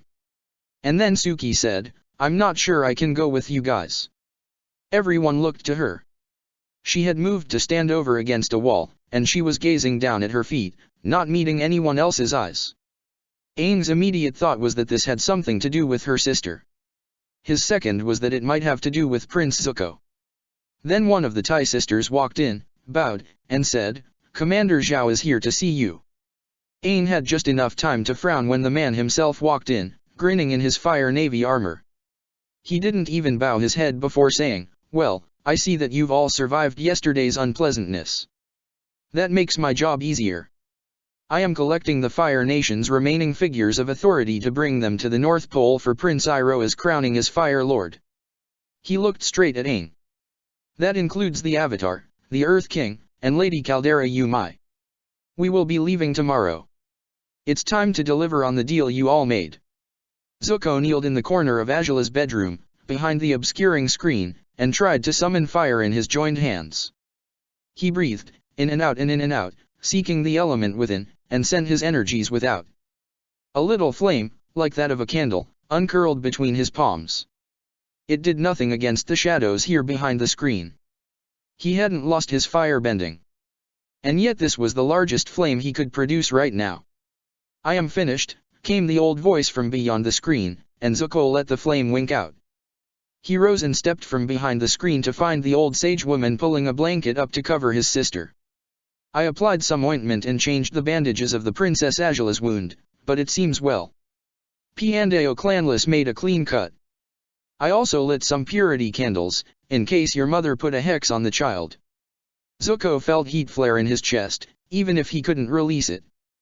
"Just get out of here." The sage bowed, and then glided out of the room. And so Zuko was once again left alone with Azula. He looked over at his sister, lying flat on her back in the bed, just as she had since Zuko brought her here following Fa. "Mother." Azula had been this way since yesterday, when the Avatar uncovered the truth of their parents. Breathing but not moving, making no sound. The only difference was that, at some point during the night, she had opened her eyes to stare vacantly at the ceiling. Zuko liked that less than when she wouldn't wake up. And they both had 24 hours, from dawn to dawn, to find a way out of the Fire Nation and a destination to head towards. Those were the terms of their banishment, earned by the actions of their mother. At least this time Zuko was being banished for a good reason. High Sage Zingeo stepped into the room, his hands folded in his sleeves.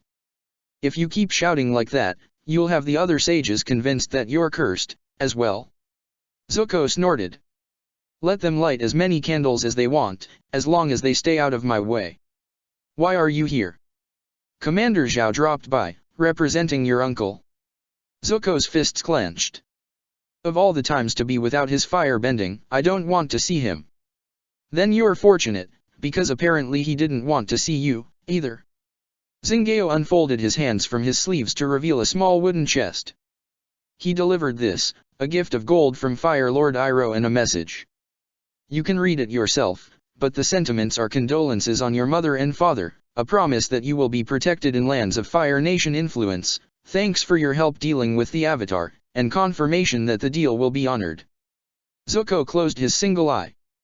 So Uncle wouldn't be intervening in Zuko's new banishment. He was surprised to find that he didn't feel anything in reaction to the news. Uncle was up in the North Pole, and even this latest message didn't say if he'd be coming back. Mother and father, there was no family left here in the Fire Nation, not with Azula banished as well. Really, aside from the rush, the banishment was no inconvenience to Zuko. Father was long dead, and there would be no confrontation over the fire he threw at Zuko at Ba Sing Se. Mother had returned from the shadows only to poison herself, leaving Zuko wondering if any of what he knew about her was true. It turned out that, after working so hard to end his first banishment, there was never a real home he could return to. He didn't feel a need to make a new one, either. He just wanted to stay safe and alive. And honoring his last promise to Mother. No matter what she had turned out to be, he believed that she had loved him. His little sister needed his help, now. It didn't matter what Azula was like, how much they had conflicted. She was literally the only family Zuko had left, and right now she couldn't protect herself. Even his supposed friends were more loyal to the Avatar. And it was the Avatar who had started Mother on the path to poison. There was maybe one person left who might offer Zuko a connection. He looked to Zingeo. "The sages will watch over Azula for today." The High Sage shrugged. "It is our pleasure to make sure you are able to leave as soon as possible. Keeping the princess here is part of that, especially given how closely she worked with your Fam given everything." Zuko nodded. He didn't care why, so long as it was done. He had to go talk to someone, and then find a way off this forsaken, worthless rock. A way out of the Fire Nation, one last time. While everyone else got into a big argument with Zhao, Mai sat down at the table with Katara's stolen map and took out a hinge blade to play with. Normally, she'd be all up for telling Zhao where to put his invitation to Iroha's crowning and exactly how deep, but that seemed like a waste of good anger.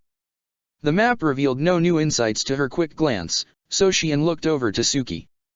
"You're not signing on for this next adventure, huh?" Suki had also declined the opportunity to vent on Zhao and was leaning on the table, her chin propped up on her hands. I only stayed away from home this long because of my sister. I hope you all succeed and free the Earth Kingdom and restore balance. But Kyoshi Island needs me. The argument was getting loud. Katara's voice was among the loudest. Mai ignored it for now and nodded. And we don't. Suki gave her a look. Mai returned a single shoulders shrug worth of an apology. No offense. You've been a help, even when I wanted to knock some of your teeth out. But I think we're past the point where leg breakers like you and me can make much of a difference. Suki raised her head. But you do more than that. You and Aang, he obviously needs you. Just now, I think you saved the whole Fire Nation capital by calming him down. Mai didn't quite know what to say to that. She certainly didn't feel helpful, saving the capital or not. She was the one who had let things get to this point. It seemed like Iroh had tricked them all, and she was very much annoyed at herself for missing it. Aang, sure, he wanted to trust anyone. Mai was supposed to be savvy and cynical, and unlike Sokka, she had grown up where betrayal was something everything did for fun. Not that she expected to be able to play on Iroh and Azula's level, but recognizing her own limitations was no comfort when Aang was so upset about it. She couldn't protect him from the threats he faced now. She was just a goon with a knife. Well, okay, lots of knives, and Aang didn't need that. There was no one she could stab to make things better. Not even Zhao, as fun as that would be. There weren't any little cultural tricks like the Agni Budokai that could fix things. Mai indulged in another sigh and began twirling her knife around a finger. Well, whoopee, I guess I earned my pay for the day. But what about you and Zuko? Suki went very still. What about him? You were working for him back in the Earth Kingdom, right? He's being exiled, now, so Mai waved her spinning knife in what could be either a threat or a vague admission of confusion, depending on her mood. Suki's eyes went to the map. I dash. And that's when Zhao said, enough of this. Either you all come to the North Pole and show your support for Iroh, or Lady Caldera Mai will never see her brother again. In the ensuing silence, Mai snapped her knife closed. She looked over to Zhao. She rose from her seat. She said, what? Aang, Sokka, Katara, Ty Lee, and even Toph were all backing away from Zhao. All of them, minus Toph, were looking at her with uncertain eyes. And Zhao stood at their center, his face red with anger, slowly putting a smirk on display. He flashed his teeth at her. We have Tamasha by. He is safe, and in a secure location. One I don't know right now, and the information has been kept limited, for obvious reasons. Forces under my command took him from your parents on Ember Island. Once the Avatar arrives at the North Pole, the Fire Lord will have the boy returned to your parents. Tom. He had been taken? She'd just seen him on Ember Island, when her parents had drawn her from the safety of the Tai sisters' home there so that Azula could set a trap for her. Mother and father had given their loyalty to the Oze faction, while she had been working for Iroh. Just business, nothing personal, just setting our daughter up for a killer princess. And now Oze, or Ursa, whoever had been really in charge on that side, was dead, and Iroh was in full control. Iroh's betrayals weren't limited to international politics, it seemed. But Mai was sure that he would characterize it as perfectly benign as long as she did as she was asked. After all, that's how Azula would honey it. Mai kept her face blank and said, keep him. I never cared for that little leech. My parents will just have to get over it or get a replacement. Aang, Sokka, and Katara were all aghast. Only Ty Lee and Toph didn't react to her words. But then, they each had their own kind of faster-than-thought insights into the matter. Zhao shook his head. I could almost believe you. But that decision isn't mine. My orders from Iroh explicitly say to consider any such responses from you to be a bluff. And even if you don't care, I'm sure the kind-hearted Avatar could never let the family of such a close friend suffer. Mai glanced at Aang. He no longer looked like she'd just insulted Appa, but he was still upset. Not that she needed to see him to know that Zhao was right. Whatever, she said, cutting off anyone else from chiming in, and sat again at the table. Exactly. Zhao clasped his hands behind his back. Now, tomorrow I will have a ship here to take the Avatar, the Earth King, and Caldera Umai to the North Pole with the other attendees for the coronation. No others are invited. So long as everyone behaves, Caldera Utamashabai will not be harmed, and once the Avatar has fulfilled his side of the bargain to Fire Lord Iroh, I will order the release of Dash. That's when Maya lost patience, flipped her hinge blade back out, and threw it. The boy Dash Zhao trailed off as he realized what had just happened. His top knot tumbled down from the top of his head to drop into the hands he hastily brought up. He looked down at the little bundle of gray hair, and then at Mai. She kept her expression blank and met his gaze. Oops, that was clumsy of me. Good thing I didn't hit anything vital. He took a step forward, and everyone moved to block his path. Mai waved them off as she leaned back in her chair. Go ahead, Commander. Explain to the Fire Lord that I can't attend his coronation because you set me on fire. Or just annoy me more to see how far I'm going to take this. Hey, why not mess me up enough that the Avatar will destroy the Fire Nation? You know, like he did Crescent Island. Aang blinked. I dash. Sokka cut him off with a laugh. Well, yeah, I mean, if we care enough about Mai to actually let ourselves be blackmailed with an evil Fire Nation toddler, we care enough to be touchy about her safety. That's what Iroh is counting on, right? I guess either he wasn't bright enough to see how we could turn things around, or he doesn't care about his toady, here.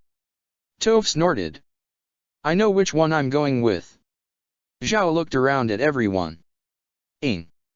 Sokka. Toph. Katara. Ty Lee, who was growling. His fist closed in on his amputated top knot. Tomorrow at dawn. At the docks. Then he spun on his heel and marched out. Everyone was gathered around Mai in an instant. Ty Lee even hugged her. As if she could feel better about letting them down yet again. It was King Toph who brought sanity back to the proceedings by saying, so I'm guessing this changes our plans a little. It was the lemur that clued Zuko into the location of the Avatar and his allies. The creature was fluttering above the mansion that belonged to Ty Lee's family, and the emptiness of the ravaged caldera made spotting such a little thing easy. It was the only thing moving in the sky, the only thing making a sound. He was brought up short by the women fighting in the mansion's courtyard. It took him a moment to realize that they were sparring with their tonfa sticks, not really trying to hurt each other. It was another few moments before he saw that they all had Ty Lee's face. By then, they had noticed him. Now, what were their names? Azula had never befriended them the way she had Ty Lee, so Zuko's contact with them was infrequent and usually at a distance. He was pretty sure all their names started with Ty, but they saved him by bowing together. The one on the far left, wearing green, said, "Welcome, Prince Zuko. You just missed Commander Zhao." Zuko scowled. "No, I didn't. I came for another reason." The green Thai sister nodded. "The Avatar is in conference with his friends. Shall I bring you in, or do you wish to be announced first?" Zuko knew he should go inside, should talk to everyone. But the Avatar was the one who had unmasked Mother. Zuko knew the truth needed to come out, but I just need to talk to Suki. Maybe I could wait here. The Thai sisters all stared at him. One smirked, but then the rest broke into smiles that he didn't like at all. The one in green nodded. "I'll ask her to come down.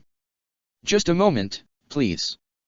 Zuko nodded as she dashed for the mansion. He turned away from the grins of the other sisters, and reached for the thin object tucked into his belt to confirm that it was still there. His stomach was tight, and he had to suppress the urge to pace. It was forever and too soon when the green Thai sister returned with Suki.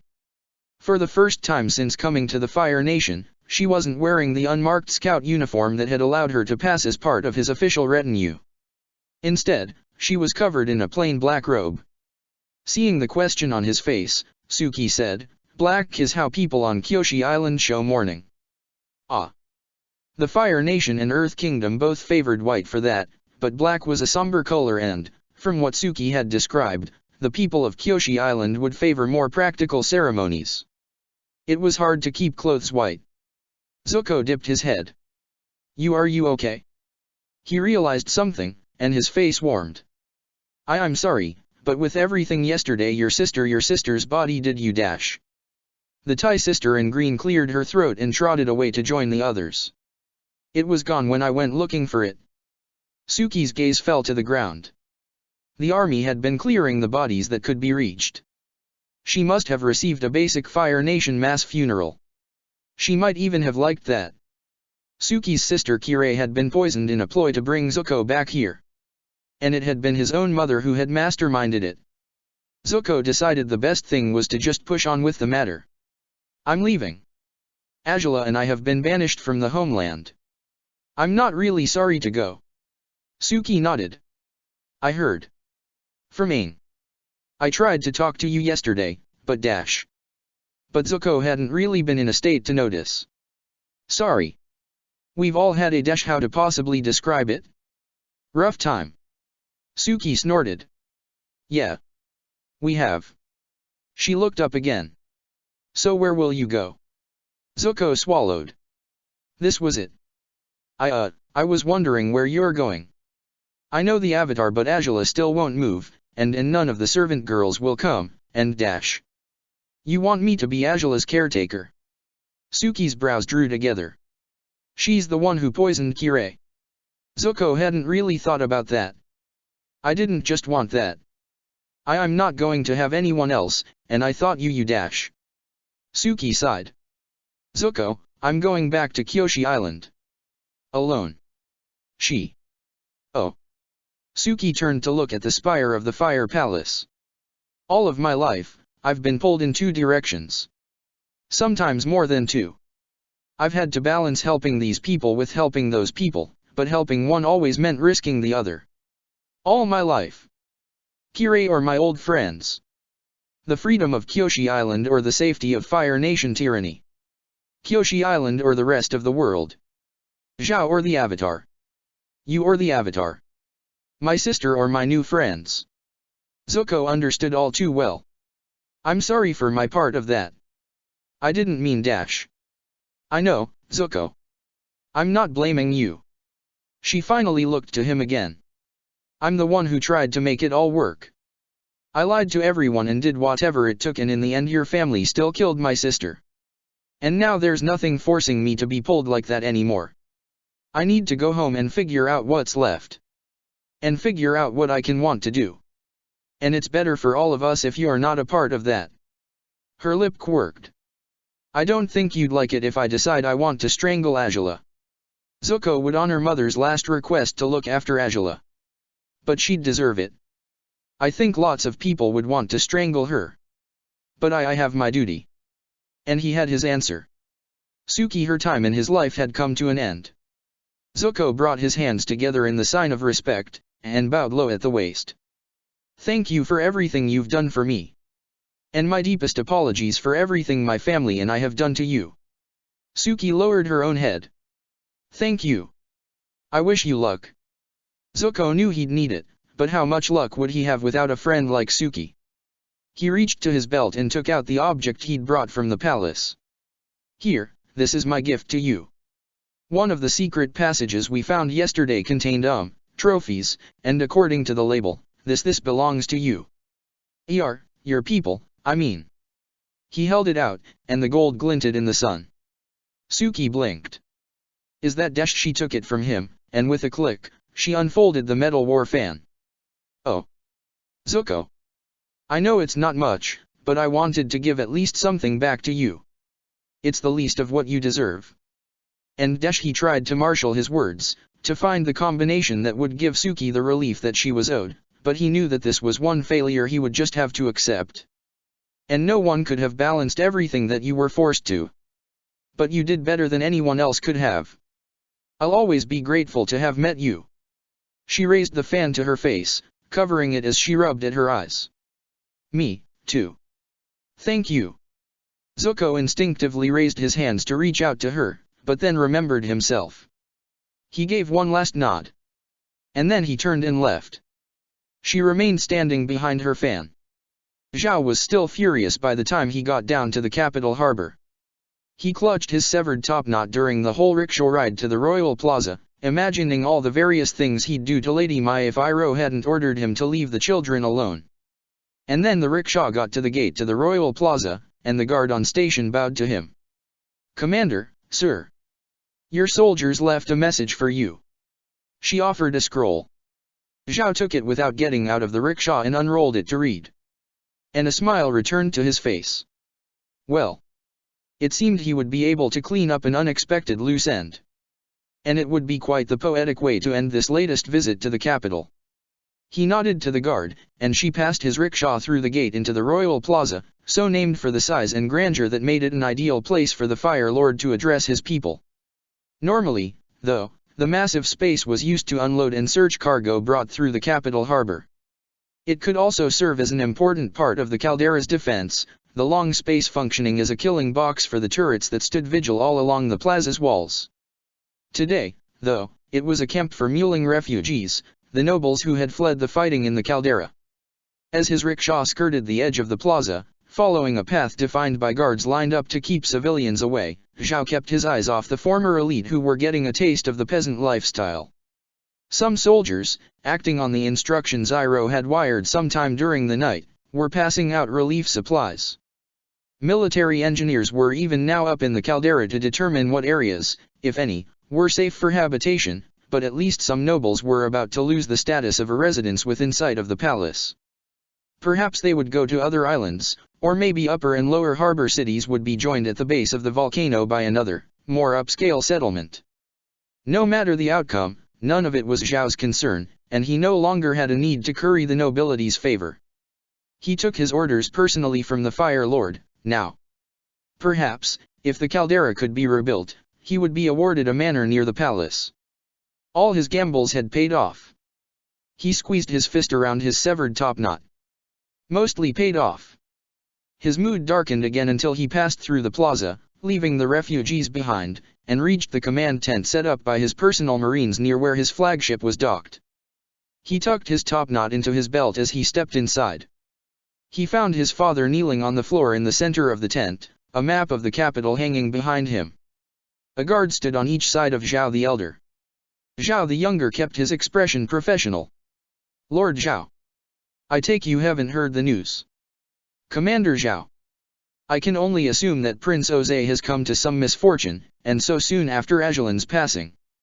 Father looked especially old and tired today. His face, so similar to Zhao's own, was a dire future that had been safely avoided. "I can't imagine what else might cause this misunderstanding." Zhao barked a laugh. "Misunderstanding? You were Prince Oze's agent while the Avatar and Prince Zuko were on Zenmatsu Island. Oze, or the person we thought was Oze at the time, killed Fire Lord Ajalin, among other treasonous activities. Your arrival in the capital today is highly suspicious, wouldn't you say?" Father blinked. "Oze was not Oze? What madness is this?" Zhao could only shake his head. "I scarcely credit the stories I've heard, myself, but the Avatar and High Sage agree. The magical impostor is dead, at any rate. Iroh is Fire Lord. And I am a leading figure of security in the capital, now. Are you?" Father's eyes narrowed. "Then you have the power to resolve this." "I do." Zhao stepped over to the old man and leaned to look down on him. "You undermined me on Zenmatsu. You chose Oze over me." Father shrugged.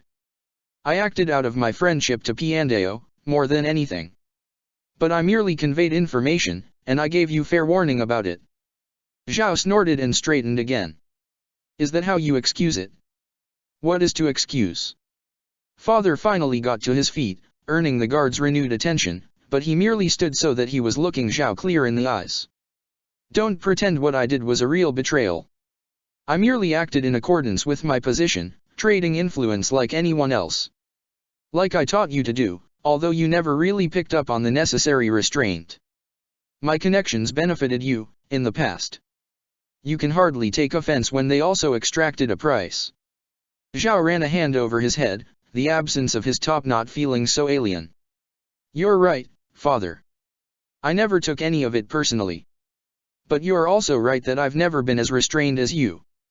Which is why you lost, and I am now ridding myself of an impediment who backed the wrong prince." He turned and headed for the tent's exit. Father called out, "Zhao." Commander Zhao turned to glance at the guards. "Lord Zhao is hereby guilty of treasonous actions. Under my authority, he is to be executed." And then he stepped out into the sunlight. Within the tent, Father gave a cry, and then there was silence. Zhao would need to have his hair trimmed, if he was to look as good as possible when he arrived in the North Pole for Iroha's coronation. He'd have to see to that, before the departure tomorrow morning. Aang opened his eyes, letting the soothing cool presence of Mai shrink back from being the whole of his world to resting in the body of the young lady in front of him. They were alone on a balcony in the mansion of Tai Li's family, hiding from the sun in the shade of an overhang. He looked right in Mai's eyes, now a dull gold in the shadow. "I couldn't find your brother." She face didn't change, but she did sigh. "My connection to him isn't strong enough." Aang wanted to deny it, to affirm that she had to love her brother enough to trace the connection to Tom Tom's location. Even the slightest bond should have been enough to at least get a direction, a path to follow in the same what that the Guru Puthak had taught. But he had traced his own rushing connection to Mai, and then tried to follow her ribbons of influence to where Zhao might have hidden her brother away. And he couldn't find anything. Yes, Mai was connected to him, and Sokka, and Ty Lee, and Katara, and Toph. Those glowing paths went right to the other rooms in the mansion. He had followed a path down to the courtyard to Suki, and a jagged, fraying path to the fire palace, to a small dying ember of a presence. He followed another path down out of the caldera, to Zuko's bundle of frustration and need. And two little shreds led to the refugee camp at the base of the caldera, twin pinpricks of panic. Mai's parents, probably. And yet nothing to her brother. Aang shook his head. "I don't think you can be less connected to him than your parents. There's something wrong, here. Something or nothing, it doesn't matter. We're stuck in Iroha's trap." She stood up, and somewhere in the motion she produced a needle that she began twisting between her fingers. "I can't provide what we need, and now Zhao Iroha whoever has us on the end of a leash." She looked to Aang, and he could see something in her eyes that wrenched at his heart. You don't know Tom Tom dash." She mumbled her next few words and bit her lip. She couldn't bring herself to say them. She couldn't tell him to forget about her, and her brother, to do what was necessary. Aang could only smile at that. "I'll save him. I want to save him. Helping people is what I do. And I really like helping you." At one time, he might have felt too vulnerable to admit such a thing, but after all they'd been through, he could say it with pride. Mai nodded, but her gaze fell. She still wasn't happy, and he could understand why. But maybe he could cheer her up. "And I think I know what's going on," he continued. "It's not that you don't have a connection to your brother. Remember what Katara told us? Iroha took Long Feng, and he's stealing platinum from the Fire Navy." Mai's eyes snapped up. "You think he's hiding Tom Tom with platinum?" Aang shrugged. "It makes sense. The Guru told us that platinum is something not connected to any element, and it disrupts spiritual energy like the Linghun. Maybe it can block the energy of our connections enough to keep me from sensing it." Mai was twirling her needle again, fast. "So how do we get around that?" Aang could only shrug. I don't know. I mean, I can't imagine that Zhao put your brother in an airtight platinum box, so maybe there's some way to find a trace of energy, but I was trying really hard just now, so dash." Mai stilled her needle and twisted it to grasp in a fist. "So unless you get some kind of new lesson from a convenient mentor, or an upgraded spiritual engine or something, there's no." She was no doubt saying something very pessimistic and witty, but Aang had stopped listening. Upgraded spiritual engine? Maybe. An upgrade, huh?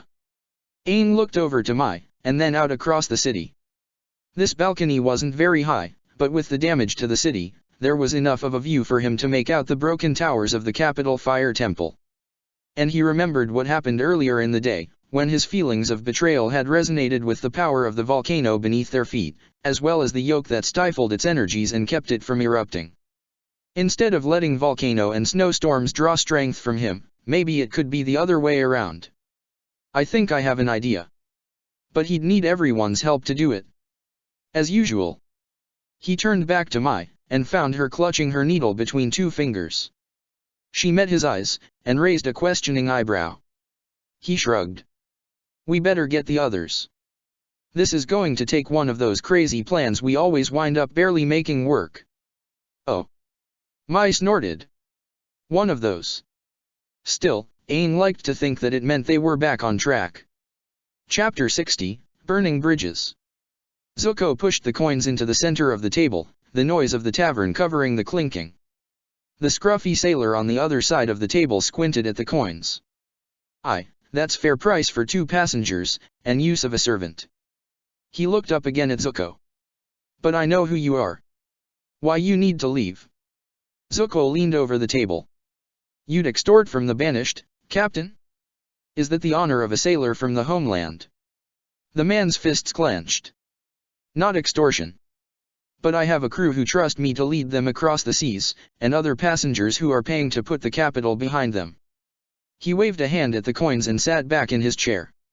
What would they all say if they knew the children of the witch princess were aboard my ship? Zuko was on his feet before he even knew what he was doing. Do not say that name again.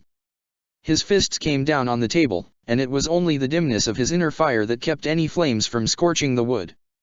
Around him, the noise of the tavern dimmed. Zuko looked around. Stares met his one-eyed gaze, but slowly everyone returned to their own concerns. He made himself sit back down. Threats wouldn't help with this, even if they came all too easily to mind. Fine. I can pay more. This was why Uncle Iroh, Fire Lord Iroh, had sent the gold. Zuko was sure he could make it last for a long, long time. Back during his first banishment, he'd had to stretch his copper coins, thrown at him by people who pitted him, as far as they could go. After that practice, a chest of gold should last him a lifetime, but he himself had never actually been in control of a fortune, before. As a prince, everything was simply provided to him. When Azula came to help him hunt on the Avatar, she'd been the one controlling the gold. And so Zuko had no idea how to give someone a ridiculous bribe. A gold piece should be enough to buy anything from people like the sailors who visited the taverns of the capital's lower harbor city. It could probably buy all of Upper Harbor City. But how many more such bribes would Zuko need to give out before he and Azula were safe? Should he find someone to trade a gold piece for bags of silver, and then use those to make the ridiculous bribes? But there was no one left to guide him. Azula was sick, mother and father were both gone, uncle was far away and now responsible for the fate of the homeland, and Suki. Zuko reached meaningfully into his pocket, as though ready to produce more coins in an instant. How much are we talking about? Hopefully, that sounded more savvy than pathetic. The captain stared at him for a long moment, and then shook his head. Gold doesn't float, your highness. What good would riches do me if the spirits were against my voyage? He pushed the coins at the center of the table back to Zuko. Good luck making other arrangements. Zuko didn't let himself slump until the man was gone. It wasn't the first time he'd heard that, today. But it was an entirely new experience when someone sat down in the sailor's place, seemingly of their own accord. Zuko looked up, ready to push his spending money back into play. It was an old man with a cup of tea in one hand, a pie show tile in the other. He didn't look like a sailor. Zuko sat up and put his hands flat on the table. What do you want? The old man smiled. Your uncle sends greetings. He asked me to help you out. Mai looked up, over the apprentice sage attempting to guard at her, past the outer gate of the capital Grand Temple, to the temple's Dragon's Pier Tower. It was, of course, still from when Appa, and Mai and assorted company, had crashed into it yesterday. She folded her hands in her sleeves and looked back at the would-be guard. You're denying the Avatar entrance to your fragile temple? Interesting choice of action. Behind her, Aang tonked his staff against the ground. Please, let's not be aggressive about this, he said slowly, no doubt because he had only just memorized the words a few minutes ago. I'm confident that I can solve the problem without any violence. The young apprentice was no older than Kalo had been, and Kalo would grow no older, because Mai had killed him, and quick to bow at the waist. Yes, no violence. I would never dream of denying the Avatar entrance to our facilities. It's just the temple has a confusing layout, and I'm just, waiting for a, escort. He looked up to see if Aang and Mai were buying it. Mai, for her part, was not buying it, but that had been predetermined. Aang had his own plan for finding Tom Tom, but he said he needed unrestricted time in what was probably a very secure area of the Grand Temple, and Mai and Sokka in turn had concocted a plan to get that for him. As Azula had always said, the first move in taking something that no one wanted to give you was to act like you had already earned it. Mai was a bit ashamed of how much she enjoyed acting like Azula. You incompetent fool. This is the Avatar. You're making us late for an important spiritual obligation. She moved to push the apprentice out of the way. The gate opened just enough to allow High Sage Zingao to come running through them. What is the problem here? Avatar Aang. The old man went as white as his beard. That made sense. According to Aang, the High Sage had been present yesterday when whatever had gone down with Ose/Ursa had gone down. It was the stuff of nightmares, which was always good for intimidating politicians. Mai gave a quick nod to Aang, pushed the High Sage out of the way instead of the apprentice. The blasphemy gave her a little thrill, and began stalking across the front courtyard of the Grand Temple. Aang marched behind her, and Zingao wound up trotting next to him. Thank you for your accommodation. It does you credit that you so responsibly guard such an important artifact. Yeah. Mai glanced back to enjoy the High Sage's look of confusion as he said, it does? But, which artifact? She returned her eyes forward and continued stalking to the Grand Temple as if she actually knew the answer. The thing that's keep the volcano docile, of course. You have checked on it today, haven't you? Zingao came to a halt. Mai and Aang stopped as well. The High Sage's eyes were narrowed in thought. Finally, his ponderous response was, do you mean the lava arch? Mai caught Aang eyeing her a question.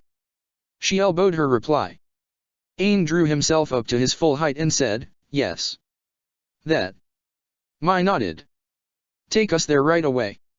Sokka watched through his telescope as an old guy in too many red robes brought Aang and Mai into the temple, and then the view was cut off by those unnecessarily intimidating black stone walls that so much stuff was made of around here. He lowered the telescope and looked to his only companion up here on the roof of the Tai sisters' mansion. Well, Momo, they're in. Good thing I wrote that script for Aang, huh. The lemur stopped licking its own armpit and chittered. Sokka shrugged. Hey, you think you can write better under this kind of pressure, you can do it next time. I had a lot to plan out. If this works, and we do end up going to war with the new Fire Lord, we need to start on the right foot. I think I can be forgiven some shaky dialogue, if everything else works out. He was about to raise the telescope again, and get on with all the boring monitoring he'd have to do while waiting for any potential disaster, when he noticed movement below. Everyone else in the house should have been preparing to leave, so there shouldn't be anyone out there now. Katara and Ty Lee would loading up Appa for a quick exit, and even the Tai sisters were planning to find their mother in the refugee camp and head back to Ember Island. But when Sokka looked, Toph was lying on the stone of the front walkway, slapping her feet against the ground in some kind of pattern. Maybe that was how earthbenders staved off boredom. As Momo scuttled over and settled into his lap for a nap, Sokka got back to his peeping on the Fire Sage neighbors. The 5 dragon heads loomed over Aang, no less intimidating for being made of dead metal. The path High Sage Zingao had revealed went deep beneath the temple. It started with a hidden door set in the rear courtyard of the temple, a door that could only be opened by fire bending, and continued down into dark depths. Aang had accompanied Zingao through a similar set of secret passages yesterday, when they needed to bring Zuko's mother's body out of the palace, but these spiraling tunnels were different. They went deeper, for one, and the glimpses Aang got of the branching hallways revealed decorations made to look like dragon bones. At least, Aang hoped they just looked like bones. The double door he stood in front of now had been at the end of the lowest path. The walls were broken up by small openings into massive side chambers that glowed with flowing lava, removing the need for torches or lamps. Instead of bones, a series of 5 dragon head sculptures guarded the door, set in front of a complex mechanism of gears and slots. Only an avatar who has come fully into his power can open this, Zingao had said. Some of his fear melted away with a twitch of his mouth as he added, without help, that is. I would summon other sages to assist with the fire-bending lock, but Avatar Litsu himself charged that only the greatest flame masters could enter into the chamber of the lava arch. I trust you won't have any trouble. So now Aang needed to figure out how to produce 5 steady streams of fire bending at once. So far, 5 minutes of meditating had not helped him work up the confidence to try. He breathed in and out again, trying to put the locks themselves out of his mind. This place felt weird. It was like the abandoned temple of Crescent Island, a nexus of energies through which he could sense the pulse of the volcano. But unlike that one, this volcano didn't have the same life. He touched it earlier in the day, when news of Iroha's betrayal had nearly sent him into the Avatar state, and the angry essence had been unmistakable. But here, there was something like tranquility, but no peace to go with it. An imposed tranquility. That confused Aang, because up to now he thought tranquility and peace were pretty much the same thing. What was this place? He had sensed something like a yoke before. Yes, Aang, Avatar Roku said. Peace through tyranny, the way of the Fire Lords. Aang's eyes snapped open. No longer did the locked double doors stand before him. Now, the glowing specter of his previous life sat facing him in the dark. Roku. I need dash. I know, Aang. Roku's bearded face twisted with a smile. Rare is it when I can directly give you help, but I am happy to say that this place makes it possible. Aang had only ever directly spoken to his predecessor once before, back in the Southern Air Temple at the beginning of his quest, what felt like a lifetime ago. It had been before Mai's betrayal, before Katara, before finding the new airbenders, before the monster of Ba Sing Se, before Iroh and the Fire Nation and brief civil war and everything. He had to smile back. I'm so happy to see you. Can this place really help me find Mai's brother? Roku nodded. There is power here that you can use.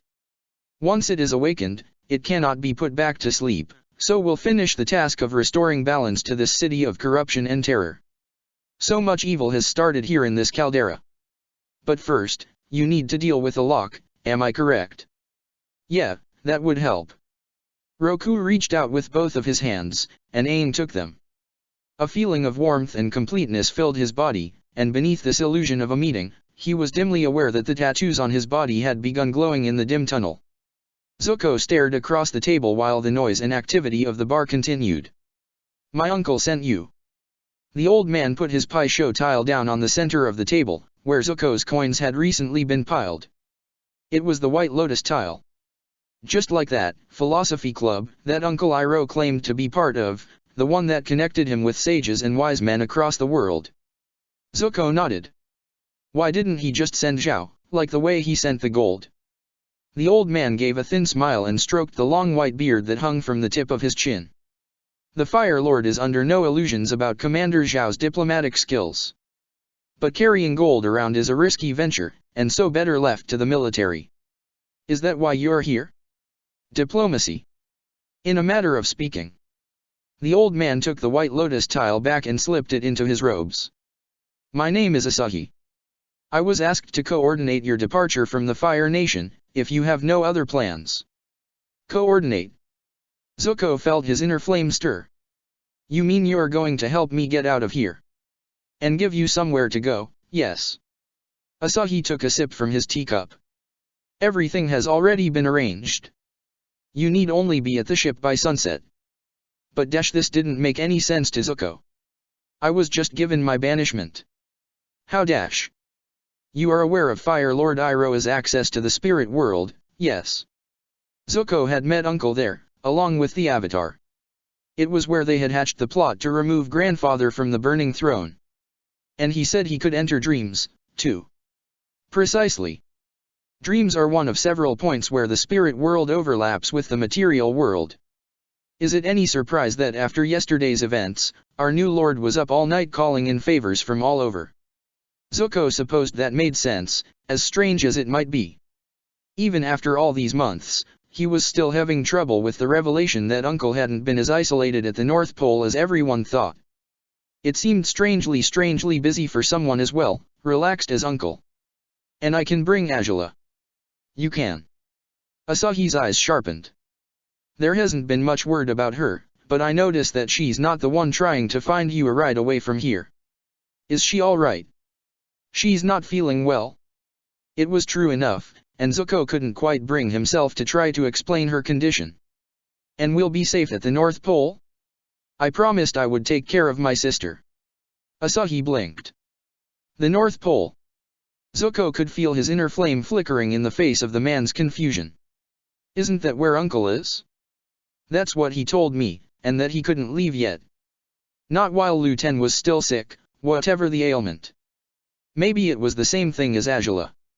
There was a lull before Asahi raised his eyebrows. Ah, I understand the confusion. Yes, the Fire Lord is at the North Pole, and soon the sages and military will leave to witness his crowning, but your uncle arranged something else for you. A member of the White Lotus in the colonies will host you on his estate. You will have your own little house with a small staff of servants, from which you will be free to come and go. I'm told it's near some scenic mountains. Quite pleasant. Zuko had spent years in the Earth Kingdom, but he couldn't make himself imagine it. Uncle Iroh didn't want Zuko to come up north. He and Azula were being sent into retirement in the colonies. Would he ever see Uncle again? Was he expected to become some kind of secret agent for this White Lotus Club? Or was this to put him and Azula somewhere so that they could be safely forgotten? I'll have to think about this. Asahi's brow scrunched. Do you understand what is being offered? Safe, reliable passage. Protection. Sanctuary. I know this is a difficult time for you, and well, I'm sure events must seem like they're closing in on you. But your uncle wants to take care of you, now. There's no reason not to accept. No, Zuko supposed that there wasn't.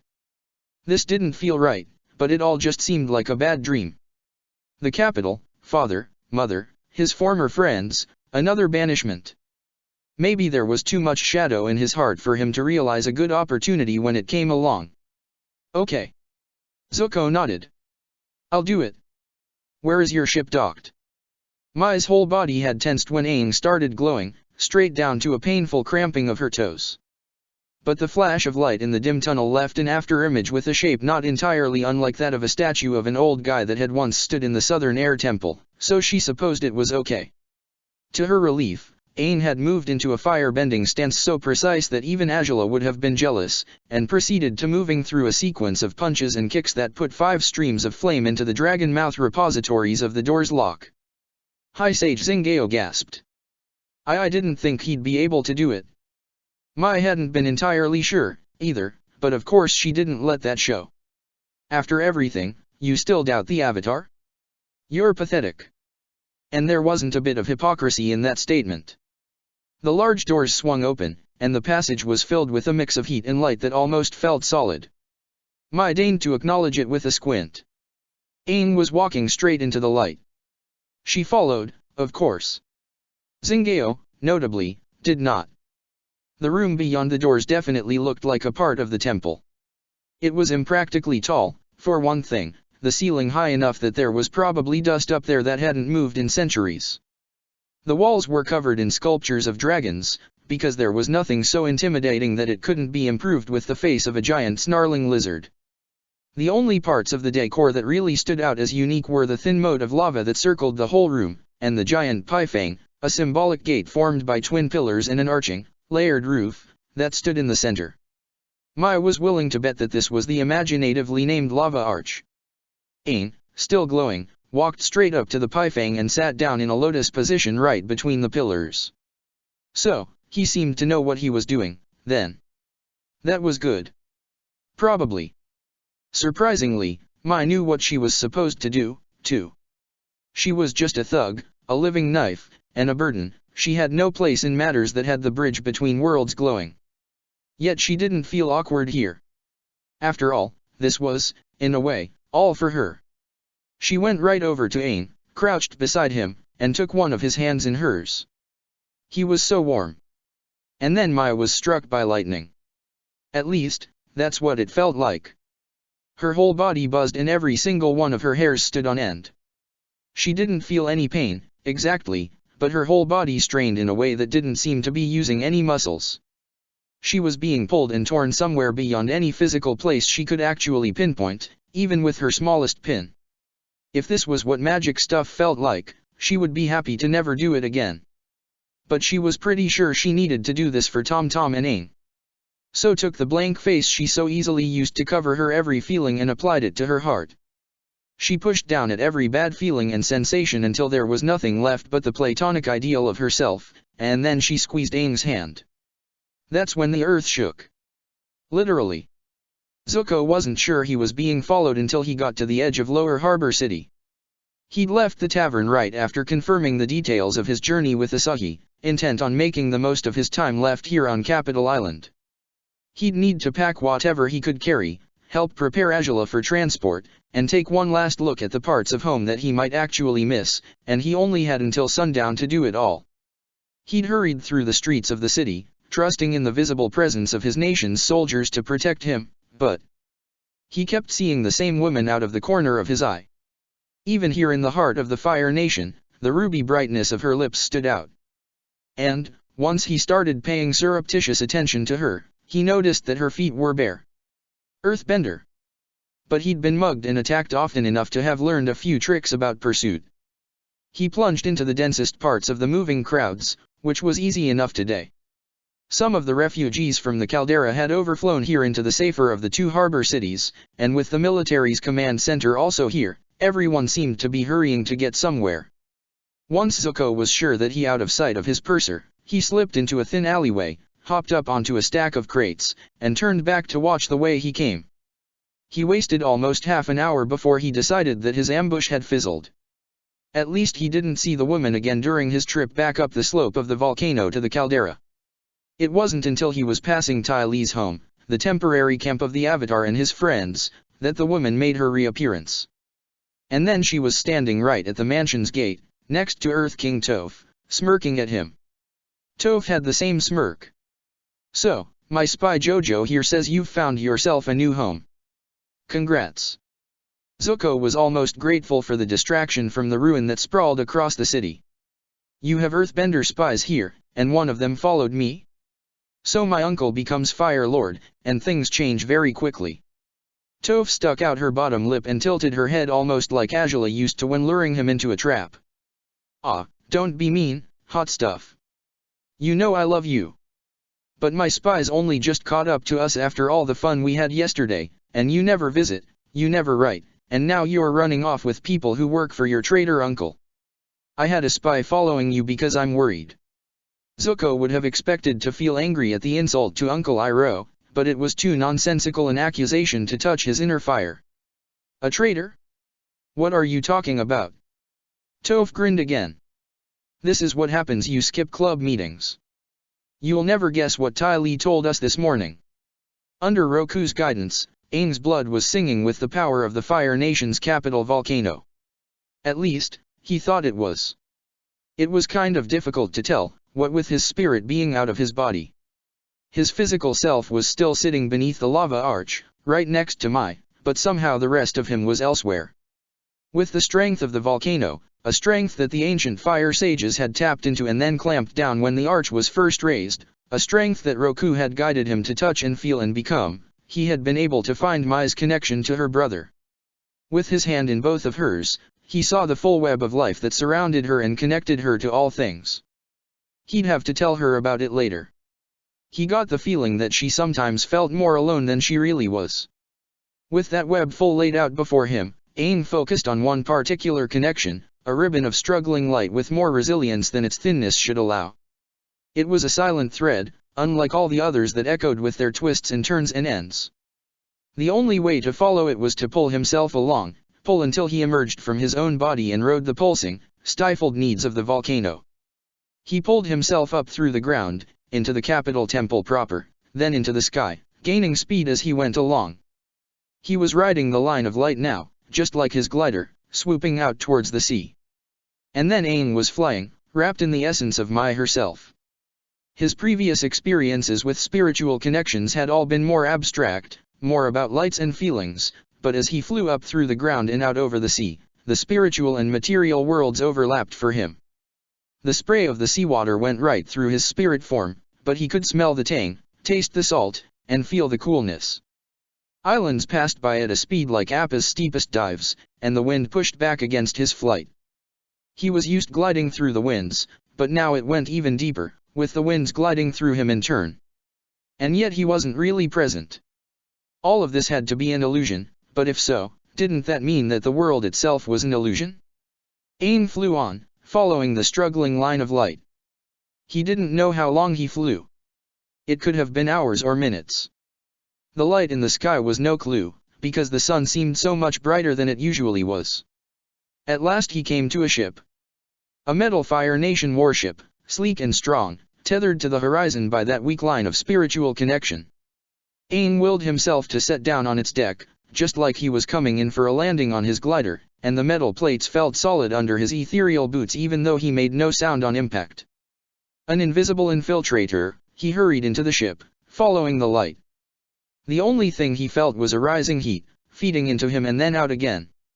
With every pulse, Mai's connection to Tom Tom glowed again. It was feeding on the energy that flowed from the volcano and out through Aang, just as he was. He walked down the halls of the ship, and though they echoed the thrum of the engine, the sounds of the crew, and whistle of the winds, his own footsteps were silent. He could smell the burning coal, and the light of the gas lanterns allowed him to see. Sometimes, the trail led straight through a wall or floor. The first time, Aang had been cautious in his attempt to will himself through a solid object. It became much easier after that. He hurried along, and nearly jumped out of his body, well, figuratively speaking, since he was already kind of a ghost, when he encountered a wall of pure shadow that blocked his way like he once again had physical form. He bounced off, and landed next to a glowing blue figure that looked like an old man. It wasn't Roku. Aang, Fire Lord Iroh said. I'm sorry we have to meet this way. Zuko found that the only reply he could make to King Topha's accusations was to shake his head. Well, that, and to also burst out with, none of that makes any sense. Uncle Iroh planning to invade the Earth Kingdom? Kidnapping babies? Hiding away the man who had made that awful monster out of Ba Sing Se's ashland? That wasn't the uncle he knew. Toph leaned against the outer wall of the Tai sisters' estate, completely relaxed despite the devastation of the surrounding neighborhood, and shrugged. Yeah, that's what we all said. But we trust Katara and Ty Lee, so what can you do? I mean, besides track down Mai's brother, prepare for war, and maybe have Earthbender spies follow around whatever members of the Royal Fire family are still hanging around. The spy Jojo had already left, but Zuko wasn't going to let that go. Well, congratulations. You've discovered that all he wanted to do was help me after the Avatar ruined my life. Toph didn't say anything right away. She didn't look at him, of course, but he could tell she was concentrating on something. At last, her voice came out small and flat with, "You really believe that?" Zuko crossed his arms and nodded. "Shouldn't I? I was there when Aa the Avatar attacked my mother. He just revealed her, and now my sister will only stare at the ceiling, and I don't have there's no one I dash." Zuko. There was no teasing in her tone. "You know the kid as well as I do. Yeah, he doesn't stop and think, but he doesn't try to hurt people. He tries to help them. It gets complicated, but he only does what he has to do." Zuko turned away from her. She was just a child. What did she know? Well, it doesn't matter. I'm leaving at sunset, and I'll never have to worry about any of you ever again. Unless you come with me, you mean? Zuko blinked. Come with, he spun to face her again. What? She stood up straight and stepped away from the wall. Her eyes were closed, but she held her head up with the same regality that Azula cultivated. Prince Zuko, your family and nation have treated you like a bunch of jerks, so I am offering asylum for you and your sister in my royal court. Zuko repeated, what? The ceilings and floor were still the same dull gray color of Fire Nation metal, and when Aang turned around, the wall there was as well. Yet the final wall was so black that might have just been a void where light feared to go, even though the ribbon of light that was Mai's connection to her brother led straight into it. Straight into it, and right past Iroh's spirit projection. Obviously, Aang wasn't the only one who knew this trick. You lied to me? Iroh's glowing, transparent form sighed. Really, this is just a horrible misunderstanding. A misunderstanding. Aang wasn't sure whether he was glad that neither he nor Iroh were physically present. Attacking the man probably, wasn't a good idea. So Katara and Ty Lee found someone else's spooky fortress in the Northern Air Temple. No, of course not. That was my facility, staffed by my naval command. The map that the Blue Spirit Jet stole and passed on to your friends was mine as well. I even created the strategy it details. Iroh shook his arms in something like a shrug. I told no lies about any of that, and I gave you the honest truth about my motivations. I want to save my son, and restore balance to the world. Aang shook his head at the contradictions. Then why invade the Earth Kingdom? That's merely a contingency. It's my worst-case scenario, actually. There is a path before us so horrible, it may require me to use the forces under my command to secure a certain spot of the colonial continent. All of those forces aren't to fight natives, young Avatar. My strategy expects my own nation's army to primarily oppose me. Becoming Fire Lord was a way to help prevent that, but it is still not certain. Aang took a step back. The notes on the map hadn't said anything about who the enemy would be, at least not in a way that he or any of the others understood. What would you be protecting? Iroh waved the matter away. A spiritual nexus of a kind. Even your friend Long Feng didn't consider it worth his efforts. If Aang had a body, the thought of Long Feng being his friend would have turned his stomach. Long Feng was evil. And you were playing with his ceremonies in the Northern Temple. And you killed Jet when he found out, and kidnapped Mai's brother so you could threaten us. You're just as evil as him. Iroh actually chuckled. If doing whatever it takes to save my son is evil, then I will accept the Avatar's judgment. I predicted that your friend's discovery would inspire you to resist my summons, so I acted to force your compliance.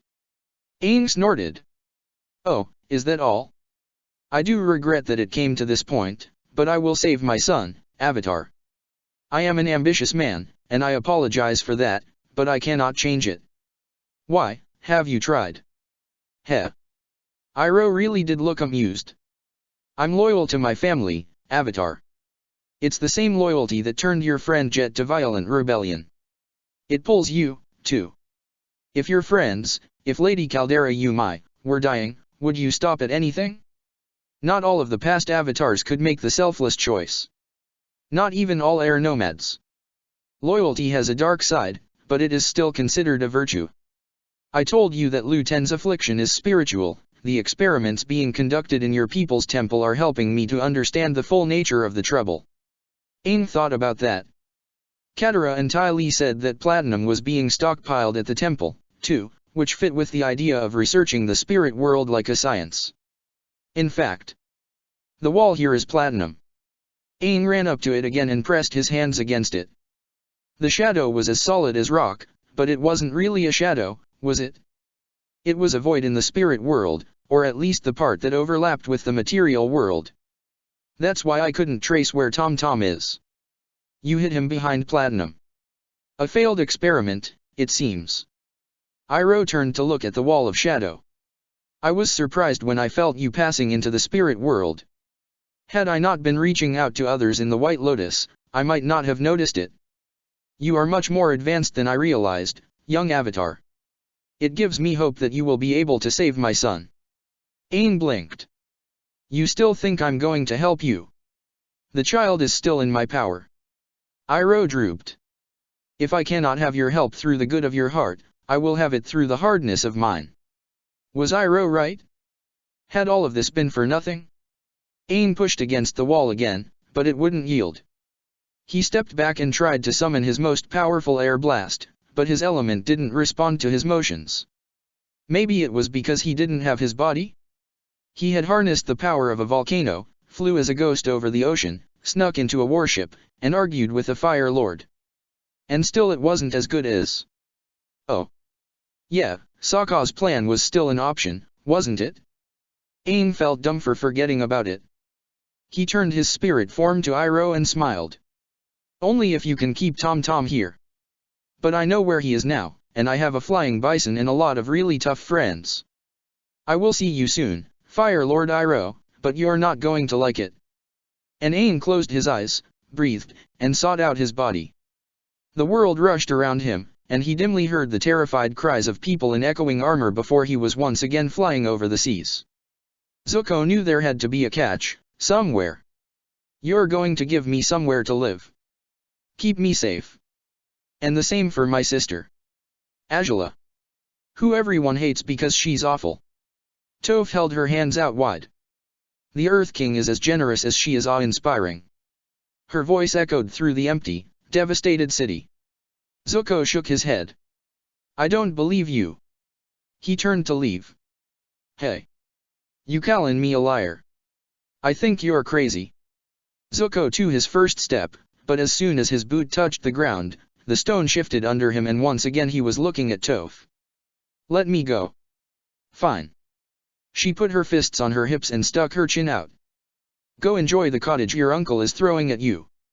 Pretend he cares about you, and that you don't care about anything else, and that you won't want to run away a week after your stupid sister wakes up and starts being her stupid self again. What do I know? That's right. Zuko turned around again. What do you know? You grew up in the lap of luxury and then became a king. You don't know what it's like to be unwanted. The ground twisted again, and Zuko was once again facing Toph. Then she punched him in the stomach. Pain exploded in Zuko's gut, and radiated so far outward that he fell to his knees with an urge to be sick. Toph plopped a foot down on his right shoulder, and pressed down so that it was like he was clamped into place. You're just seeing what you want with that one eye of yours, she hissed. I've told you my parents were so ashamed of me that they locked me in my home and didn't even tell anyone I existed. You think that if I gave up like you, I would have escaped the Fire Nation burning jailing? And do you think anyone liked the idea of a blind dirty girl becoming king? Shut your stupid face. I know just fine about being unwanted. Zuko wasn't sure if her foot or the weight of her words was heavier. But it couldn't be wise to turn away from Uncle. He was Fire Lord, now, and wise and powerful. But he didn't want Zuko around, apparently. In the silence, Toph said, if you decide to go with the White Lotus, I better not ever see you again, hot stuff. My poor broken heart wouldn't be able to take it. He was still trying to figure out how to respond to that joke when the ground shook, a terrifying vibrating that he knew all too well. He felt it on Crescent Island. Toph swung towards the Grand Temple. I guess it's time to make a decision. This city isn't going to last to the end of the day. Zuko jumped to his feet. An eruption? I don't think so. Toph frowned, and closed her eyes in consternation. But the volcano is coming back to life. You picked a good time to get yourself banished. Zuko couldn't bring himself to disagree.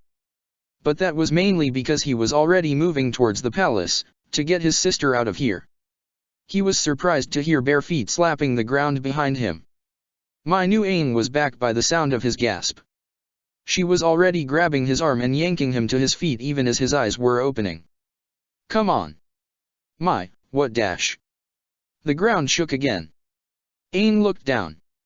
How long has it been doing that? Mai was already dragging him in the beginning of the retreat as she nodded at the lava arch. Since the pillars started cracking. She couldn't even say when the damage first appeared, not with the weird lighting of the bubbling lava. She had first noticed when she realized that the quick, echoing snaps weren't just the regular sounds that room with a lava moat made, and even her raven eagle eyes had trouble picking out the hairline cracks. At first. It wasn't hard anymore. They were halfway to the door when the air was broken by a stony clap so loud that it made Mai wince. She and Aang turned to the source, and saw that the lava arch was split right through its center. The ground shook again, and the columns on either side grew fuzzy at their edges. And then the whole thing collapsed. Mai and Aang took off again, and when a burst of airbending came up from behind to speed their retreat, she was grateful enough to not care how it battered at her hair. Avatar Roku, Aang mumbled as they passed through the door, into the dark tunnels beneath the temple. Of course High Sage Zingeo was nowhere to be seen. He said this would bring balance to the capital. Mai couldn't say she was impressed by the warning. Typical Fire Nation sense of humor. Aang didn't reply. Mai's boots hit the first set of steps when the lava began flowing out from the former resting place of the lava arch. If it really had, as Aang said, been the yoke that tamed the volcano, then she very much wanted to be elsewhere. Still, she couldn't stop herself from asking, "Did you find Tom Tom?" Aang's smile was all the answer she needed. Sokka was still on the mansion's roof when Aang and Mai came tearing out of the temple. The fire sages had all already evacuated the place, which was surprisingly sensible of them. Sokka would have bet on them trying to stop Aang from escaping, or fixing whatever the problem was. He reached up to the top of his head, where Momo was holding on, trembling. "Okay, buddy, now we can go. Let's load up Appa and get out of this dumb nation." It was with a mix of joy and sadness that Ty Lee once again took the skies with her friends on the back of a giant fluffy cow thing. So what's going to happen to the capital? There's barely anyone in the caldera, but there's all those people down at the base. The harbor cities, the docks, all the refugees in the Royal Plaza. Oh, Mommy is probably down there. It was crowded in Appa's saddle as he flew up over the rim of the caldera. Aang was steering, of course, and Mai and Sokka and Katara and Suki were all up the front. Ty Lee and her sisters were crammed together in the rest of the saddle, which was kind of like her worst nightmare, except that there were bigger things going on, so she tried to ignore it.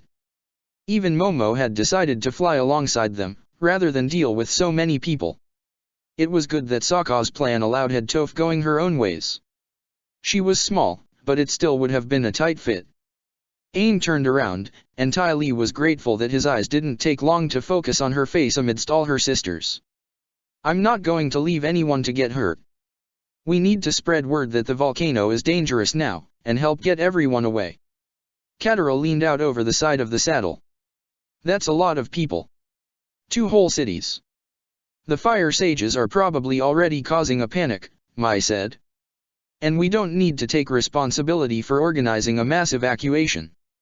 There's a Fire Nation commander down there missing his topknot who seemed very proud this morning to be in charge of everything. Let's give him something to think about besides the fact that we're on our way to rescue my brother." Ty Lee enjoyed the way Mai's aura went violet at that. It was a very complimentary color for her. As Appa swooped down the slope of the massive volcano, Tai Lin pushed her way past Ty Lee to point ahead. "You can let me and my sisters off down in the plaza. That's centrally located, so we can help spread word to the harbor cities and the refugees. I'll talk to Commander Zhao for you." Mai turned around. "Sisters?" Ty Lee's stomach tightened. She knew everything behind the question, but also knew that Mai wasn't really looking for an answer. They knew each other too well. Mai was just poking with a sharp edge to make things happen. She liked to do that. And most of Ty Lee was relieved. Tai Lin's eyes flicked to her for a second, and there was no missing the bright searing yellow of her aura. "As many of my sisters as want to stay in the Fire Nation." Ty Lee found herself having to blink back tears. "I'm sorry, girls. I can't stay." "Yeah, we know," Tai Wu groaned. "You have to go be free and an individual and junk. You argued with Daddy enough about it before he died. We weren't expecting you to stay. Glad you're not really dead or whatever, and congrats in advance for marrying the Water Tribe guy or whatever." Tai Lee shook her head over the sound of Sokka's squawk. "I love your sense of humor, Wu, but I can't joke with you now. I don't think I'm ever going to come back. I'm an airbender now, and I never really fit in here." She never really wanted to, and she could see that fact reflected in the eyes of her sisters. Tai Lee bowed her head. "I'm sorry. You can tell Mommy that I'm alive, if you want. Azula can't hurt me, now. And tell her anything else that you want. I'm being selfish, so you should be selfish, too." The saddle was silent, except for the whistling of the wind as Appa came in for a landing in the Royal Plaza. And then Tai Wu groaned and pulled Tai Lee into a hug. "Oh, knock it off with the emotions. Yeah, you're selfish, but it's not the worst kind of selfish that we've seen. Right, girls?" Tai Lin, Tai Lat, Tai Lao, Tai Lu, and Tai Lum all managed sounds of agreement, some more reluctant than others. But that was better than Tai Lee could have hoped for. Her own aura began glowing pink at the edges, coloring the world with a bit of happiness. Still, she let Katara hold her as her sisters leaped and flipped out of the saddle like the precise unit of warriors that they were, and then Appa rose again into the winds. Ty Lee tried to see if she could pick out her mother amongst the refugees, but never managed it. Mai wasn't even looking for her parents in the plaza when she caught sight of them passing underneath Appa. They were looking up at the 10-ton bundle of fur flying overhead, just like all the other noble refugees from the caldera. Their faces twisted in the same surprise that Mai herself felt as their gazes focused right on her. Mother called something out, but Mai didn't bother asking Aang to stop or slow down. The words were lost in the winds and the rumbling of the volcano, but her eyes were good enough to read the lip movements that could only go with saying, "Tom Tom." Mai gave an exaggerated nod to convey her understanding and promised to address the matter, and then let her parents pass behind her. That was all she really needed to say to them, anyway. There was no one visible when Zuko finally dragged his stolen rickshaw off the slope of the capital volcano. "I thought you said they'd be here." King Toph shrugged from her seat in the back of the rickshaw. "Are you sure they aren't? I can't see in this thing, and you're just a firebender." Next to her, Azula sat quietly, eyes still staring at nothing, seemingly in another world. Zuko decided both that Toph was being sarcastic and he should just ignore her. He put down the rickshaw's handles and stepped away to look back the way they came, up a side of the volcano that boasted no formal roads. He used to enjoy coming to the rim on this side to watch the sunset over the ocean, and had been relieved to find that the paths down the slope he'd discovered as a child were still viable. Now if only Toph's spies were where they were supposed to be. He caught something moving through the sky above the now smoking caldera, and realized it was App the Avatar's sky bison. As he watched, it swooped down over an area where the air was especially distorted by the heat of whatever was going on in there. It dipped below the rim, and then a second later, the air visibly calmed. So the Avatar was working to keep the volcano tame until everyone could get out. Zuko grunted. If he's so concerned, maybe he shouldn't have unleashed the volcano in the first place. "Not his fault," came Toph's voice. "And come on, we're ready to move out." "We are." He turned back from the volcano. And found that a team of men and women, all wearing brown and walking with bare feet, had already raised the rickshaw on a sled of earth and were taking up position on the back. Earthbenders. The woman with the red lips, the JoJo who had spied on Zuko earlier, was here, and she winked at him when she noticed his gaping. Azula was reacting to none of it, but Toph was grinning. Everyone just had to look clever, didn't they? Zuko hopped up on the sled, crouched beside the rickshaw, and nodded. The Earthbenders kicked off, and then they were in motion, gliding around the edge of the volcano towards the bay. It had been King Toph's idea to avoid all the roads on their way to the royal harbor. Those were overflowing with people from the upper and lower harbor cities, both heading towards the harbor to find ships as well as making for the longer roads to more distant settlements on Capital Island. It was a big landmass, so the loss of the capital itself would be no great burden. Except against belief in the homeland, of course. It would not be a good start for the new Fire Lord. Toph slipped out of the rickshaw to stand on the sled beside Zuko. "Ah, that's better. I can see you now. Okay, people, what's our status?" JoJo leaned forward. "Your royal barge is set to go, and Lee is creating an entrance through the walls of the harbor facilities. We'll be able to just walk right in and up the gangplank. And we spotted Prince Zuko's ride nearby, secured and fully crewed." Toph tilted her head towards him, but of course didn't turn to face him. "Don't worry, Growly, we'll help you get your sister to your ride before we leave. You're a good egg when you're not in a terrible mood, so we're looking out for you." Zuko decided that didn't require a response. It wasn't a long ride to the field around harbor, where an earthbender man was waiting for them beside a small sloping tunnel. The earth sled wouldn't fit into it, but JoJo grabbed the handles of the rickshaw and pulled it into the tunnel right after her compatriot. Zuko followed in a run, and Toph and the rest were right behind him. The path was just long enough to get dark, and then Zuko heard the unique sound of stone moving against its will, and sunlight flooded the tunnel. Zuko emerged into the royal harbor behind the rickshaw to find himself surrounded by armored firebender soldiers. For a moment, no one moved. Then Zhao said, "Prince Zuko." "Zhao."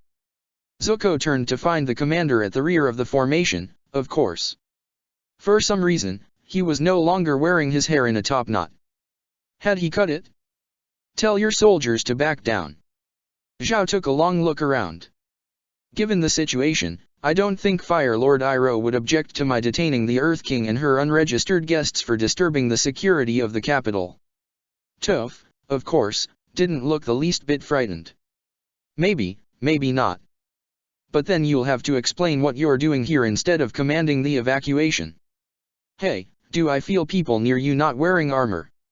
Zuko craned his head, and sure enough, High Sage Zingao and several men and women of obviously noble background were grouped behind Zhao. In fact, some of the soldiers were wearing armor that was far too ornate for regular use. Oh, you're leaving for Iroh's crowning already. Toph's attempt at a surprised tone was terrible, but Zuko suspected that she wasn't trying very hard. I thought you weren't leaving until tomorrow. Zhao crossed his arms over his armor. I suppose you're not here to comply and join the ship. Toph took a low stance and raised her hands in her unique earthbending style. Not really. Are we going to fight about it? Zuko took his own firebending stance. Whatever happened here, Azula would need protecting. Zhao, amazingly, shrugged at Toph. I've followed my orders. If you and the Avatar wish to put Mai's brother in danger, that's your choice. He made a motion, and all his soldiers relaxed from their own stances and moved away, forming up around the nobles and officers and moving to one of the military ships still docked. Zhao did throw one last scowl at them, though. He wasn't failing to follow orders, but clearly he wasn't happy about having to let them go. Zuko thought about everything Toph had told him about Uncle Iroh. He hadn't thought she was lying, exactly, but well believing it. Zuko still hadn't learned the last lesson his parents had given him, it seemed. People could hide what they really were. And for Uncle to use Zhao this way, it said a lot. He looked past Zhao's retreating forces, to where one last civilian ship was docked. He recognized Asahi of the White Lotus standing on the deck, looking back at Zuko and waiting. Zuko shook his head and turned back to Toph. You'll take care of my sister. I have no reason not to, and I want you to like me. That's royal diplomacy. So, you coming with? Zuko sighed. He knew Toph could be sincere, and maybe he'd get used to how rarely it happened. Let's get out of here. I accept your offer of asylum. Mai was staring down from Appa's saddle, forcing herself to really look at the pool of glowing lava below, when Aang returned on his glider. He snapped it closed and landed on Appa's head, who groaned a greeting. Momo immediately ran up to him, climbed his staff, but Aang ignored the lemur's antics. Everyone is gone. I didn't feel any heartbeats with my earth sense in either the harbor cities or the paths. We couldn't save the settlements, but the people, most of them at least, well dash. He couldn't finish the thought. Mai thought it was pretty nasty of Avatar Roku to sneak in the destruction of the corrupt center of the Fire Nation without asking first.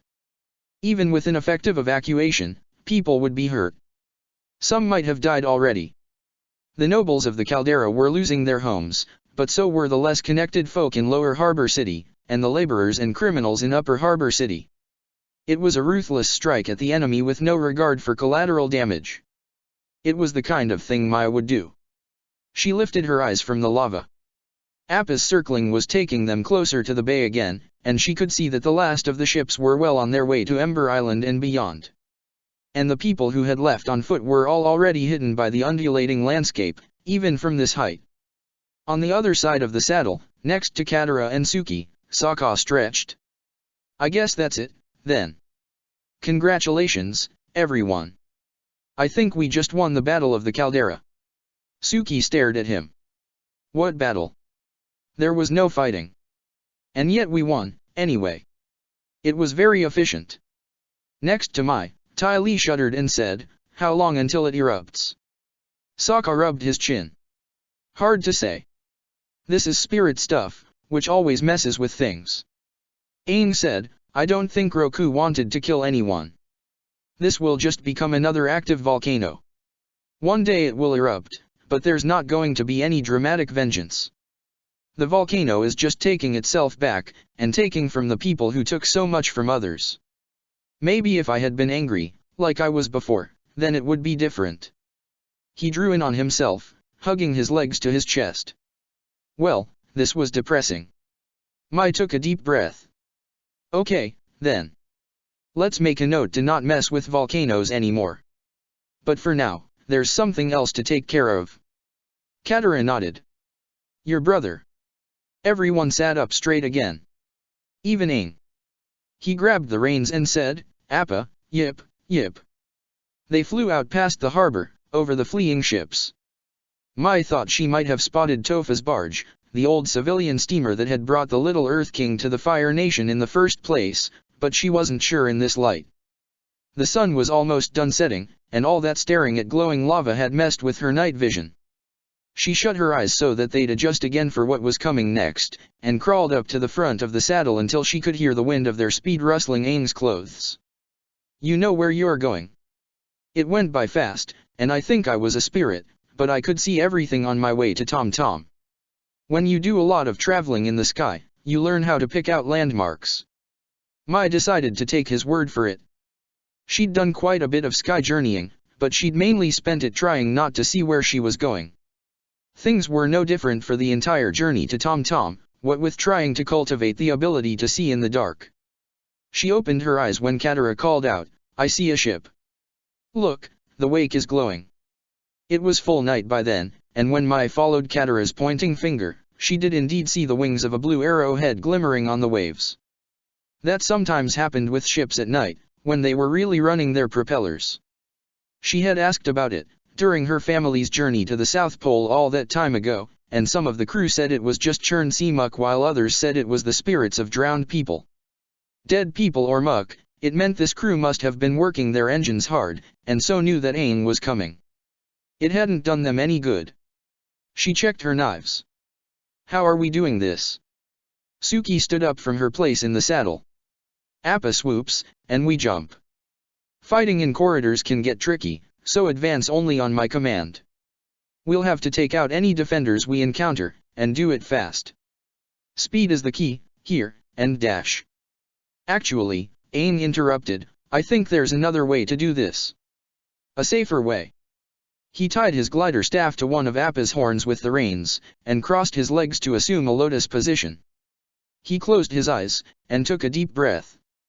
And then a blue light, so much brighter than the glowing wake of the ship below, brighter even than the lava had been, rose up from Aang and started to reveal a shape. Oh! Wow! Aang was floating above himself. Or, rather, his spirit was floating above his body. Momo screeched and ran to the other side of the saddle. Mai could dimly see the stars through his form as he looked at everyone and said, Roku showed me how to do this before. As long as someone stays to keep an eye on my body, I can show you all the way. The echoes of his voice faded, and then Sokka groaned. Yeah, I'll stick with that. Better than following a ghost around. Why does everything just keep getting weirder? Mai shrugged. Who cares? Let's get my brother. And with Aang's guidance, it really was that simple.